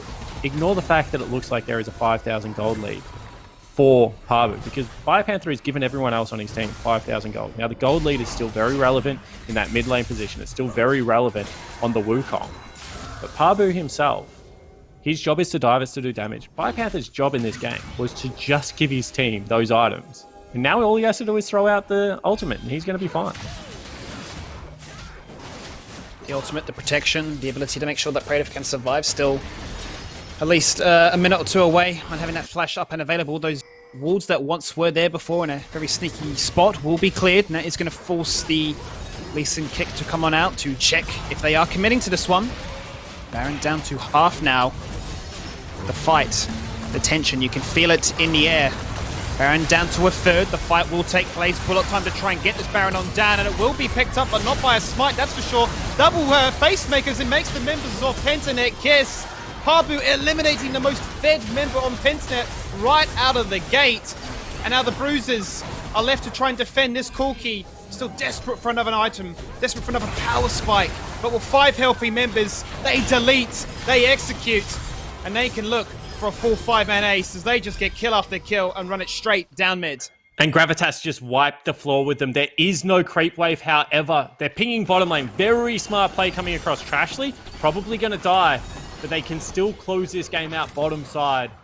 Actually, they can't. I think that they might have just stalled the game out again. Only 10-second death time, as it still is only 32 minutes into the game. They're going to get themselves another inhibitor. But I think, maybe, just maybe, Pentanet GG live on. Oh, and he shot him down. That's a fantastic trade. That is the dream. If there ever was a dream to get themselves back into this, not only does he get the turret kill, yes, they lose 2 inhibitors, but that shutdown. And he just picked himself up that completed Zeal item. Mate, if they had that in the fight just beforehand, I think they nearly win it. Now the Corki is finally online. That is a 4-item Corki. You know, you have to take the Molten Edge into account when you look at these. Suman's job is becoming more difficult. Praetor will have flash for the next fight. It looked like it was an all or nothing call for the lineup of Gravitas. And losing out on Suman there certainly is a big factor. And this could also be Cloud Soul picked up because Corki has teleport and Suman does not. Yeah, absolutely. And Pentanet know that, look, this is our best chance. So much is in the pocket of this LeBlanc. Don't face check. it. We can kill. We can kill this very squishy Parbu. We can kill this very squishy composition because they face check in. Trashly going to go for the ultimate and the redemption to survive. And it's only going to be on himself. It could not be worse. Parbu trying to do whatever he can to survive, to get a kill, take somebody to the grave with him. And Praetor again survives. He lives to tell the tale. Surely now they turn their attention towards this one. Surely now they can look to get the soul to end this game. Puma has something to say about it as he's chasing on through, looking to rip their souls apart. But LeBlanc is just unable to find that window to jump in and one-shot people.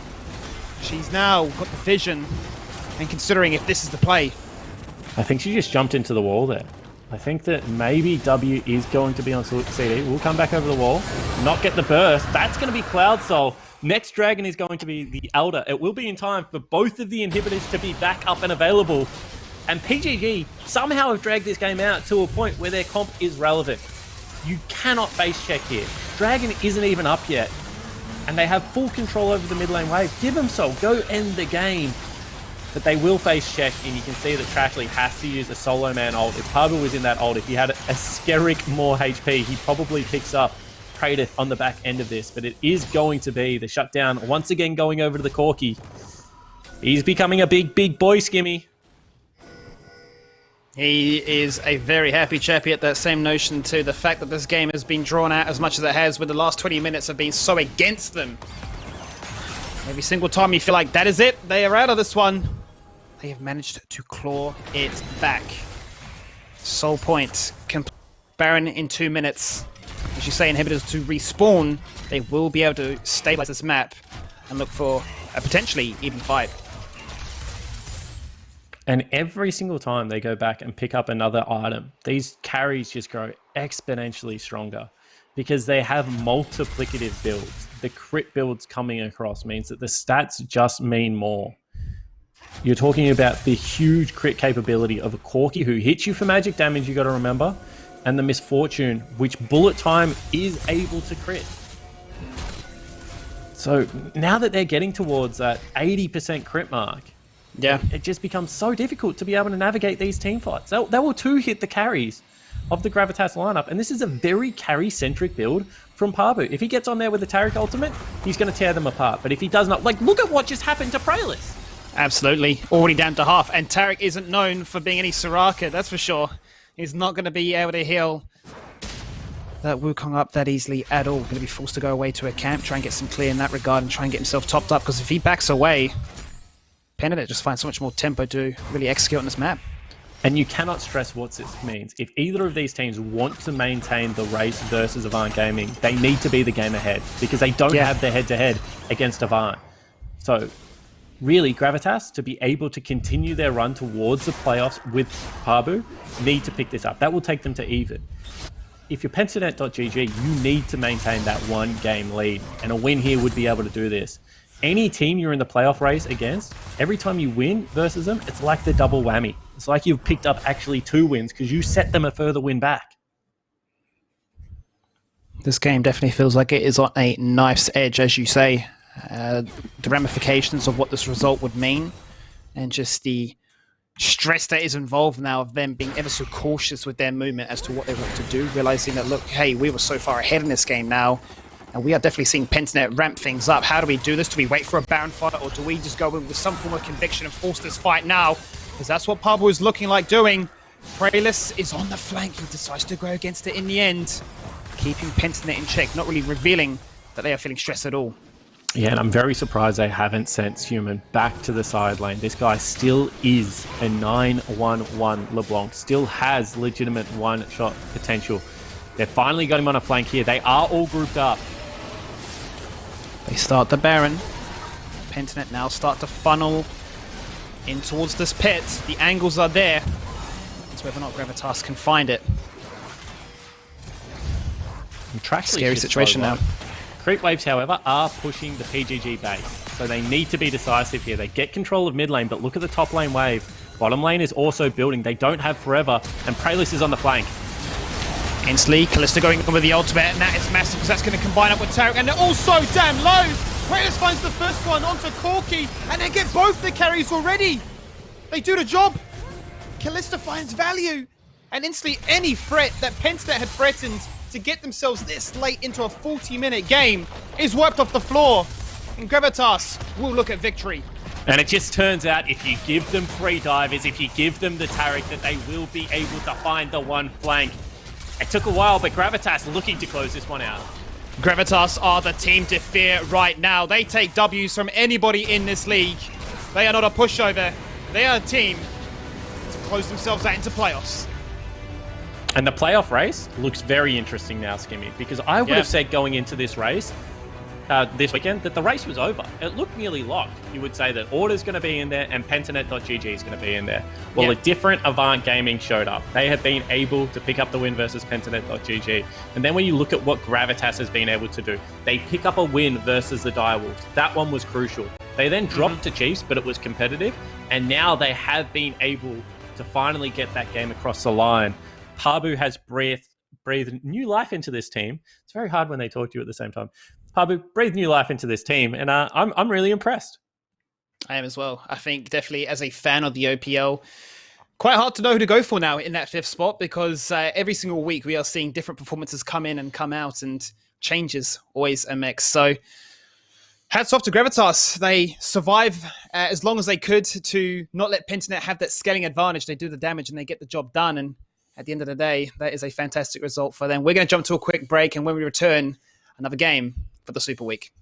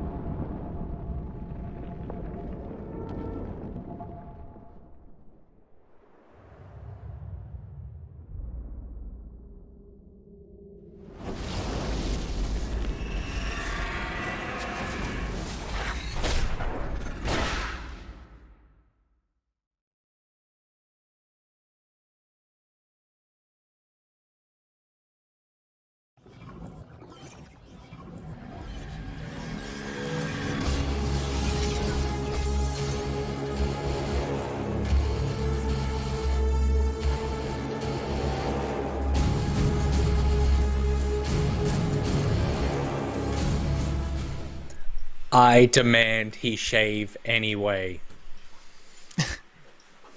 This is Who are you talking about, Nick? I had very clear disappointing. conditions on how I would shave on stream. And the conditions Very weren't met. Don't disappointing. blame me.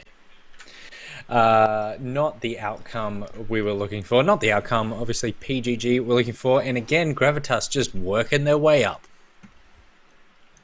Yeah, I mean, they're proving time and again that, you know, with the addition of Pabu, things do look different. And even if it's not just him individually, the team seems to be rallying around the fact that he's there better as well. So it could just be the communication that he's able to add to the mix. In saying that, they're getting the wins when it matters most, and they really have pushed themselves into playoff contention. Very exciting time to be a Gravitas fan. Bring back the 7 jerseys. That's what I say. Bring them back. They're going to sell like hotcakes. All right, it's time for more Nick Bag. This one comes from I Believe in You. Best league champs at mini golf. Who do we like to go playing mini golf with League of Legends champ-wise? Spawn. Any Yordle, because to them, it's actual golf. Oh, right. Okay. But I would argue that actual golf is much, much harder than mini golf. There's no driving range, though. It so I confused depends. them. Rusty and I went to this mini golf place and we played with the tiniest putter. So maybe I just have that in my head about what actual mini golf looks like. But we played on hard mode with these putters that were like this big. Yeah. And the reason I tell the story, skip through ahead 9 holes, is I won. Yeah. So, but yeah, I think, you know what? I would take a Yordle. I would say You'd take a Yordle? maybe Tristana. Doesn't she say hole in one? Isn't that one of her lines or something? I would take Tristana. You could take Poppy because she could just use the hammer. Oh, actually, maybe I I'd reckon- take Caitlyn because Caitlyn's a sniper. She could be good. That's what I was going to say. I was going to say like a Caitlyn, a Ashe, basically anyone who bow and arrow gun relies on pinpoint precision. Caitlyn's ult is obviously like basically wherever you are, I'm going to get you. So she could just ult the ball, I guess, the hole. I don't know. She'll figure something out. I was going to go for Rusty? Echo because I feel like you get second chances If you make a Ooh, mistake, that's you can nice. just rewind That's back. nice. That's pretty Yep. OP. That's good. Same with Zillion. Yeah. Yeah, Zillion's good. Okay, so Vel'Koz, for one, because he deals with angles and trigonometry all the time, is also just an extremely smart, just like super being. So I feel like he'd nail a very boring task like mini golf to him. And then maybe someone with magic, like someone that can tamper with the ball and just control it, so you don't need to try. Syndra.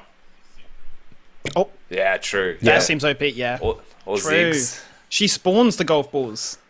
Or she just picks it up with her W That's nice. and literally places it in the hole. True. True. Again, additional I'm gonna sphere. go back to the most useful champ in real life. Just get Zoe. She just ports 2 on top of the hole, drops it, ports back. Bada boom, Okay, bada bing. I can pay that. Work for that as well. Chat love Poppy. Magical journey They're like- straight to the pocket. Jax brings his own stick. That's helpful. Yeah, he's like the Happy Gilmore if he uses a hockey skin. Yeah, that's true. That's true. Just slap it in. And then Heimerdinger would one shot it every time, they said. So there you go. Good question. So the Jupiter Storm, this is Legacy's coach himself. Have you used or come up with any life hacks that are useful during this period of isolation? Oh. Have we adapted in any interesting ways? I'm trying to Life think. hasn't changed that much, man. We're just a bunch of nerds. We just play indoors, games. like- We hide anyway, right?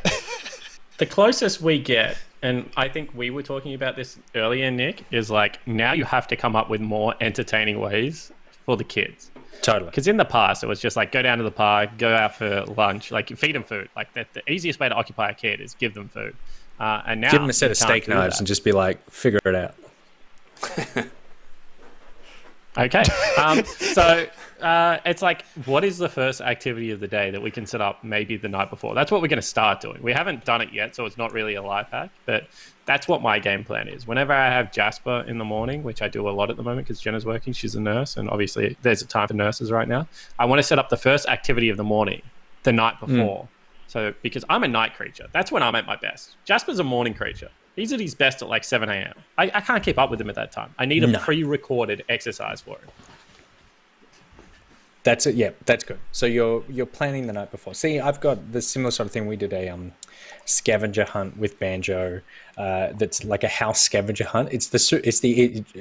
Jake, you should totally use this. It's the easiest thing in the world, which is just make a list of things in your house that he needs to go find, but you don't go hide anything. So it's like, find a picture of someone who loves you, find 3 things that are blue. And it's like, well, I know all this stuff is just scattered around the house. So yeah, I would agree that it's lots of kid stuff at the moment for me. As we get more and more into lockdown, I think that's probably where the life hack things will come from. The only other thing I've noticed about our behavior is I've become more like my grandmother, who obviously lived through the Great Depression. And when I was a kid, I never understood why she would like hang out cling wrap on the washing line so that we could use it again and stuff. And of course, she came through a time of intense scarcity. So now I'm finding that like with food, I'm saving everything. If I don't finish it, I finish it later. And like, we're not even in a situation where we're going to run out of food, but that's just how I'm starting to be aware of the amount of stuff that I consume and just discard. And I'm trying my hardest to not do that. It's not a hack, but it's more like an awareness. And of course, if you're a decent human being, you can stop poisoning the planet using cling wrap and just maybe get some beeswax sheets. There you go. Well, she's rewashable. dead now. So I hope you feel great about yourself, Spawn. No, I was talking about you, not her. She didn't know any better. There was no science back then, Nick. Great That's Depression. true. Like, did they she even choked have to a death on scientist? cling wrap. It was very ironic. God damn it. God.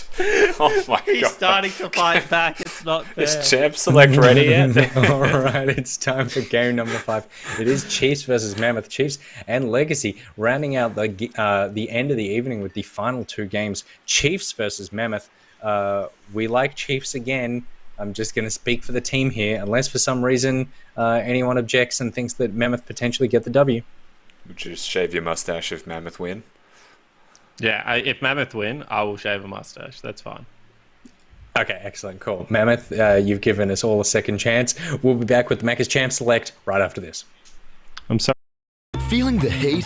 Grab a pineapple or pineberry frozen Fanta mix at Macca's. With 36 flavours, it's the largest range in Australia. Grab one for only $1. A little goes a long way at Macca's.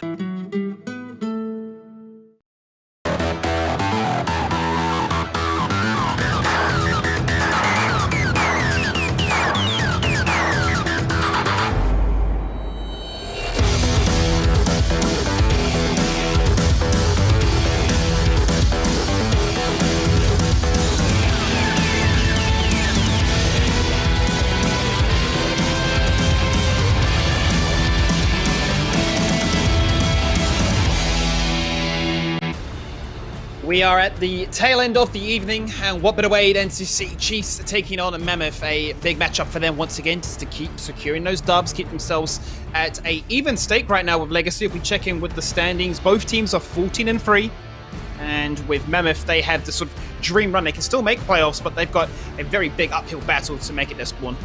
Yeah, absolutely, and I think every journey starts with a step, and I don't know how many times we've said this for Mammoth, Skimmy. But their step just continues to fault at a step. They need to be able to pick up momentum. So unfortunately, they lost their last 2 games. So the step needs to start right now. If they get a step, maybe next week they'll get a jog, and then they can sprint back into that playoff race. Yeah, they definitely won't be able to sprint outside, that's for sure, because you've got to run away from your problems indoors currently. Let's see how this draft goes on out. Wukong deleted, removed from the draft after seeing what it could do when you have pretty much the dream combination to pair alongside with. And Chiefs once again showing so much respect over to this Mammoth bot side, which is their first 3 bans. And I feel like the Chiefs maybe being a little bit cheeky here. They're just saying, what else can you play, guys? Like, what else have you got for us down in the bottom lane? Let's make it a skill matchup. Let's get rid of any safety. And if they immediately look like a Thresher, that's exactly what you're saying right there. You know what? Let's skill matchup this. Let's make sure that we both got strong 80 carries. Let's take the skill matchup support and let's really throw down. This is definitely a different style of the Chiefs. They've not really been known to do it as of late. They've definitely been looking at getting Weezkatsuri a pick to get himself on board, or getting a jungler in some form of comfort. But Korea CK, very proficient on these hook support champs. Yeah, and I mean, Korea CK started the OPL split this year as a Thresh 1 trick. Having watched him play throughout Spawn Queue and playing throughout the summer, like this guy was a really, really dangerous Thresh Bard player in solo queue. So the fact that he's gone back to the roots, I like it. I think you got to have throwback games every now and again. Coming into playoff, Skimmy, you got to remind people what you banned in the best of 5, and maybe against Korea CK, you have to ban the Thresh. Definitely, I'm sure it feels good, right, as a player to know that, look, how many of these bans are catered towards me, and then how much that sort of opens up for the rest of your team then to execute with their champion pool. But Mammoth will respond. Not going to reveal anything just yet. They've gone for the Ornn, and they take another hook champion too. The reason I like this, Skimmy, is because the Chiefs are going to teamfight you at some point. Just in the same way that, you know, at some point Direwolves are going to try and split push and play around chippies. At some point, the Chiefs are going to throw a teamfight comp at you. And if you go with Ornn and Nautilus, they're probably not 2 better teamfighters in their role than what Mammoth have just been able to pick up right there. So I think that this is actually a really nice composition being put together by Mammoth. Obviously, they're going to have to overcome some early game difficulties because they're not the best early game champions, but it does give them a fighting chance at those Dragon and Baron fights. Chiefs aren't going to waste any time with their response in this one. Originally, they were considering the Misfortune, but then went for that set. So some strong engage, some ability to take out one of those tanks from the fight when they do decide to jump one in, and really buy some room for the bullet time Misfortune to operate within. Yeah, absolutely, and I'm finding this really interesting. The rise of Misfortune over Aphelios. Yeah. Different teams prioritizing different things, but it does seem the standard consensus at the moment is Misfortune is a little bit stronger. And I wonder if that's due to a stronger laning phase, if there's anything else there. And I mean, Mboma doesn't take the Aphelios at all. Instead, they go towards the Lip Bass kind of flex pick of the Echo. That's crazy. This is interesting because I feel like in the last few games he's been targeted in the first round of bans of always denying this Echo away from him. So not to necessarily say it's a knee-jerk reaction, but more like, I know I'm very comfortable in this champion, let me have it. Yeah, I can agree with that. You know, in big games, you want to get comfort as much as possible for your players. But at the same time, Aphelios has got like 100% presence around the world. Yeah. And we saw Rare play it, I think, 2 games ago. He's like impossible to kill, that champion. Like, if he has the daggers and the whatever the silver gun is, the chakrams, yeah, the chakrams. If you have that combo, you can never kill him. He lives forever. Yeah, we definitely saw what he did when he survived on 10% health and was just smurfing on the entire team, just getting triple kills. And I saw even yourself in chat just going, what happened? And I feel like even now, despite all these changes to try and make it a little bit easier from a viewer's perspective, even I sometimes am like, well, he did damage. He got the job done. What happens is like, okay, the sniper chakram combo was OP. Let's nerf that combo. And then it's like, well, it just turns out that he had so many layers to his kit that were OP that you only nerfed like the most OP. The champion was operating at 130%. Now he just operates at 110%. But there's still a way to knock him down to a 90% champion. Like they probably want him to be, right? There is just layer upon layer of OP shit built into that kit that you got to be able to strip out. And unfortunately, they haven't got to stripping it out yet, Skip. Right, balanced team just like, please, how do we do this? What do we do? And working remotely, it's a disaster on multiple fronts. And, well, this is the biggest disrespect, right? We talk about it from the first 3 bans. The fact is they leave Aphelios up. So they're really selling your point of, let's take a skill matchup. Yeah, I mean, I think that's what it is. You know, get him on the weaker laner, get him on a weaker level 1. Maybe look for some shenanigans. Like, if you're Mboma at this point, he's a top 10 player in solo queue at the moment, I believe. I really want to bring up the O solo queue board, so bear with me as I boot up a client. Hopefully I don't lag. But last time I checked, he was like number 8. So I think Mboma is someone to respect. He subbed in a lot for Order last year, so I know him quite well. And I think, you know what, this is definitely a gauntlet that has been thrown by the Chiefs. Absolutely. Absolutely. And he's going to insta-lock that one, saying, well, if you're going to give me the situation, well, I'll take it. I don't really mind at all. And there are, well, in the last 8 games, 4 of those being a Jarvan for the Scroc. So he says, why have you banned out the Graves and the Olaf when I can pick up the Sifri instead? Yeah, I certainly think that Jarvan is a worse matchup into the Echo, so they banned the Echo counters, but for composition, Jarvan Orianna just make a lot of sense for this team. It gives them actually some hard engage and some huge team fight pressure. So I kind of agree with you. Like, banning away the Olaf to me isn't the best call. I don't think it was a great composition for Olaf. So we'll see exactly what the answer is out of Lived, whether they give Bass a different pick. What do they decide to lock in now? Because Bass and Lived have both played it. Will be a jungle. Now where do they decide to put these lanes? So Mboma is rank 10 at the moment. He's exactly on rank 10. So that just shows how skillful he is. Korea CK, I believe, is ranked number 2 at the moment as well. So we've got some really high elo players at the moment. But I'm a big fan of Mboma. I think that he's a talented kid. And this is going to be a fiery game. I think, Skimmy, get ready for some team fights again. I think so too. I think really this is what Mammoth want to try and do, hence why they've drafted to go up against what Chiefs have brought to us, which is the ideal wombo combo. We've seen this come out of them in the past. I'm sure they don't want to really remember that time where Claire missed that shockwave and the situation went quite south from that, but this is once again, very comfortable composition for them, one that they'll have multiple engage tools on, won't be reliant on one single member to open the door. And I pose it to you, Skimmy. Isn't it interesting that teams have started saying the only way we're going to beat Chiefs is by actually drafting for their strength? They're like gone are the days of the macro because they're too decisive. They just beat you if you try and play 1-3-1. Gone are the days of, maybe some side lane split push pressure. Every single team that we've seen play Chiefs this weekend, which so far has been Order and Gravitas, has said, you know what, we're going to go with a mid-game team fighting comp and we're going to try and be able to take over this game in the exact same way Chiefs do it.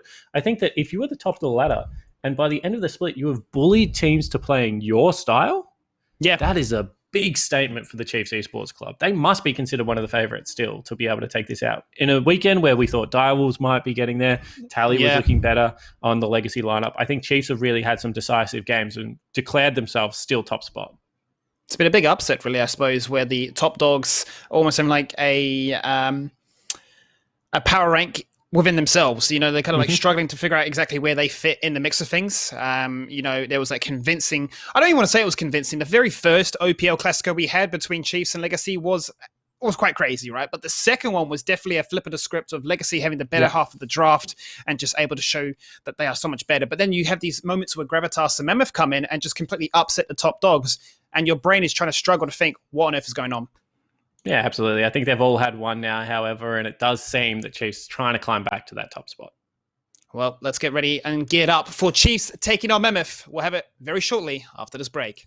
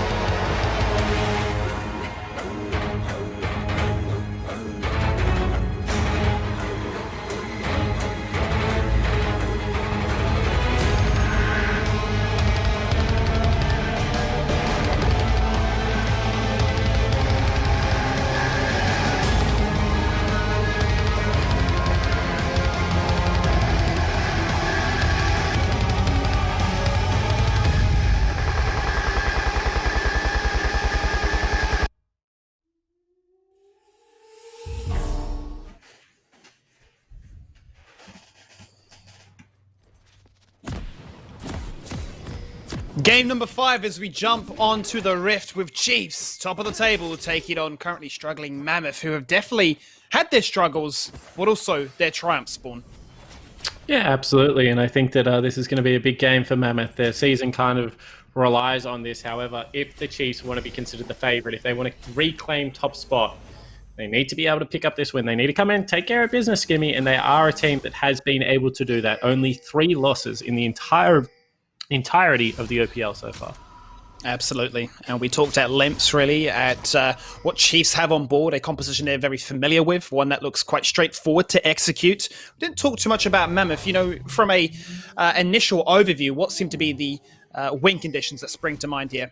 Yeah, I mean, in the early game, it's going to be all about this mid-jungle 2v2, 2 heavy skirmishes in the Echo and the Aurelia. Now, they're going into some control champions of the Oriana as well as this Jarvan. So I think that early game advantage in the mid lane jungle 2v2 should be there for Mammoth. See whether they can capitalize on it, because going straight at Croc, who is, I think, maybe the best player. He would probably be my MVP of the season so far. Yeah. It is a big call, I think. He's definitely shown up to this team and, week in, week out, put in solid performances. And I think that game alone from the one we saw earlier today, he single-handedly put his team on his back with that Graves performance. So looking really forward to seeing what he can do on this Jarvan to kick things off. Yeah, certainly did. And already we see a split map, Skimmy. So Ornn's going to get split on. See whether Croc is going to cross back and try and double red buff, or whether he sticks around in this jungle to secure even more farm. But this puts Bass in a very tricky situation. You can see it is going to be the cross bats back. So no red buff going to be there for Bass in the early stage of this game. Already feeling the pain that this man can offer onto the Rift, as he's going to now be able to return to his own jungle. Whether or not Bass decides to sort of show his face to try and put up any contest, we'll have to keep our eyes on. But top lane, it is going to be the battle of the bruises. Tien quite comfortable in playing both these champions and already been in the better half of an uppercut. But, just as we talk about top lane, mid lane is where the action is at. Croc already aggressive. He's going to reveal that he's got that red buff online. Bass still unsure where he's gone. They're going to chase through this jungle, go back to where they started. It's going to be a slow burn, but it will be a first blood. And I said the game was going to be won in the mid-jungle 2v2. Well, that is so cheeky. He's only taken one camp right now, Skimmy. But he is able to get first blood for his team. Now they're looking at Kwaku as well in the top lane. There is no defense for him. But Croc sitting on a ward. He's wasting a lot of time. He's still only one camp, Skimmy. Only level 2 at this stage, but that does not seem to phase him. They want to get this tower online. They want to get this damage done. Flash for flash. Damage is done. TN surviving. Who cares about camp clears spawn when you can just pop your team right off? Yeah, absolutely. And apparently it's just all about getting the solo laners ahead. And Bass, very low on health, not going to go towards a red buff invade here. That's quite interesting to me, Skimmy. Instead, he is content with the Scuttle Crab. You can see bottom lane had kind of backed away into Fog of War. Maybe thought that Bass was behind them and doesn't want to push his luck. But that is an early 1,000 gold lead right now to the Chiefs Esports Club. Very few flashes available on the top side of the map. So if Bass can get himself maybe a blue smite or something like that, might be able to get a couple of successful ganks off on some of these flashless targets. Just look what it means. Obviously, pre 5 minutes into this game, the gold difference already starting to become apparent. And, you talk about Chiefs being this comp that gets so strong when they hit a spike and then go, that's it, we're team fighting. Well, if you give them that window early into the game, you start to worry about how to Mammoth recover in this one. As Bass now finally perks up the courage to invade and get a red buff for himself. And I think that's pretty good play out of Bass, and I'll explain why as he takes this red buff down. He was finally waiting for his bottom lane to get the push, or what we call priority in League of Legends. This is a cheeky spot to recall. We'll be able to spot the Jarvan. Does he want to fight him? If Jarvan uses EQ, I think he would want to, but Oriana rotating over to cover. Oh, Croc. Control. This is a step too far, surely. Croc needs to get out of here. Doesn't have flash. We'll have the EQ up again. Artek hungry for the hook. Vision would have spotted him. Unwilling to take that risk. No one burning a flash there for Croc. I wonder whether he would have had the Q up and available. Had already used it. Kwaku. He's in some trouble. He really is. He's running away. Facemaker brings him back in. Tien feeling a lot of pain right now. We'll still have that Haymaker available, which won't be there to execute. And both of the top laners very low on those health bars.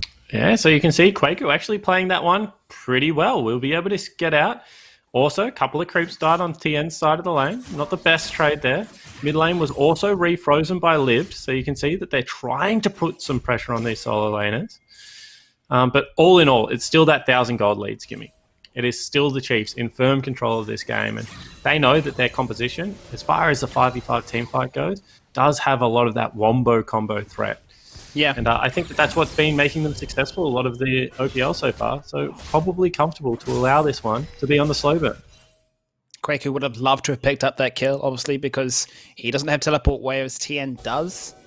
Would have allowed him to try and re-establish himself because it's Croc again. This time there is no ward in the tri-bush. He's saying hello. EQ lands. TN going to get you out of that unstoppable frame, and he's going to take you down for a second kill to really break up the base. Bass going to get ulted here too. He is. He rocks up for a gank. He's forced to play defensively, flash away. And Chiefs might just say, we don't care. We're blue team. We're a blue color. We're looking to just straight destroy any of your chances. Because all you'll be seeing is blue after this. Yeah, absolutely. I mean, you have to wonder why Bass actually left the safety of his turret there. He's going to continue to try and run away. Maybe even look for that one hit onto the Don't end. tell me he gets it.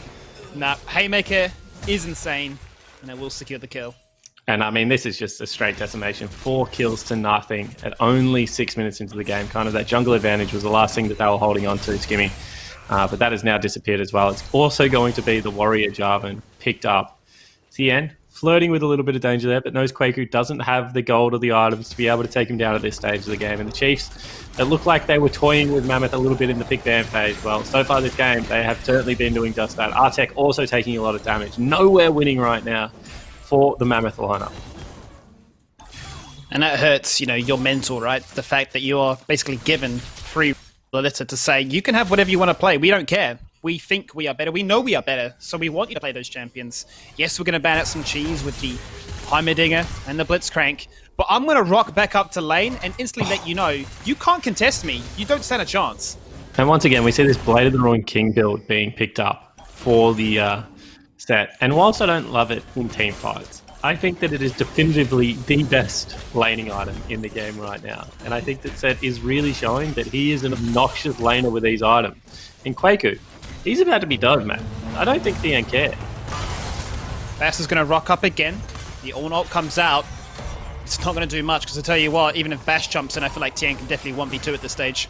He's got his flash available. He can just flash probably kill him right now. He's going to let him go back. He is a merciful top laner. And instead, he's just going to take himself some plates. Still no teleport. And this game's starting to look very, very difficult for the Mammoth lineup to climb back into. I would love to see the goal differential on Thien right now, as he's about to pick up a plate. He does it so quickly. He's 1,500 gold up before he starts whacking the turret, mate. He's a monster. And it really, surely it has to feel so bad for He's Bass. 2,000 gold up, Skimmy. There's only 2,000 gold on the Ornn. That's what I mean. It has to feel so bad for Bass. The fact that he went for the power clear. Croc is like, I don't care. One clear, gank. Always successful, always finding value. He'll take that. That's a flash. Here we go. Maybe turnaround though, however.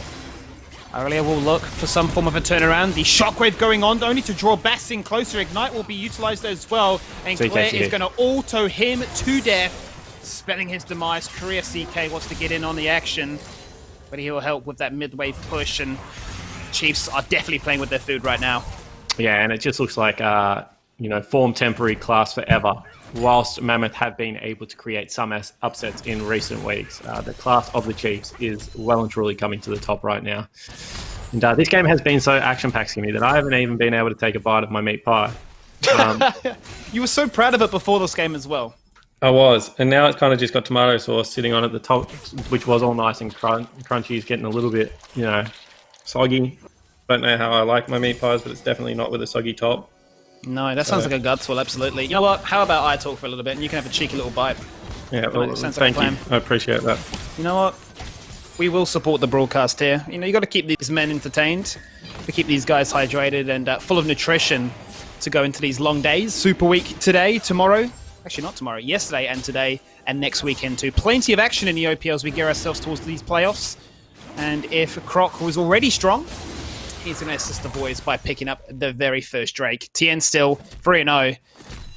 once that Blade of the Rune King is online, what can I say? Kwaku, sure you can give ornaments to the rest of the team, but I don't think we're going to get to that stage, quite honestly, Spawn. Yeah, neither do I, mate. I think that when you have a look at how this game is currently sitting on a trajectory, that we're going to see Rift Herald taken quite soon. Then also just continuing to whittle down Kwaku's health. Good trade back from Kwaku. We'll put maybe an all-in range there. Croc, however, back mid lane. He's looking for it. Lives every single chance he gets to try and jump in. Bass is going to respond. He will fall on down. Claire finds value with that shockwave. Bass with the rewind. The hook nearly connecting. Career CK. Don't flirt with me like that. That was very cheeky for a second, but 6-0, 10 minutes in. Kwaku has been on lethal for half this game. Man, he's going to die right here. Yep. Nothing really more to say about that. Just gets pile drivered into the ground. That's going to be another 2 creep waves crashing. He does have teleport if he wants to try and save this turret. So at the end, will go back, but that is going to be Rift Herald picked up. That is going to be Blade of the Wrong King. It's nearly going to be a cashed in cull as well. Life is good at the end right now. Just admire how well this landing phase is going for the Chiefs. 11 minutes in, you really can't fault them. We always talk about, Chiefs being this incredibly strong team, but now, Spawn, is there a world in which Mammoth can find a form of advantage? Because right now it's looking very grim. I suppose bot lane, be it the fact it is very quiet down there, and Mboma, being that top 10 player, has found himself a CS lead. Yeah, maybe a little bit of a gank coming through here as well. You can get a couple of turret plates, however, Claire responding to bottom lane pressure. I think that this needs one of those mismatched team fights where, maybe DN, who is so much of the gold lead, or Mboma. Will live. Very, very close. Certainly was. That's a good play from Korea CK to burn the flash. What I was going to say is I think this needs one of those team fights where DN doesn't show up at all, and Kwaku just says, you know what, stuff top lane. I'm going to go for a little bit of a team fight play. And hopefully if they get that, maybe they get a shutdown onto Mboma. They can start to try and build something. Well, there's not really much that he can offer to get Career CK out of this situation. Bullet time being burnt only moments before. Action happens across the rift. The kill takes place in mid lane with Lived again falling on down. And the thing is, right, is that you can't go anywhere near mid lane or top lane at the moment. Jungle is a wash, 106. That is a fair Jarvan as well. So something has to happen around bottom lane if you're a Mammoth fan for you to be able to win this game. The problem is that you've already lost top lane turret. You're about to lose 3 plates on your mid lane, 4 plates on your mid lane turret. Like, how much can you bleed top side before your bottom side is just completely irrelevant? I would say about this much. Like, I feel like so too, 5,000 gold down. How do you have a front line to protect you to even utilize that power spike that you may find? So let's take a look. Liv tried to rotate over to this bottom lane play. However, again, he dives onto Claire. Claire just shockwaves him back. It's going to be Spellbook as well, so Ignite goes down. And when you're Claire, and you're once again, 1,700 gold up over your mid lane counterpart, he's just not going to have enough damage to burst you out in these fights. Meanwhile, top lane, 3,000 gold now the lead. Double the gold. That's gross. So every single time Kwaku says, I have 3,000 gold, you just have to imagine that whatever he has, the end probably has the same amount as a lead. Hook is on. That is the hook. There's the finesse, the exhaust, and the flash to disengage from what was an impending doom. Chiefs will let that one get away. But impending doom accomplishment. They can take mid lane turret off this if they want. They can push Mboma back again in the bottom lane. He has catched in his cull, so Mboma is in a position of power right now. See whether they can fight 3v3 around him. No, jungle not here, so it's a 3v2. No pressure on the rest of the map, and this bot lane is just never safe. Now they will find that KDA getting negative. Only Arctic the sole survivor in this situation, but it's such a rough showing. And the fact is, you're talking about mid and top getting bullied so hard. Now Claire is cycled through that unsealed spellbook. He's got TP as well, so you're looking at TP ganks and just complete disaster. Yeah, absolutely. And I mean, that's what an overflow looks like, right? Bass had to catch the mid lane wave. While that's happening, you bring the jungler down. It's a 2v3. Again, shockwave mid lane.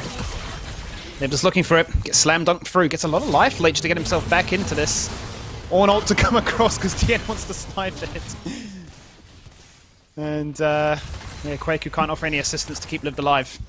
And this is starting to get very, very ugly, Skinny. We've got ourselves 6,000, 7,000 gold lead only 15 minutes in. It is a 10-1 scoreline. The 2 neutral objectives in the Dragon and the Herald that have gone down have been taken by the Chiefs Esports Club. And CN isn't making the mistake he made last time he was this far ahead, where he just sat top lane and didn't do anything. This time, he comes mid lane, he kills Liv. He's rotating that advantage around Summoner's Rift. I would love to see them go into a 1-3-1, take this lane game as seriously as possible. And CN right now has got 2 completed items at 15 minutes on set, who's a bloody powerhouse already as it is. Showing why they were willing to give over the best utility tank in the game to just take him out.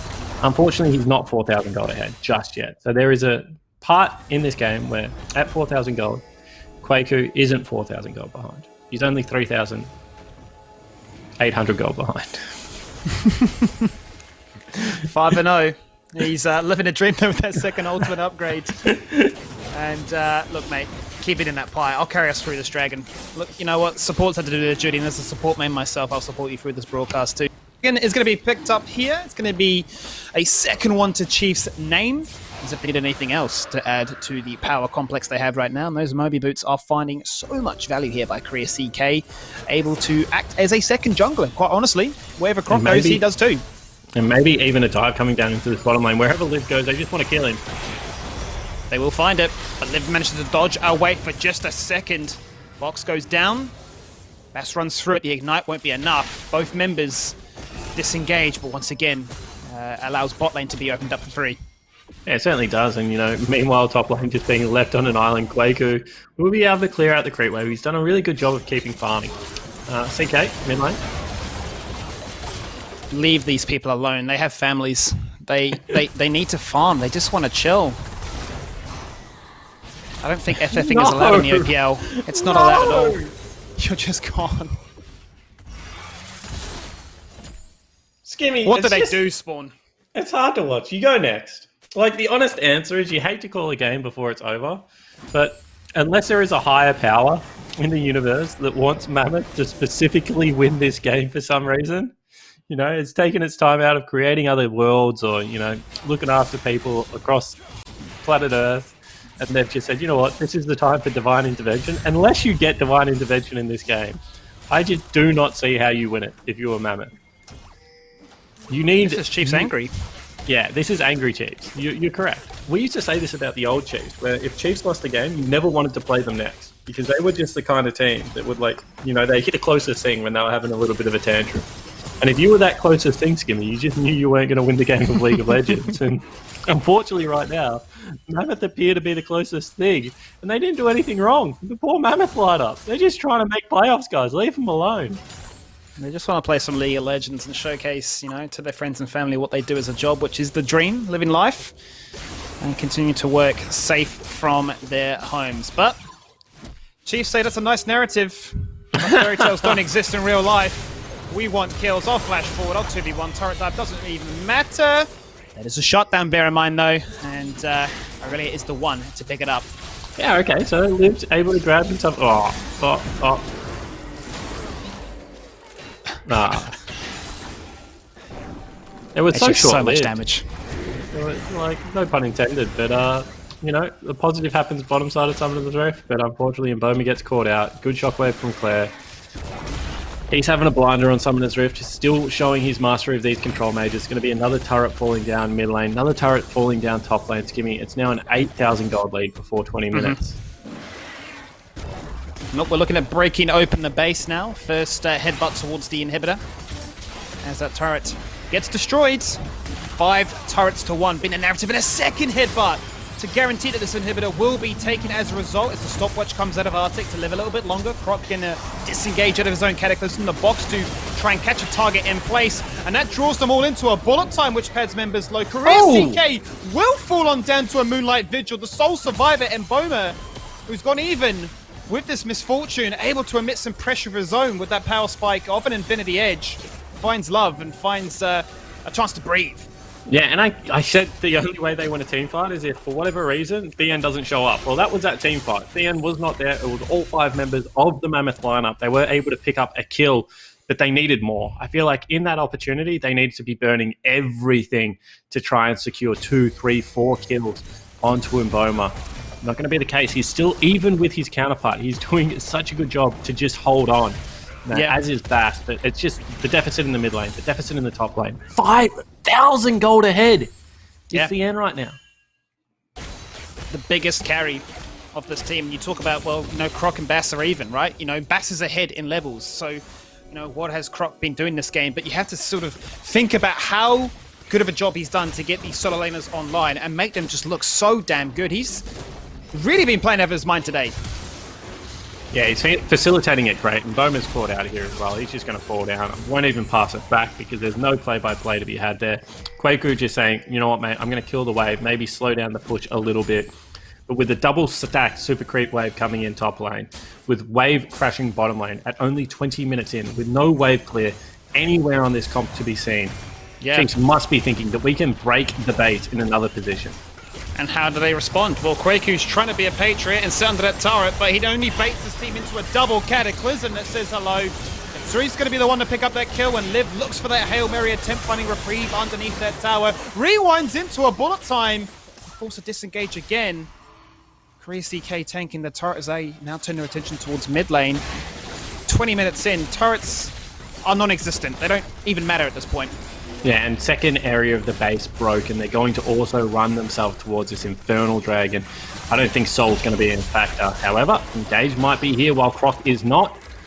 No, they'll decide to back away. They leave that inhibitor standing, and Croc will take himself an Infernal Dragon. Discipline displayed here, as Croc doesn't have many resources left in his name. He's very low on that mana, so requires the rest of his team to come on and assist with him. So if they ever have a sketchy situation presented to them in this game, well, at least they've always got the Inferno Soul that they can then juggle around with. Yeah, absolutely. And that's what it gives you, right? It just gives you that ability to be able to fall back on something else. And you know what? I don't think they're going to need it this game, Skimmy. I think that they do not need insurance. They are young, healthy, individuals, but you never know. Maybe that power that we were talking about now goes for the internet. Maybe two people DC. I don't think one's going to be enough to do it, but maybe a couple. Maybe they go past. I don't know. I don't know what I'm saying. I don't know if there is a way to win this game. Maybe need to play from Nick Boy's, showroom gaming house. Do you know what I mean? Yeah, just with some shitty internet. The fact that they disconnect. Yeah, absolutely. The fact that he disconnects so often. I mean, you pay the price, right? You flex us with your toilet paper and your good-looking charm and your lovely little room, but your internet sucks, mate. So maybe Chiefs need to play that and give these teams a chance. Yeah, and all your rooms started up though, Skimmy. And the one thing I will say is Bass has a level lead. So if Bass gets into the pit, it's not a 50-50. Now I don't think they're going to let him in, but if they do, Arctic face checks, and he really wishes he hadn't, because he gets destroyed. Oh, they go. They chase on forward. Baron was the bait. But they are hungry for kills. Knowing that inhibitors are down, they can end this game sub 25 minutes. They're chasing on through. Greasy K gonna look to find the hook before he runs on through. He flashes it out. Misses it. That is worst case scenario. Two members fall on down. Second inhibitor go too, and well, Chiefs steamrolling this game. Yeah, and I wonder if that's enough for the Chiefs. They take another inhibitor. They increase their lead at 23 minutes to the 10,000 gold mark. They're going to look to take the jungle on exit. They get themselves another blue buff. Bass, who just does have this level advantage, now being denied farm. So much right now being done right by the Chiefs. That's a great turn off Baron for 2 kills. At 20 minutes into the game, it's very hard to do Baron. He is a big tanky boy. So the look for the turn, I believe, is the right one there. Now with 2 inhibitors down, they just have to wait for the waves. They can allow the end to split push bottom lane. No one can go with him. And this might be time to just V-lane back to that bottom lane and look for it one more time. Yeah, that's been really the fact of the matter, right? Is that Tien's just been so resistant to grouping up. Mate, he's still 6,000 gold up. He just wants to draw everyone down. He wants some montage moments, sport. He wants to have a clip made about him. We kind of made a meme about it, right? That if you just take Kwaku's gold this game and then double it, that's what Tien's going to be on. I didn't think at 25 minutes in the game that would still be the case. Yeah. It's kind of stupid. 6,000 gold up. The rest of the team is pretty even at that point. I mean, apart from mid lane. Mid lane's an absolute wash. But you know what? Maybe if Theon doesn't show up to a fight, there is a chance. Well, does have teleport, and he's prepped that bot wave, getting ever so close to taking out that third inhibitor that acts as a protection shield towards them and defeat. The Chiefs, for the second time now, will start at the Baron. No vision for Mammoth to contest. They're going to be forced to face check again. Yeah, and CK kind of showing that they're doing it because they're kind of trying to keep him away. It's 6,000 health. They don't even get it low enough to be able to steal, and they go for the fight. He's forced to flash away, but they just bait everybody in to Tien, who just 1v5. So the guy is unstoppable. Raid boss, yes, check and complete. He's got the double. He's allowed his team to find the quadra. And the sole survivor is a Nautilus that wishes he could hang in a submarine and sail very far away from this. Yeah, and it's 25 minutes. The ace comes across. The Chiefs not even going to look at Baron. They're going to instead look for the victory. The death timers are too long. The Chiefs are too good. Mammoth will fall, and the Chiefs cement themselves at the top of the table. The Chiefs certainly do. They are the team to beat Blue Side and Blue Dreams because they are all calm and collect, but angry when they see red. And Skimmy, I only got through half of my pie. That's how quick the game was. It is It was rough. a rough game. It was a very rough game. It was a rough game for me. It was a rough game for Mammoth. And I'm sure if they had their time again, they would have loved to have been able to scout some of those early game ganks that were coming across from Croc, because he really did set the pace of the game. We said maybe it would be in Bass's favour because he is quite a chaotic jungler himself, but with all the flashes down, the Chiefs just looked like they were in heaven with how much pressure they had on Mammoth. Yeah, Mammoth definitely been taught how to play the game of League of Legends as Chiefs come in with a plan and execute pretty much flawlessly. Feels bad for them. Take those dubs as it gives them that better chance, really, of finishing in the ideal spot for playoffs. That does it for game number 5. We've got one more coming up to round out week 9 of the OPL, so don't go anywhere after the short break.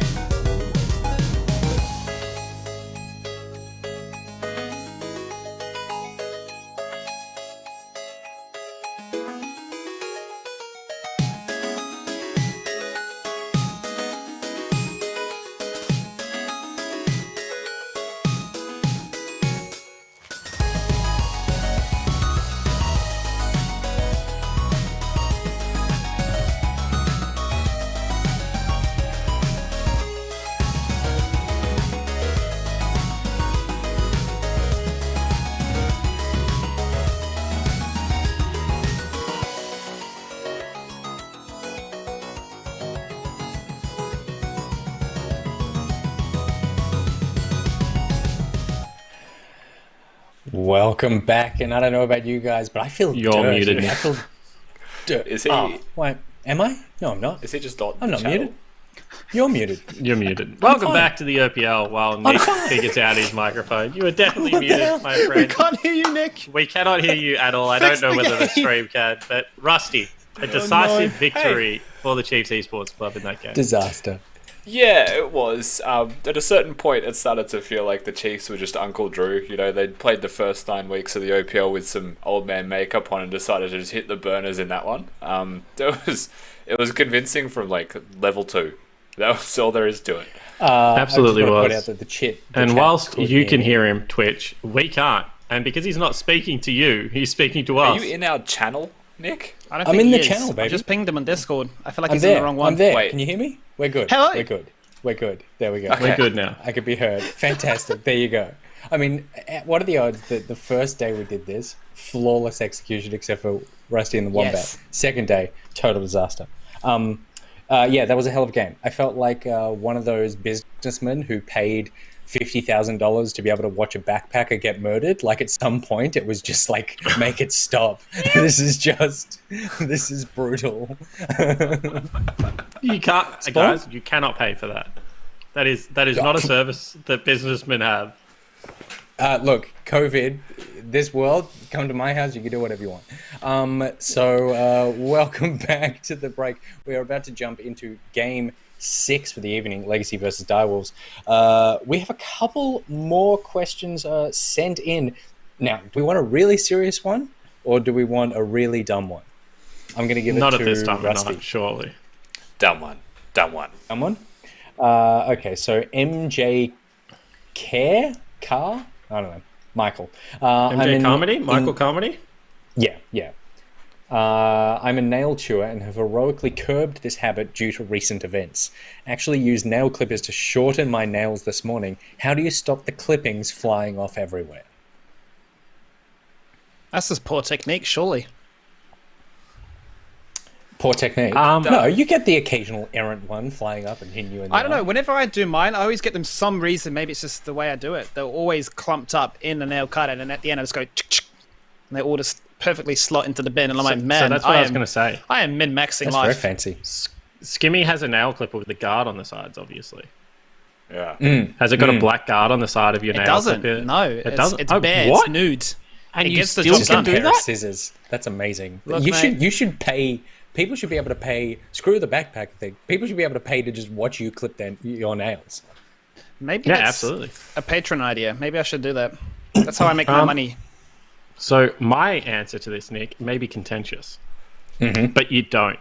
You go outside, you sit on your deck or on your grass or whatever, and you just let them go wild. You just let them fly. Fly, my nail clippings. that's fly.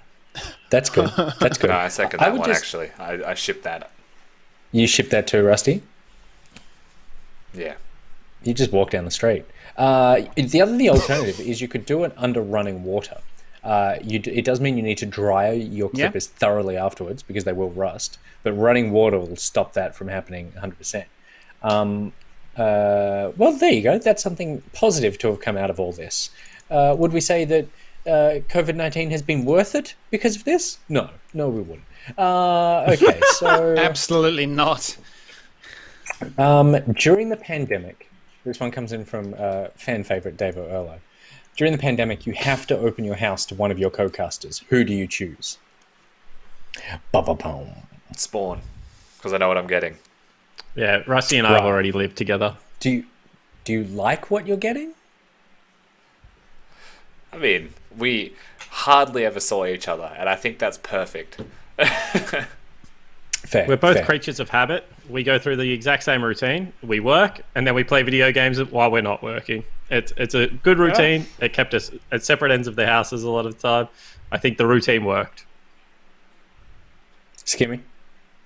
I feel like I'll choose you, Nick. Not that I want you to come to my place, but I want to go to yours because I feel like, when you've got all these kids in your house, because you live in this mansion, obviously, you've always got these kids maybe walking randomly into you and be like, "Daddy, attention, please," or maybe you're having to go check up on them because they've woken up. Well, I'd be the same. I'd be craving that attention. Maybe up at 3 a.m. playing solo queue, screaming, and you're like, oh, "Skimmy again," all candidly, and you'd come and be like, "What's wrong, buddy?" And I'm like, "I've just lost, my promos to gold division," and you'd be like, "It's okay, you suck at the game, but that's okay." And then I'd feel so wholesome inside, and life would go on, and it'd be the, what do they say? Is it the nuclear, the atomic family, like the perfect family? Yeah, that's us. Yeah. I feel that bond already. That's nice. So I definitely wouldn't open my house to Skimmy.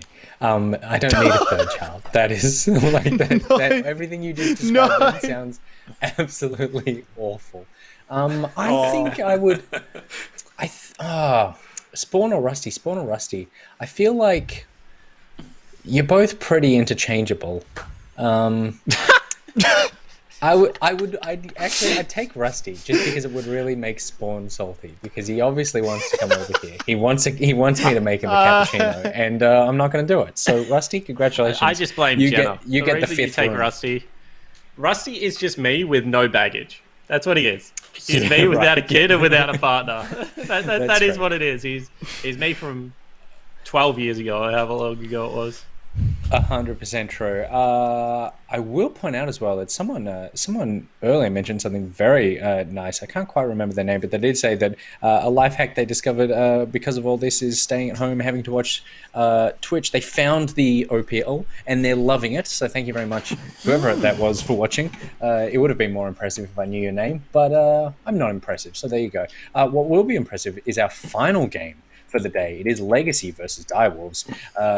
We hyped this up as the banger of the evening. Rusty, are we still feeling that way? Yeah, I mean, it has to be. This is definitely the one that's set up to be the most exciting. Both of these teams, I believe it's their only game today as well, and taking on each other, so they've had all the time to prepare for one another. I think this will be the game to watch, even just through perhaps the drafting. Honestly, it's the only reason I haven't gone to bed yet.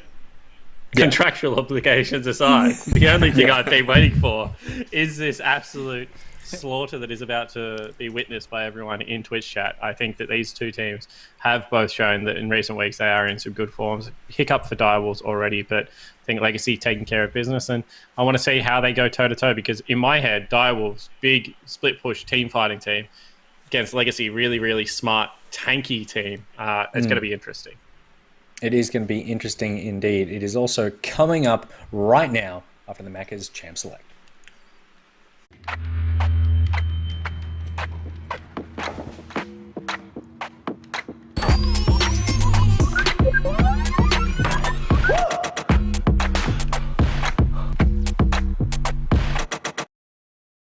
Feeling the heat?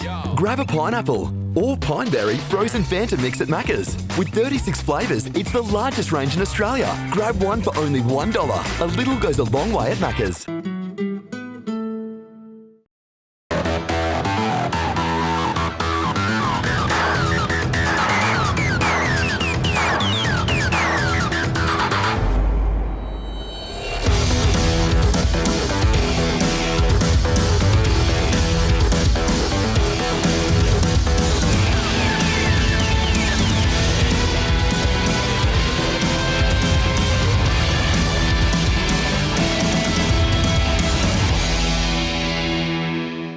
The final game is a banger. It's a top three all-out affair as Legacy take on the Direwolves in this situation. We need some energy, and this is a game, surely, Spawn, that can bring us up to a state of entertainment for the viewers also at home. Yeah, absolutely, Skimmy. If there is a game that you have been waiting for today, it must be this one. Direwolves versus Legacy to fight for who is the best team in green.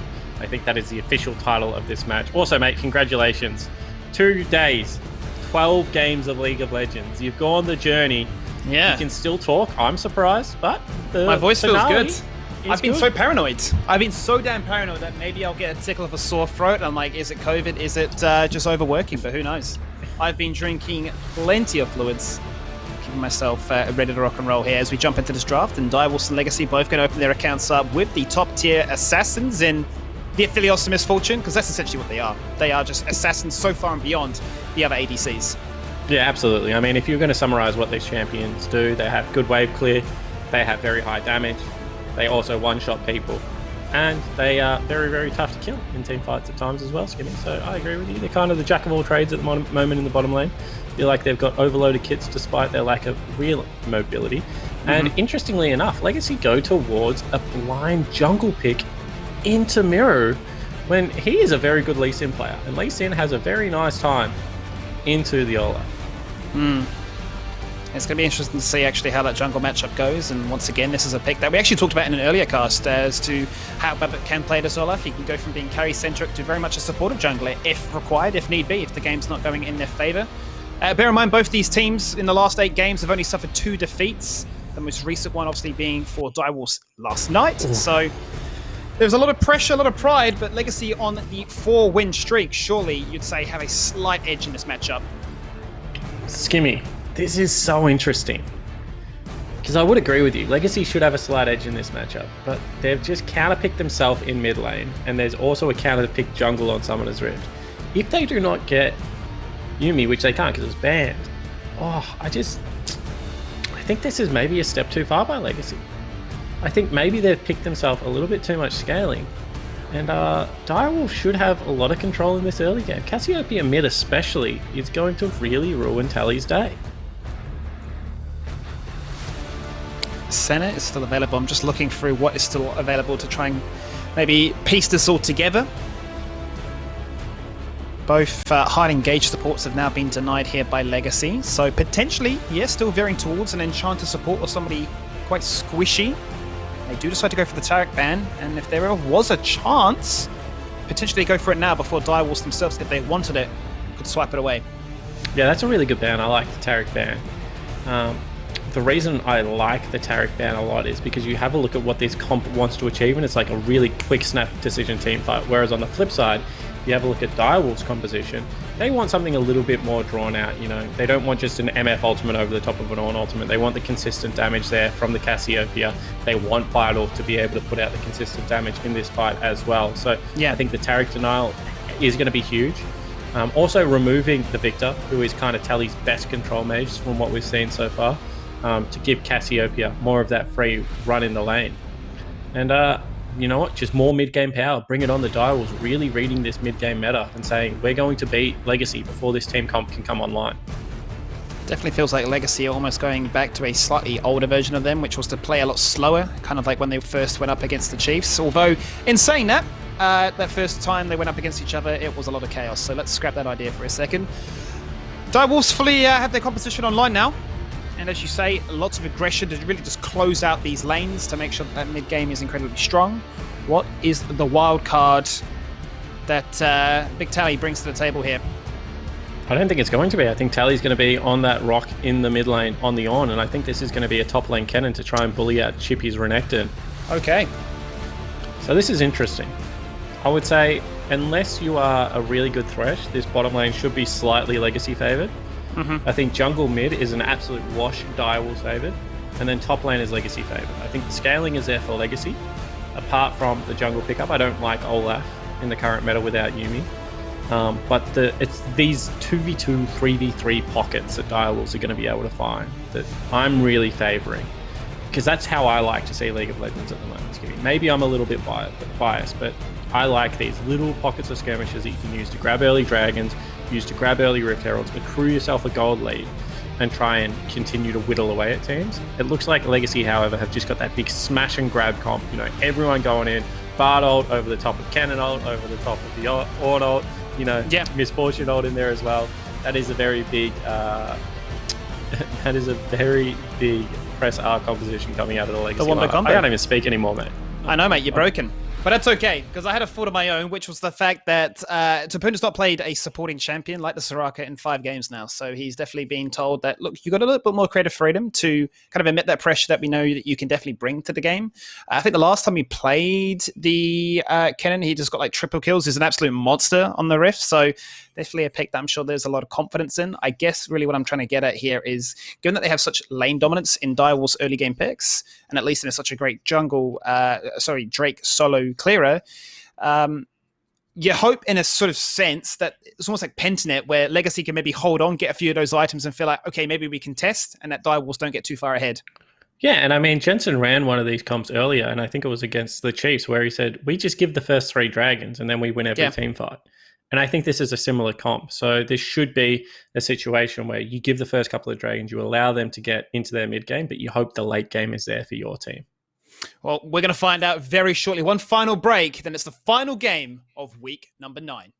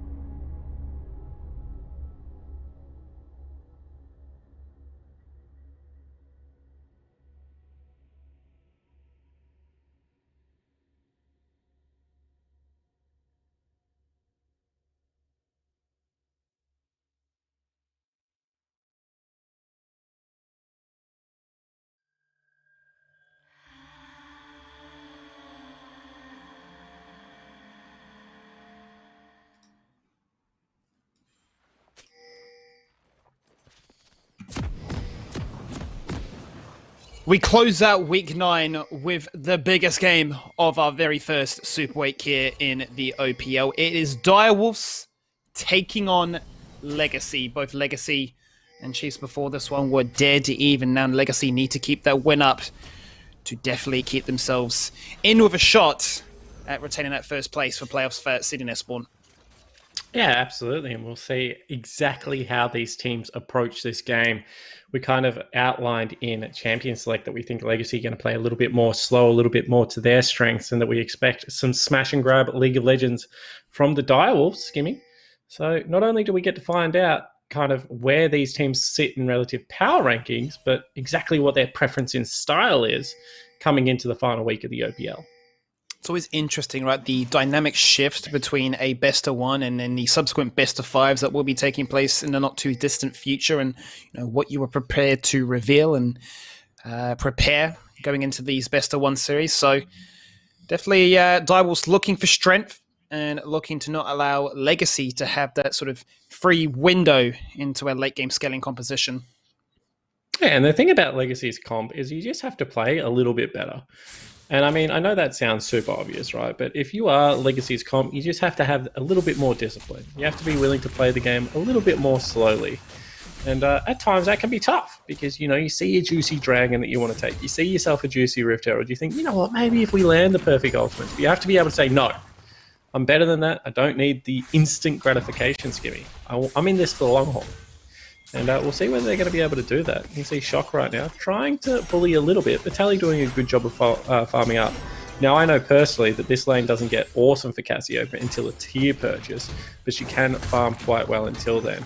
And any lane where Cassio gets a free tier is a scary lane at that.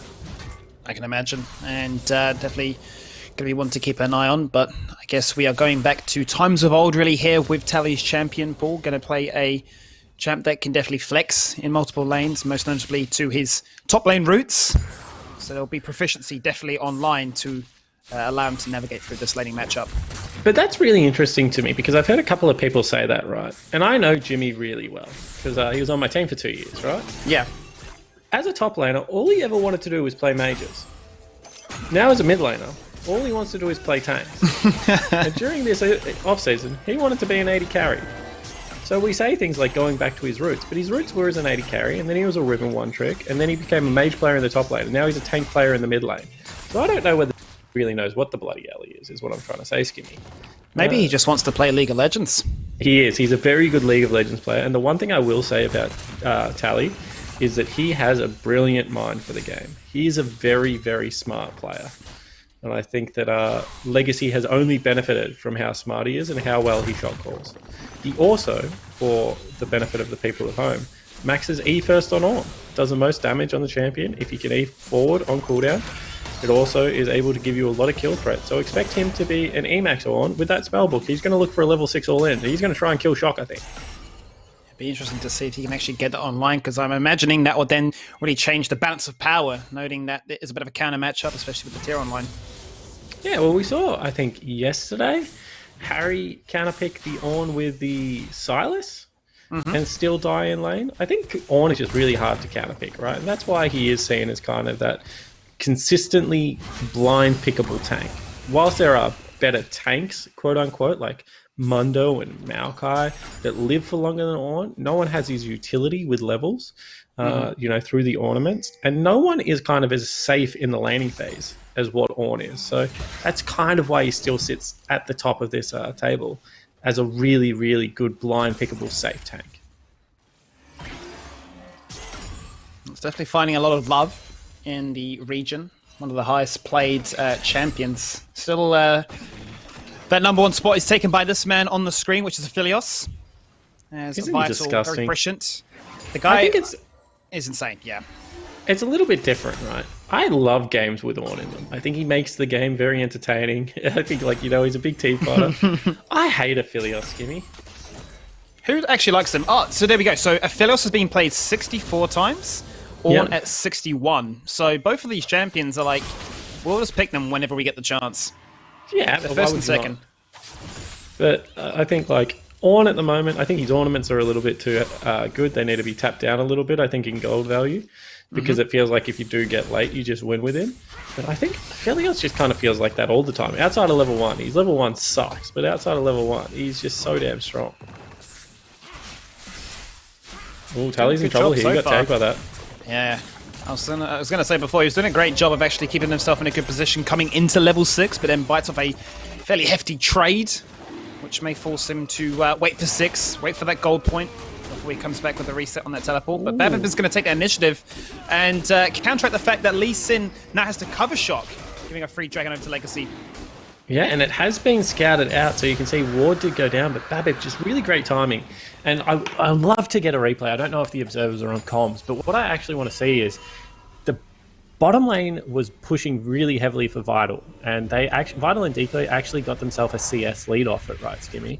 But then what they did is they got the wave off the turret, and they started stacking a wave back, and that gave Legacy a one-window wave of, priority, where they were able to take this dragon. It also coincided on a time where Shock had ran so he had to go back to base. So I think that is just really great timing and understanding from the Legacy lineup of when they can start objectives and when they can't. Because now you can see they go back to Direwolves having priority in the mid lane, Direwolves having priority in the bottom lane.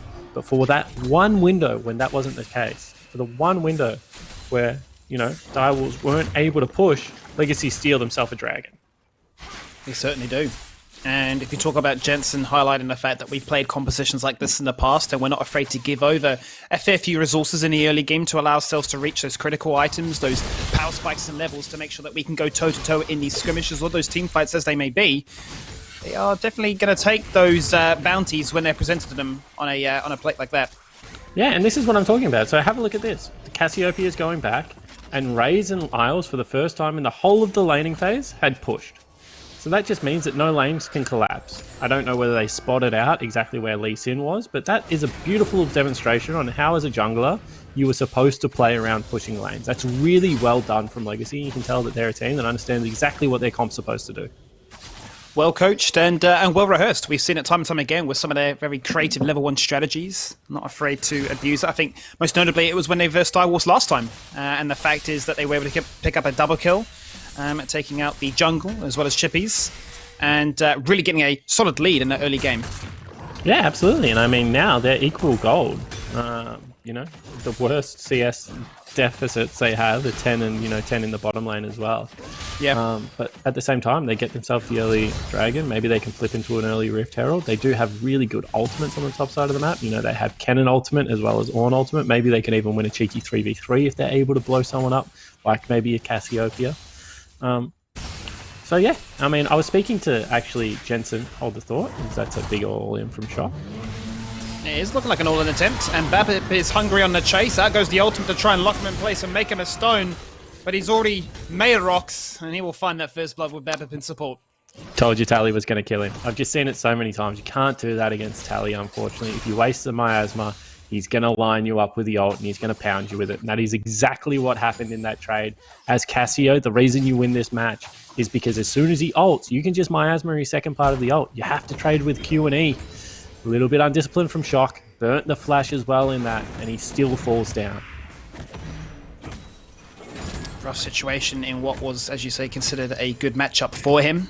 Obviously very confident on this Cassiopeia, bear in mind. We talked about it when he played it last. I believe it was, a couple of thousand games. So the guy knows what he's up to.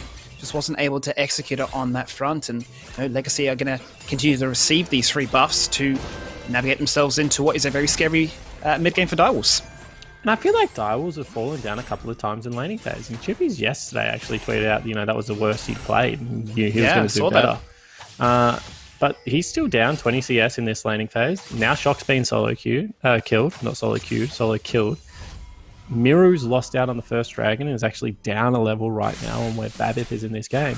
And I think a little bit too often for my liking at the moment, Skimmy, this team seems to be like, if it is to be, it's up to Mr. Vital in the bottom lane. And I don't think you can just put all of the carry threat on, the 17-year-old Korean import, because that's so high pressure going into the final series.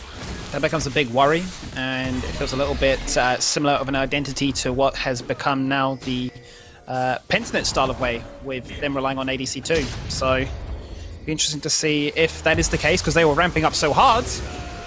The ultimate won't land here from Bob, but that won't stop the rest of Legacy chasing in. That goes to Great Ragnarok. stun.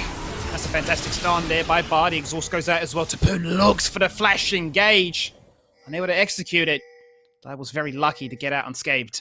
Yeah, great job from Direwolves to be able to pick up their first objective of the game, and now Vital's going to get so many turret plays. I think I mentioned this, but if you have the Chakram on Aphelios, leaving him by himself, despite having a Rift Herald, he will take the plates as quickly as the Herald will. You just saw how quickly he melted through 2 of those plates on one wave.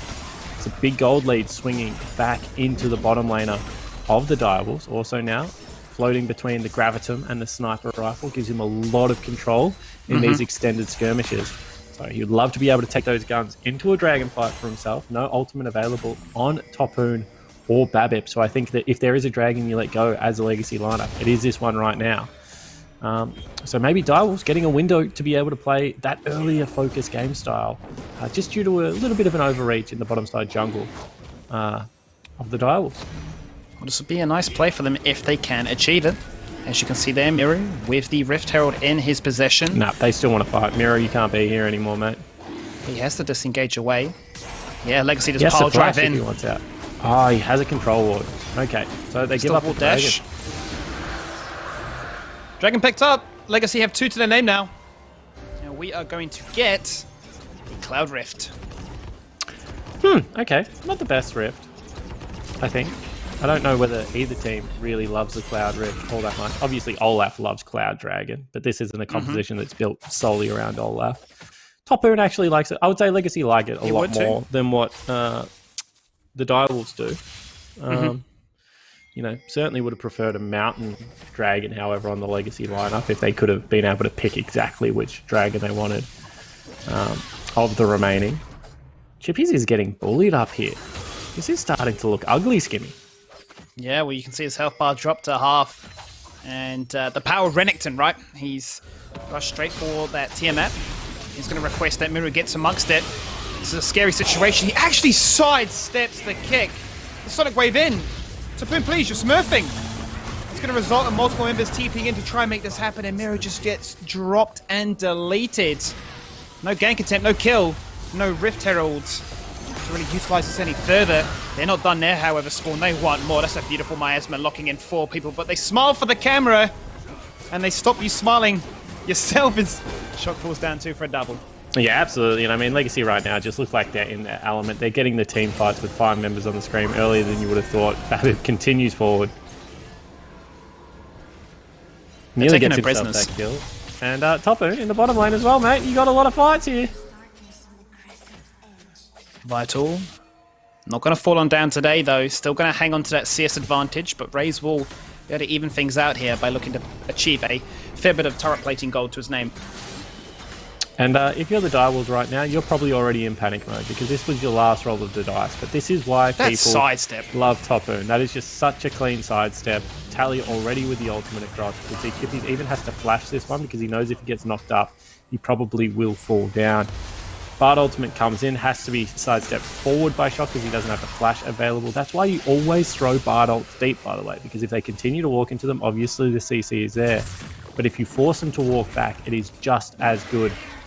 Shock and Mirror are going to get a little bit of gold from this turret. A couple more plates fall down, but you feel like the damage at this stage has well and truly been done, Skimmy. The early game skirmish comp has not come online whatsoever. It absolutely hasn't. And no, Legacy will have that gold advantage. And will be feeling pretty comfortable in the spot they find themselves in right now. You know, next Drake up in 2 minutes and 20. And what was a rough start for them on paper, they've been able to keep cool, keep calm, and keep collected. And you know, a lot of that stems from the fact that Tapoon hasn't been seen to be ganked on upon much, and Tally was able to find that all in at 6.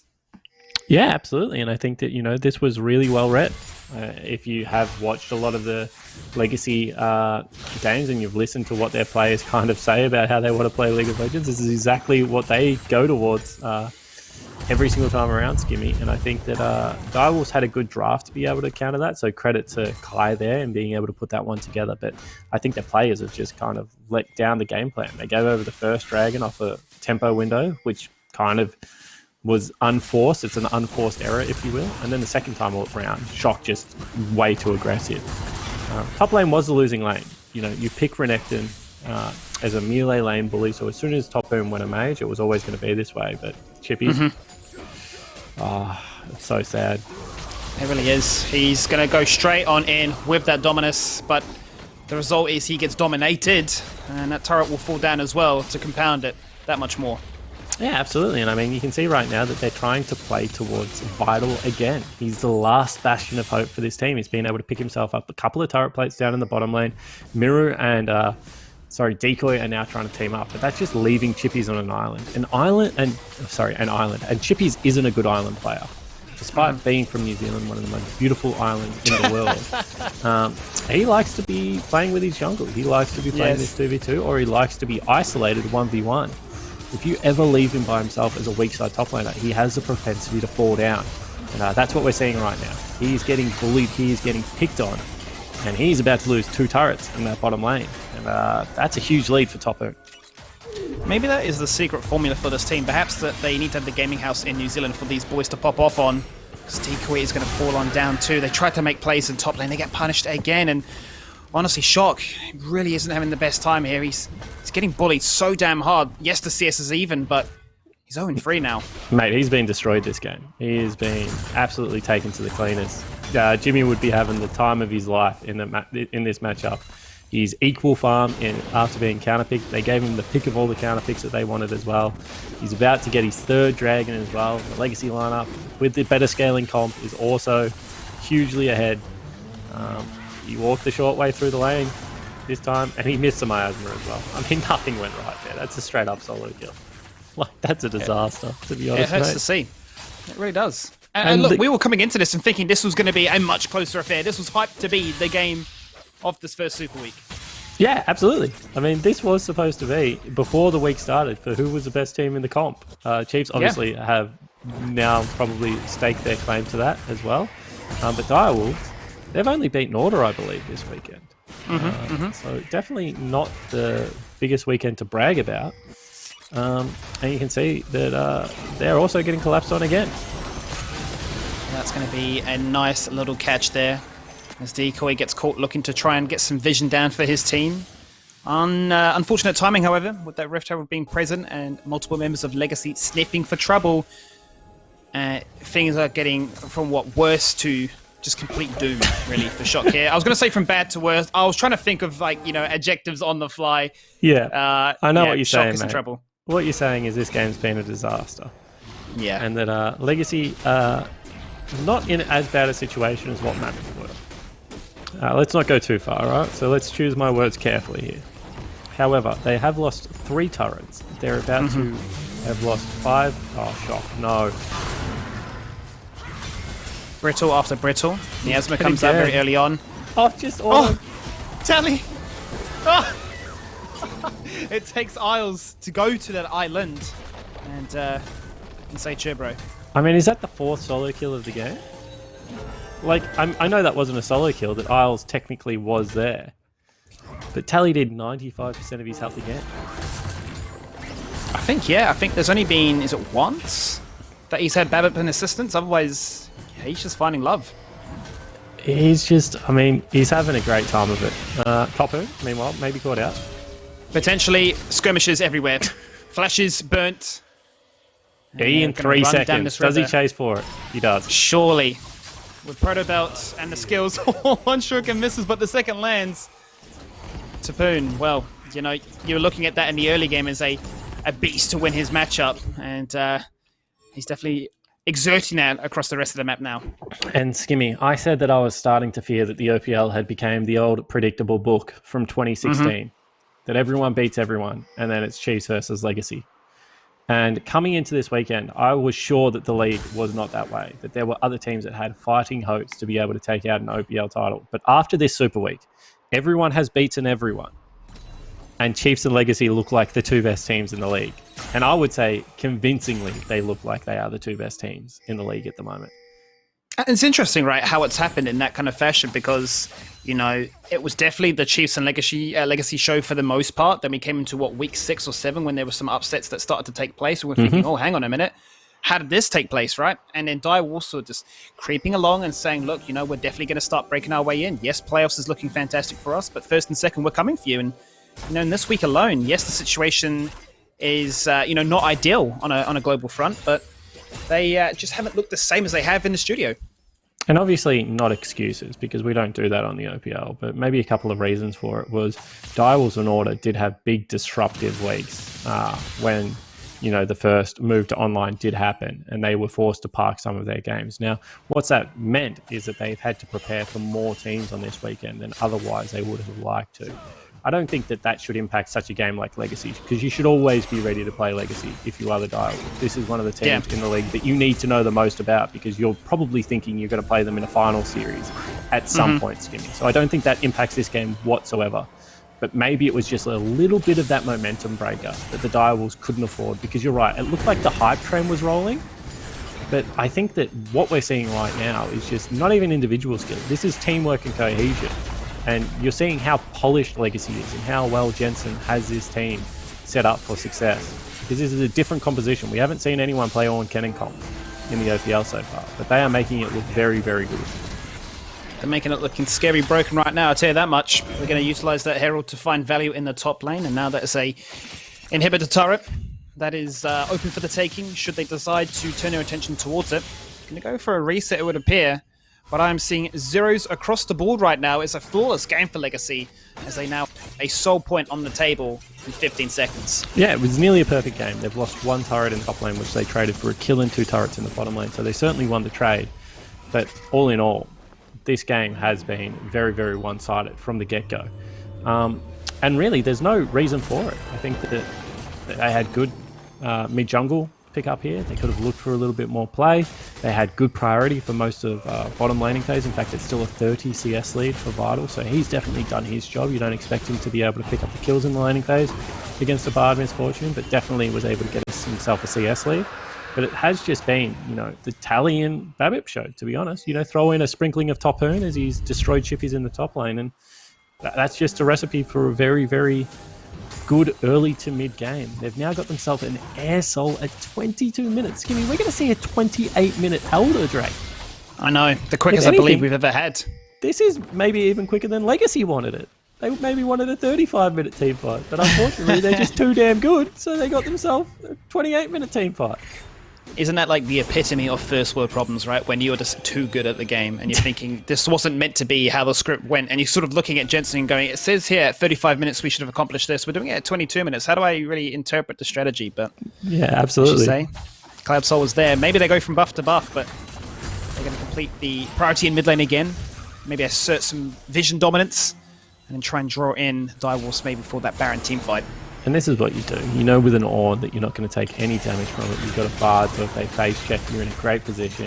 Instead, you just tank it up with the Ornn. You leave them on the flanks. If they approach, you look for the fight.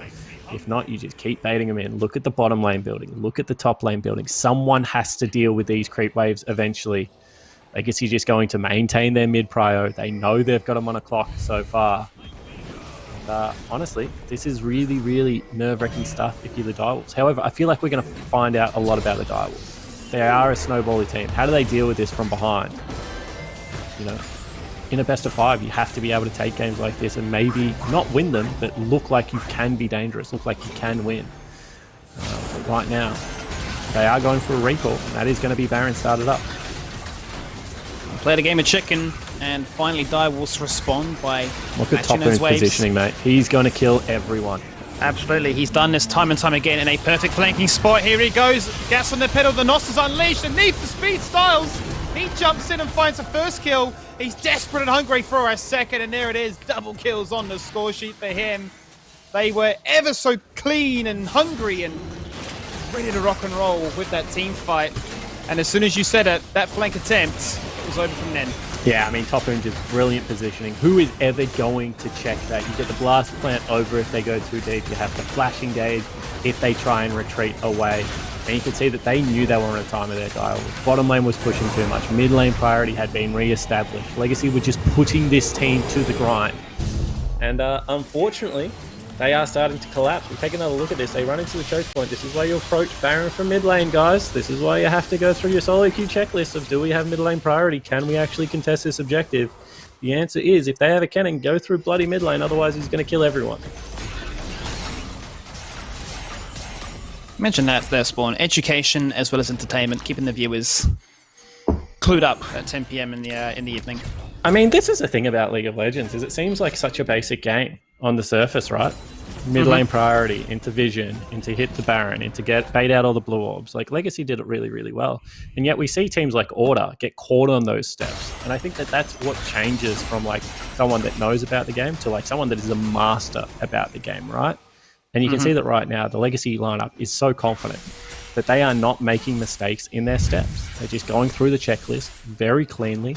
They are still yet to give over a kill. Their mid game has even been more impressive than their early game, to be honest, Skimmy, which is saying something. And I cannot wait to watch Legacy versus Chiefs. Like, I just bring the game on right now. I would cast a 7th if you had that game lined up for me, because that will be a very entertaining affair. The mental boom from you before has perhaps been refreshed by the prospect of a fantastic game, and there's still hope as Chippy's manages to dash away, burns up the stopwatch, or actually the Zonias, because that's how far ahead Topoon is right now. It's going to be staggered death timers here if a fight were to take place elsewhere on the map, as Legacy are working their way towards a inhibitor to open up that win condition. And when the teamfight build cannon is able to 1v1 the split pushing Renekton, that's when the game's in very big trouble. Renekton should be able to heal up. He should have options, mate, but he does not at this stage of the game. 5-0-3, Topoon, who I thought was the best player coming into the OPL at the start of the season, was probably going to be Legacy's best player, has started to show his dominance. Another engage coming in. Wild Ult won't land, but it will make these members dash away, which opens up this inhibitor. Mid lane has been broken. Now they can turn their attention to top side, still utilizing that Baron buff to escort these minions in and potentially look at a second. And what was supposed to be game of the day has turned into an absolute bloody shellacking, because it could be over right here. Chippies is going to respawn, but no flashes available on the two solo laners. Ultimate back available for Topoon.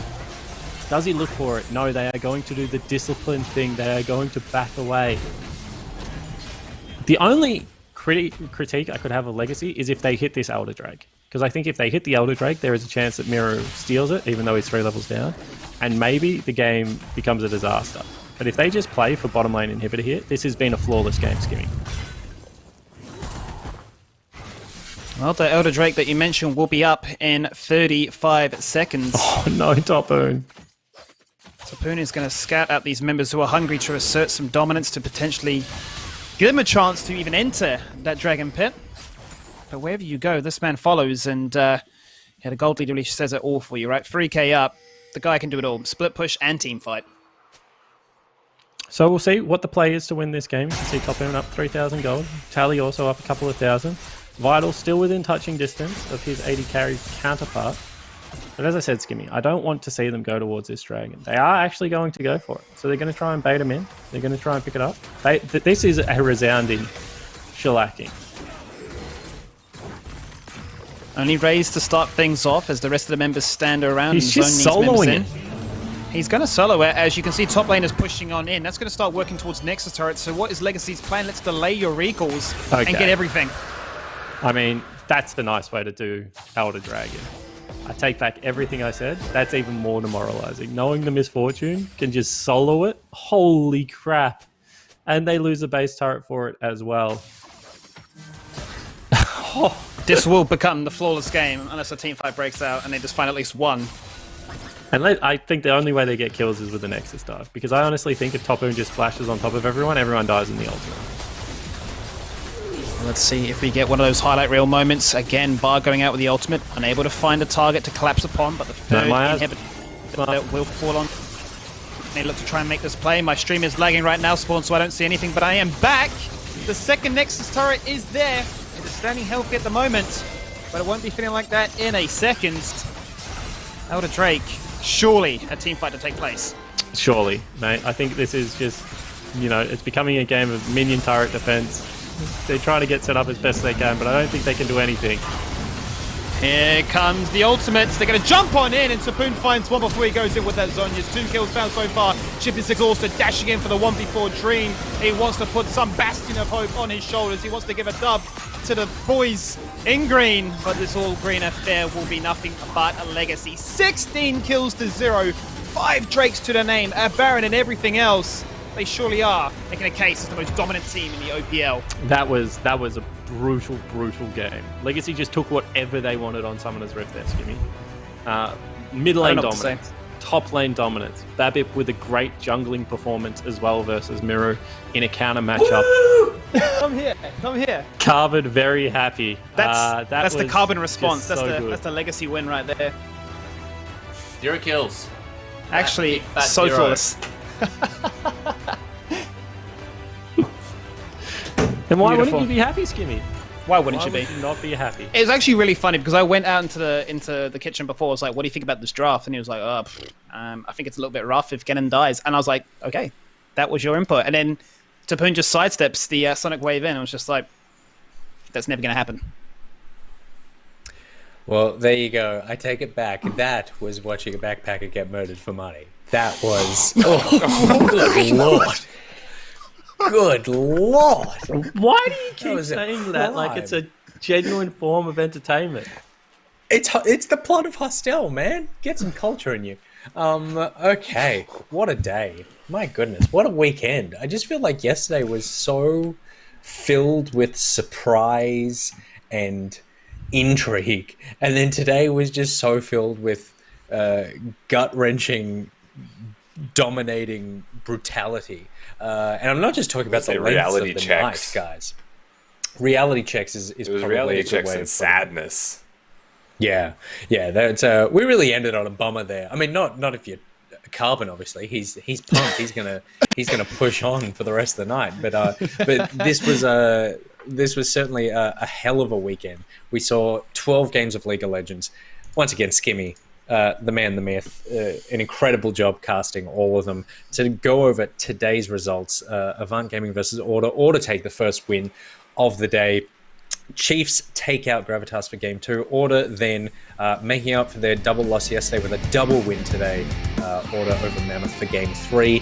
Gravitas win over Pentanet.gg for game 4. Chiefs crush Mammoth for game 5. And Legacy ruin Direwolves for game 6 in not necessarily the banger of the day, but certainly the surprise of the day, Rusty. Yeah, absolutely. I think those two last games were absolutely putting us